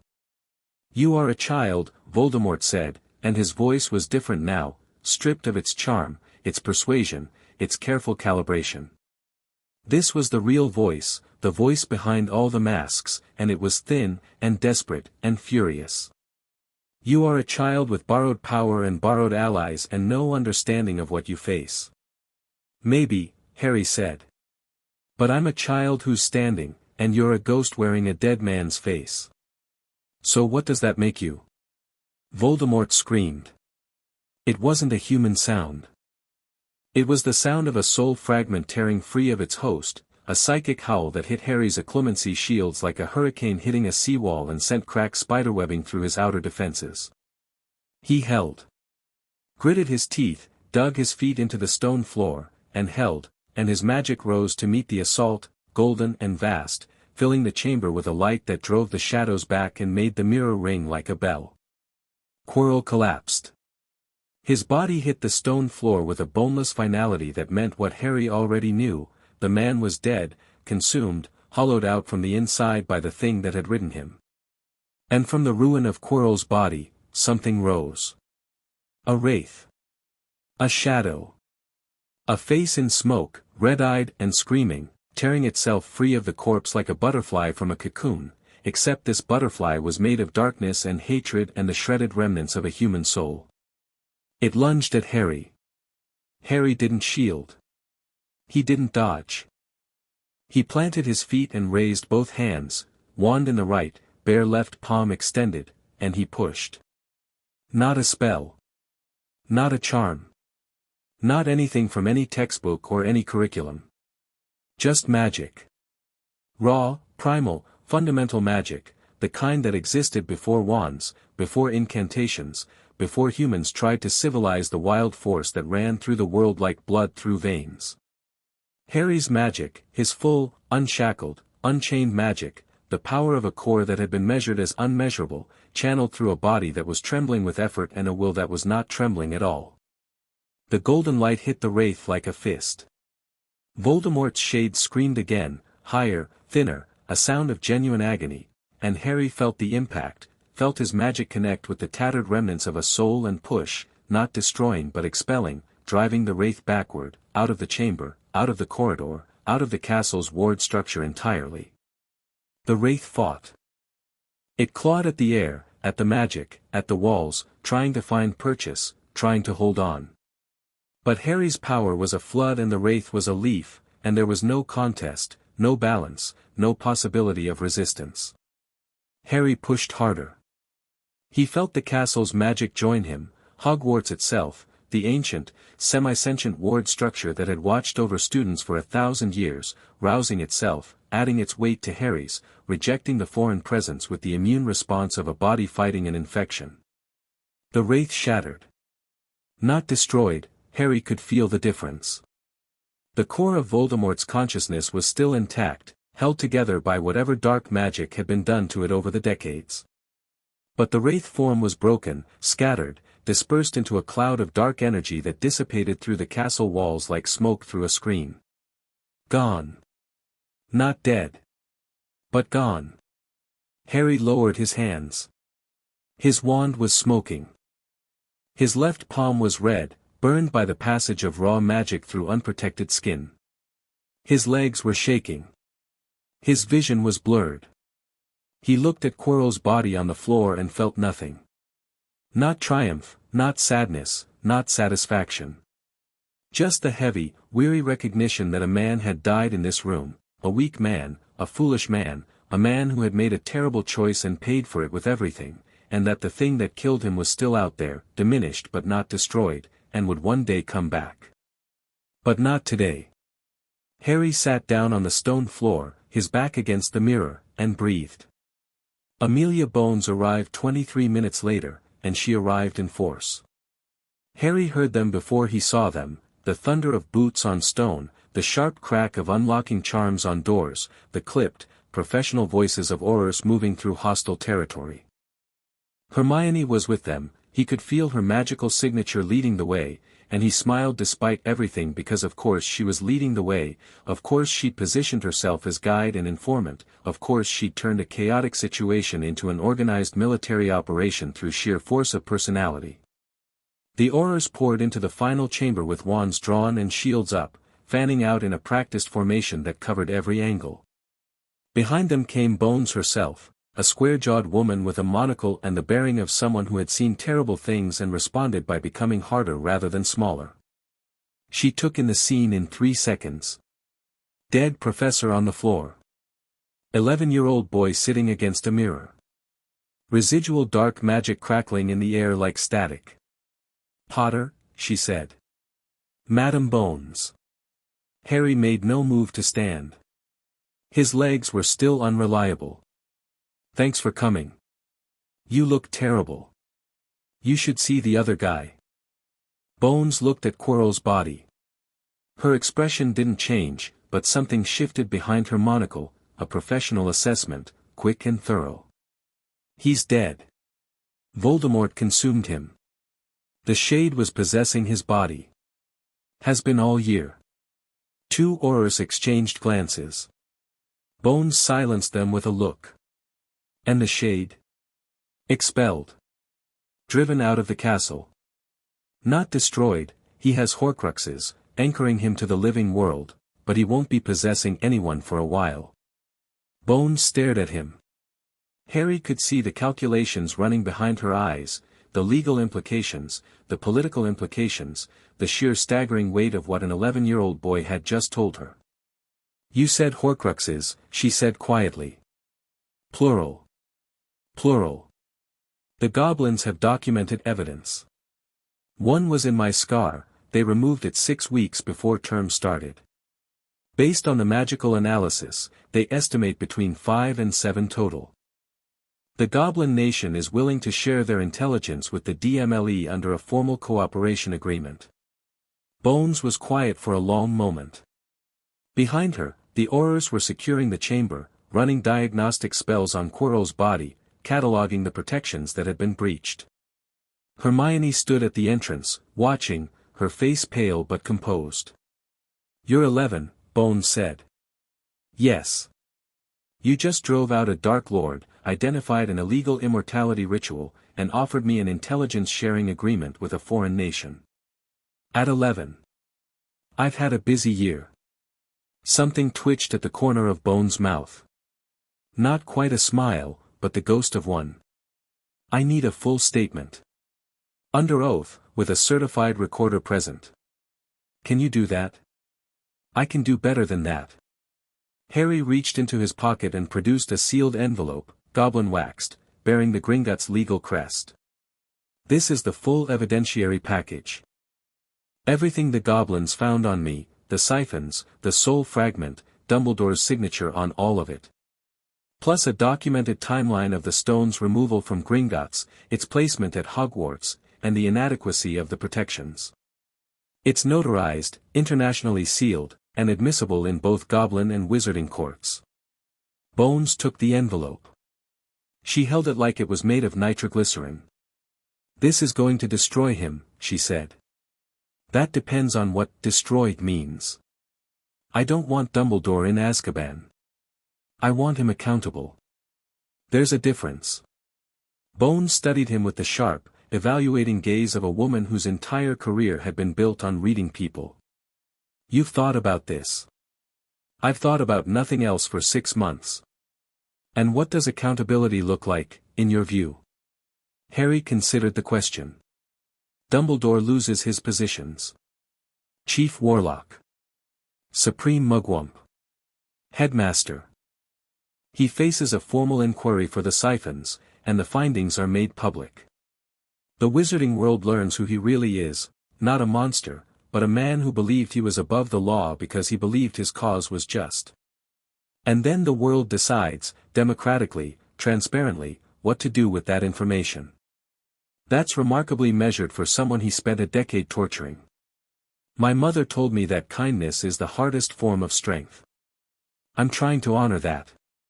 Harry met Bones' eyes. But make no mistake. If he interferes with me again, if he tries to regain control, to suppress me, to manipulate me or my friends, I will burn him down. The measured approach is a choice. It's not the only option. Bones held his gaze for a long, evaluating moment. Then she tucked the envelope inside her robes with the careful deliberation of a woman who understood exactly what she was carrying. I'll begin the formal process immediately, she said. The Wizengamot will need to be convened. There will be resistance. Dumbledore has allies everywhere. So do I. I'm beginning to see that. She turned to her oars. Secure the chamber. I want a full magical forensic sweep, every curse, every signature, every trace. And get this body to St. Mungo's for a post-mortem. I want cause of death documented to the letter. She looked back at Harry one more time. Get some rest, Potter. You've earned it. She strode out of the chamber, her oars falling in behind her, and the sound of their boots echoed through the gauntlet of protections like a drumbeat, and Harry sat against the mirror and closed his eyes. The aftermath unfolded with the inevitable momentum of a boulder rolling downhill. Dumbledore returned to Hogwarts the following morning to find his castle swarming with Aurors, his third-floor corridor sealed off as a crime scene, and Amelia Bones sitting in his office with a stack of documents and an expression that could have etched glass. Harry wasn't present for that conversation, but McGonagall was, and she told him about it afterward, not everything, not the details, but enough to paint a picture. Dumbledore had been calm. Of course he had.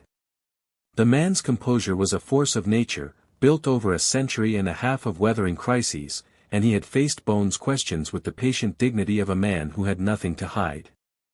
Except he did have something to hide, and Bones had the evidence, and no amount of patient dignity could make goblin-sealed documentation disappear. The conversation had lasted 4 hours. When it ended, Bones had departed with a formal notice of investigation served on the headmaster's desk, and Dumbledore had sat in his golden chair and said nothing for a very long time, and McGonagall had stood by the door and watched him and felt something inside her, something that had been wavering for months, finally, irrevocably break. He didn't deny it, McGonagall told Harry, and her voice was rough, scraped raw by something that went deeper than anger. They were in her office, the door warded, the fire crackling. He didn't deny any of it. The Siphons. The stone. The plan for you. She couldn't say the word sacrifice. He explained it. He justified it. He spoke about the prophecy and the greater good and the terrible necessity of the choices he'd made, and he was so eloquent, Harry, so convincing, and I sat there and I listened and I wanted to believe him. But you didn't. No. Her eyes were bright with unshed tears. I didn't. Because I've spent 4 months watching you, Harry Potter. I've watched you walk into my classroom and perform magic that shouldn't be possible. I've watched you make friends and protect them and refuse to be diminished. I've watched you face a Dark Lord at 11 years old and win. And I have asked myself, every day, what kind of child could do these things, and the answer, the horrible, damning answer, is, a child who should have been doing them all along, if someone hadn't spent a decade making sure he couldn't. She pressed her hand against her mouth. She was shaking. This woman of iron and granite and unbreakable Scottish resolve was shaking, and Harry felt a wave of compassion so strong it surprised him, because McGonagall was not the villain here. She was a casualty. She was someone who had trusted the wrong man for the right reasons and was now staring at the wreckage. "You're not responsible for what he did," Harry said. "I stood on that doorstep. I told him the Dursleys were terrible people. He smiled and patted my hand and left you there anyway, and I let him." "You trusted him. That's not a crime. That's being human." McGonagall looked at him, this boy, this impossible boy, offering her absolution she didn't believe she deserved, and the tears fell, 2 of them, quick and silent, before she drew herself up and reassembled the iron woman that the world expected her to be. "What happens now?" she asked. "Now the system works. For once. Bones investigates. The Wisengamot convenes. The evidence is presented. And Dumbledore faces the consequences of his choices, the way everyone should. And you?" Harry thought about it. He thought about the castle around him, the magic in its stones, the 1,000 years of history pressing down on every corridor and classroom. He thought about Neville's grin and Hermione's fierce curiosity and the way Flitwick's eyes lit up when Harry mastered a new technique. He thought about Hagrid's crushing hugs and McGonagall's stern pride and even Snape's grudging, acid-tinged respect. "I stay," he said. "This is my home. The first real home I've ever had. I'm not leaving because one old man made bad choices." McGonagall nodded. Then, very quietly, she said, "Your mother would be proud of you." Harry's throat tightened. He managed a nod that was rougher than he wanted, and he left the office before the emotion could find its way to his face, because some things were too big for public display. The last day of term arrived in a blaze of winter sunshine that turned the snow on the grounds into a field of diamonds. The great hall was decorated for the end-of-year feast, house banners hanging from the ceiling, candles burning bright, 400 students packed into the 4 long tables with the slightly manic energy of children about to be released for the holidays. Harry sat between Neville and Hermione at the Gryffindor table, and the conversation around him was loud and lively and wonderfully, beautifully ordinary. Dean was arguing with Seamus about football, real football, the Muggle kind, which Seamus maintained was inferior to Quidditch in every measurable way. Ron Weasley, who had spent the term in a state of confused semi-awe around Harry that had gradually thawed into something approaching friendship, was demolishing a plate of roast chicken with mechanical efficiency. The Weasley twins were plotting something that involved a suit of armor and a quantity of fireworks that Harry chose not to inquire about. Neville was talking about his Christmas plans. He'd be visiting his parents at St. Mungo's, as he always did, and for the first time, he spoke about it without the usual shroud of shame and sadness. "Gran says I can bring them presents this year. Proper presents. I'm getting Mum a scarf, she likes soft things, always has, and I found this one in Hogsmeade that's charmed to stay warm." "That's lovely, Neville," Hermione said. "Yeah, well." He flushed. "Harry said I should stop being embarrassed about who my parents are and start being proud of them. So I'm trying." Harry felt something warm in his chest. Not magic, something more mundane, more human, more precious. Dumbledore rose to speak. The hall went quiet. Not the electric silence of fear or anticipation, but the attentive hush of habit. Dumbledore always spoke at the end of term, and the students always listened, because his speeches were usually short, cheerful, and accompanied by the promise of food. But tonight, something was different. Harry could see it in the way the staff table was arranged, the subtle distances, the careful non-looks, the body language of people who knew something the students didn't. Flitwick was staring at his plate. McGonagall's jaw was set like concrete. Snape was his usual expressionless self, but his eyes were fixed on Dumbledore with an intensity that had nothing to do with loyalty. Dumbledore stood. He smiled. The twinkle was there, but dimmed, not extinguished, never extinguished, but reduced, like a fire that had been banking all day. "Another year gone," he said, and his voice was warm and carried easily through the hall. "And what a year it has been! Full of challenges, surprises, and, I am told, one particularly eventful Halloween." Light laughter. Dumbledore waited for it to fade. "Before we enjoy this excellent feast, I have some announcements." He paused. The pause lasted a beat longer than it should have, and Harry, watching with his full attention, saw the old man's fingers tighten on the edge of the podium. "First, I wish to commend the bravery and quick thinking of Mr. Harry Potter, Miss Hermione Granger, and all those who contributed to the resolution of the incident in the third-floor corridor. 50 points each to Gryffindor." Applause. Cheering. The Gryffindor table erupted. Hermione went pink. Harry inclined his head slightly, acknowledging the recognition without celebrating it. "Second," Dumbledore continued, and the twinkle flickered, "I must inform you that following a review by the Department of Magical Law Enforcement, certain changes will be made to Hogwarts security protocols in the coming term. The specifics will be communicated to staff in due course. I assure you that the safety of every student in this school remains my highest priority." He looked at Harry as he said this. Their eyes met across the length of the great hall, and this time, the look was different from the one they'd shared at the sorting feast. At the sorting, Dumbledore had been calculating, assessing, running scenarios. Now, he was something else. Something Harry hadn't expected. Tired. Old. Sad. Not defeated. Dumbledore would never be defeated, not entirely, because the man's capacity for reinvention was as vast as his capacity for self-deception, but diminished. Visibly, unmistakably diminished, like a star that had been burning too bright for too long and was finally beginning to fade. Harry held the look. And he felt, not sympathy, exactly, and not forgiveness, because forgiveness was too simple a word for what lay between them, but something. A recognition. An acknowledgement that the man looking at him was not a monster. Was not evil. Was just a man, brilliant and broken and so convinced of his own righteousness that he'd lost the ability to see the damage he was causing. That didn't excuse it. But it made it human. And Harry, who had spent 6 months learning from goblins and letters and the memories of parents he'd never known, understood that human was the most dangerous thing a villain could be, because human villains couldn't be defeated by force alone. They had to be defeated by truth, by the slow, steady, patient insistence on accountability that was harder than any battle and more important than any war. Harry held Dumbledore's gaze for a long moment.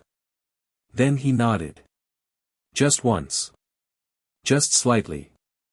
"I see you. I know what you are. And I'm not going anywhere." Dumbledore's eyes closed briefly. When they opened, the twinkle was gone entirely, and what was left was raw, unguarded, and as close to honest as Albus Dumbledore had been in a very long time. He looked away first. "Let the feast begin," he said quietly, and the food appeared, and the hall erupted into celebration, and the moment was over. Later that evening, after the feast, after the goodbyes and the promises to write and the last-minute packing and the chaos of 400 students preparing to leave for the holidays, Harry stood alone in the entrance hall. The castle was quiet. The students had retreated to their common rooms for the last night. The corridors were empty, the torches burning low, the portraits dozing in their frames. Outside, the snow had started again, falling soft and thick past the tall windows, and the grounds were silver under a sky full of stars. Harry felt the castle's magic wrap around him, gentle, warm, the embrace of a building that had watched over children for 1,000 years and would watch over them for 1,000 more. He felt his own magic respond, reaching out, intertwining, the human and the ancient meeting in the space between heartbeats. He thought about the year. The collapse in Gringotts. The siphons. The removal. The letters. The training. The train. The sorting. The classes. The troll. The stone. The wraith. He thought about the year to come. The investigation. The Wizengamot. the political battles that would make the fight with Voldemort look simple. The Horcruxes, still out there, still tethering a broken soul to the living world. The friends he'd made and the enemies he'd earned and the allies who waited, Griphook in his office, Ragnarok on his throne, Bones at her desk, Flitwick on his stack of books, McGonagall in her tartan, and yes, even Snape in his dungeon, grudging and hostile and slowly, painfully beginning to see. He thought about his parents. James, who had loved him enough to write a letter of warning. Lily, who had loved him enough to die. Be kind, because kindness is the hardest form of strength.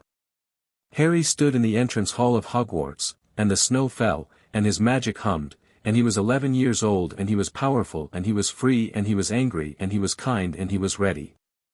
Footsteps behind him. Hermione and Neville, coming down the stairs, drawn by some instinct or some magic or just the simple gravitational pull of friendship. "What are you doing down here?" Hermione asked. "Thinking." "About what?" Harry looked at them, his first friends, his best friends, the people who had stood beside him when the world tilted and hadn't flinched. Neville, who was learning to stand up straight. Hermione, who was learning that being brilliant didn't mean being alone. "Next year," Harry said. Neville grinned. "Should we be worried?" "Probably." "Brilliant," Hermione said. "I'll start reading." Harry laughed. Not a calculated sound, not a strategic choice, not a move on any board. Just a laugh, genuine, warm, surprised out of him by the absurdity and the wonder of it all, this impossible life, this magical world, these people who had decided, for reasons he still didn't fully understand, that he was worth believing in. They stood together in the entrance hall of Hogwarts, and the snow fell, and the castle breathed around them, and somewhere in the deep halls of Gringotts a goblin king raised a glass, and somewhere in a ministry office a stern woman opened a sealed envelope, and somewhere in the shadows a broken wraith fled into the darkness nursing its wounds and its fear, and somewhere in a tower an old man sat alone with the ruins of his certainty and wondered if there was still time to be better. The game was not over. The war was not won. The board was vast and the pieces were many and the moves ahead were more complex than any single mind could fully grasp. But Harry Potter was standing. Unchained, unbroken, unafraid. And the world had better get used to it.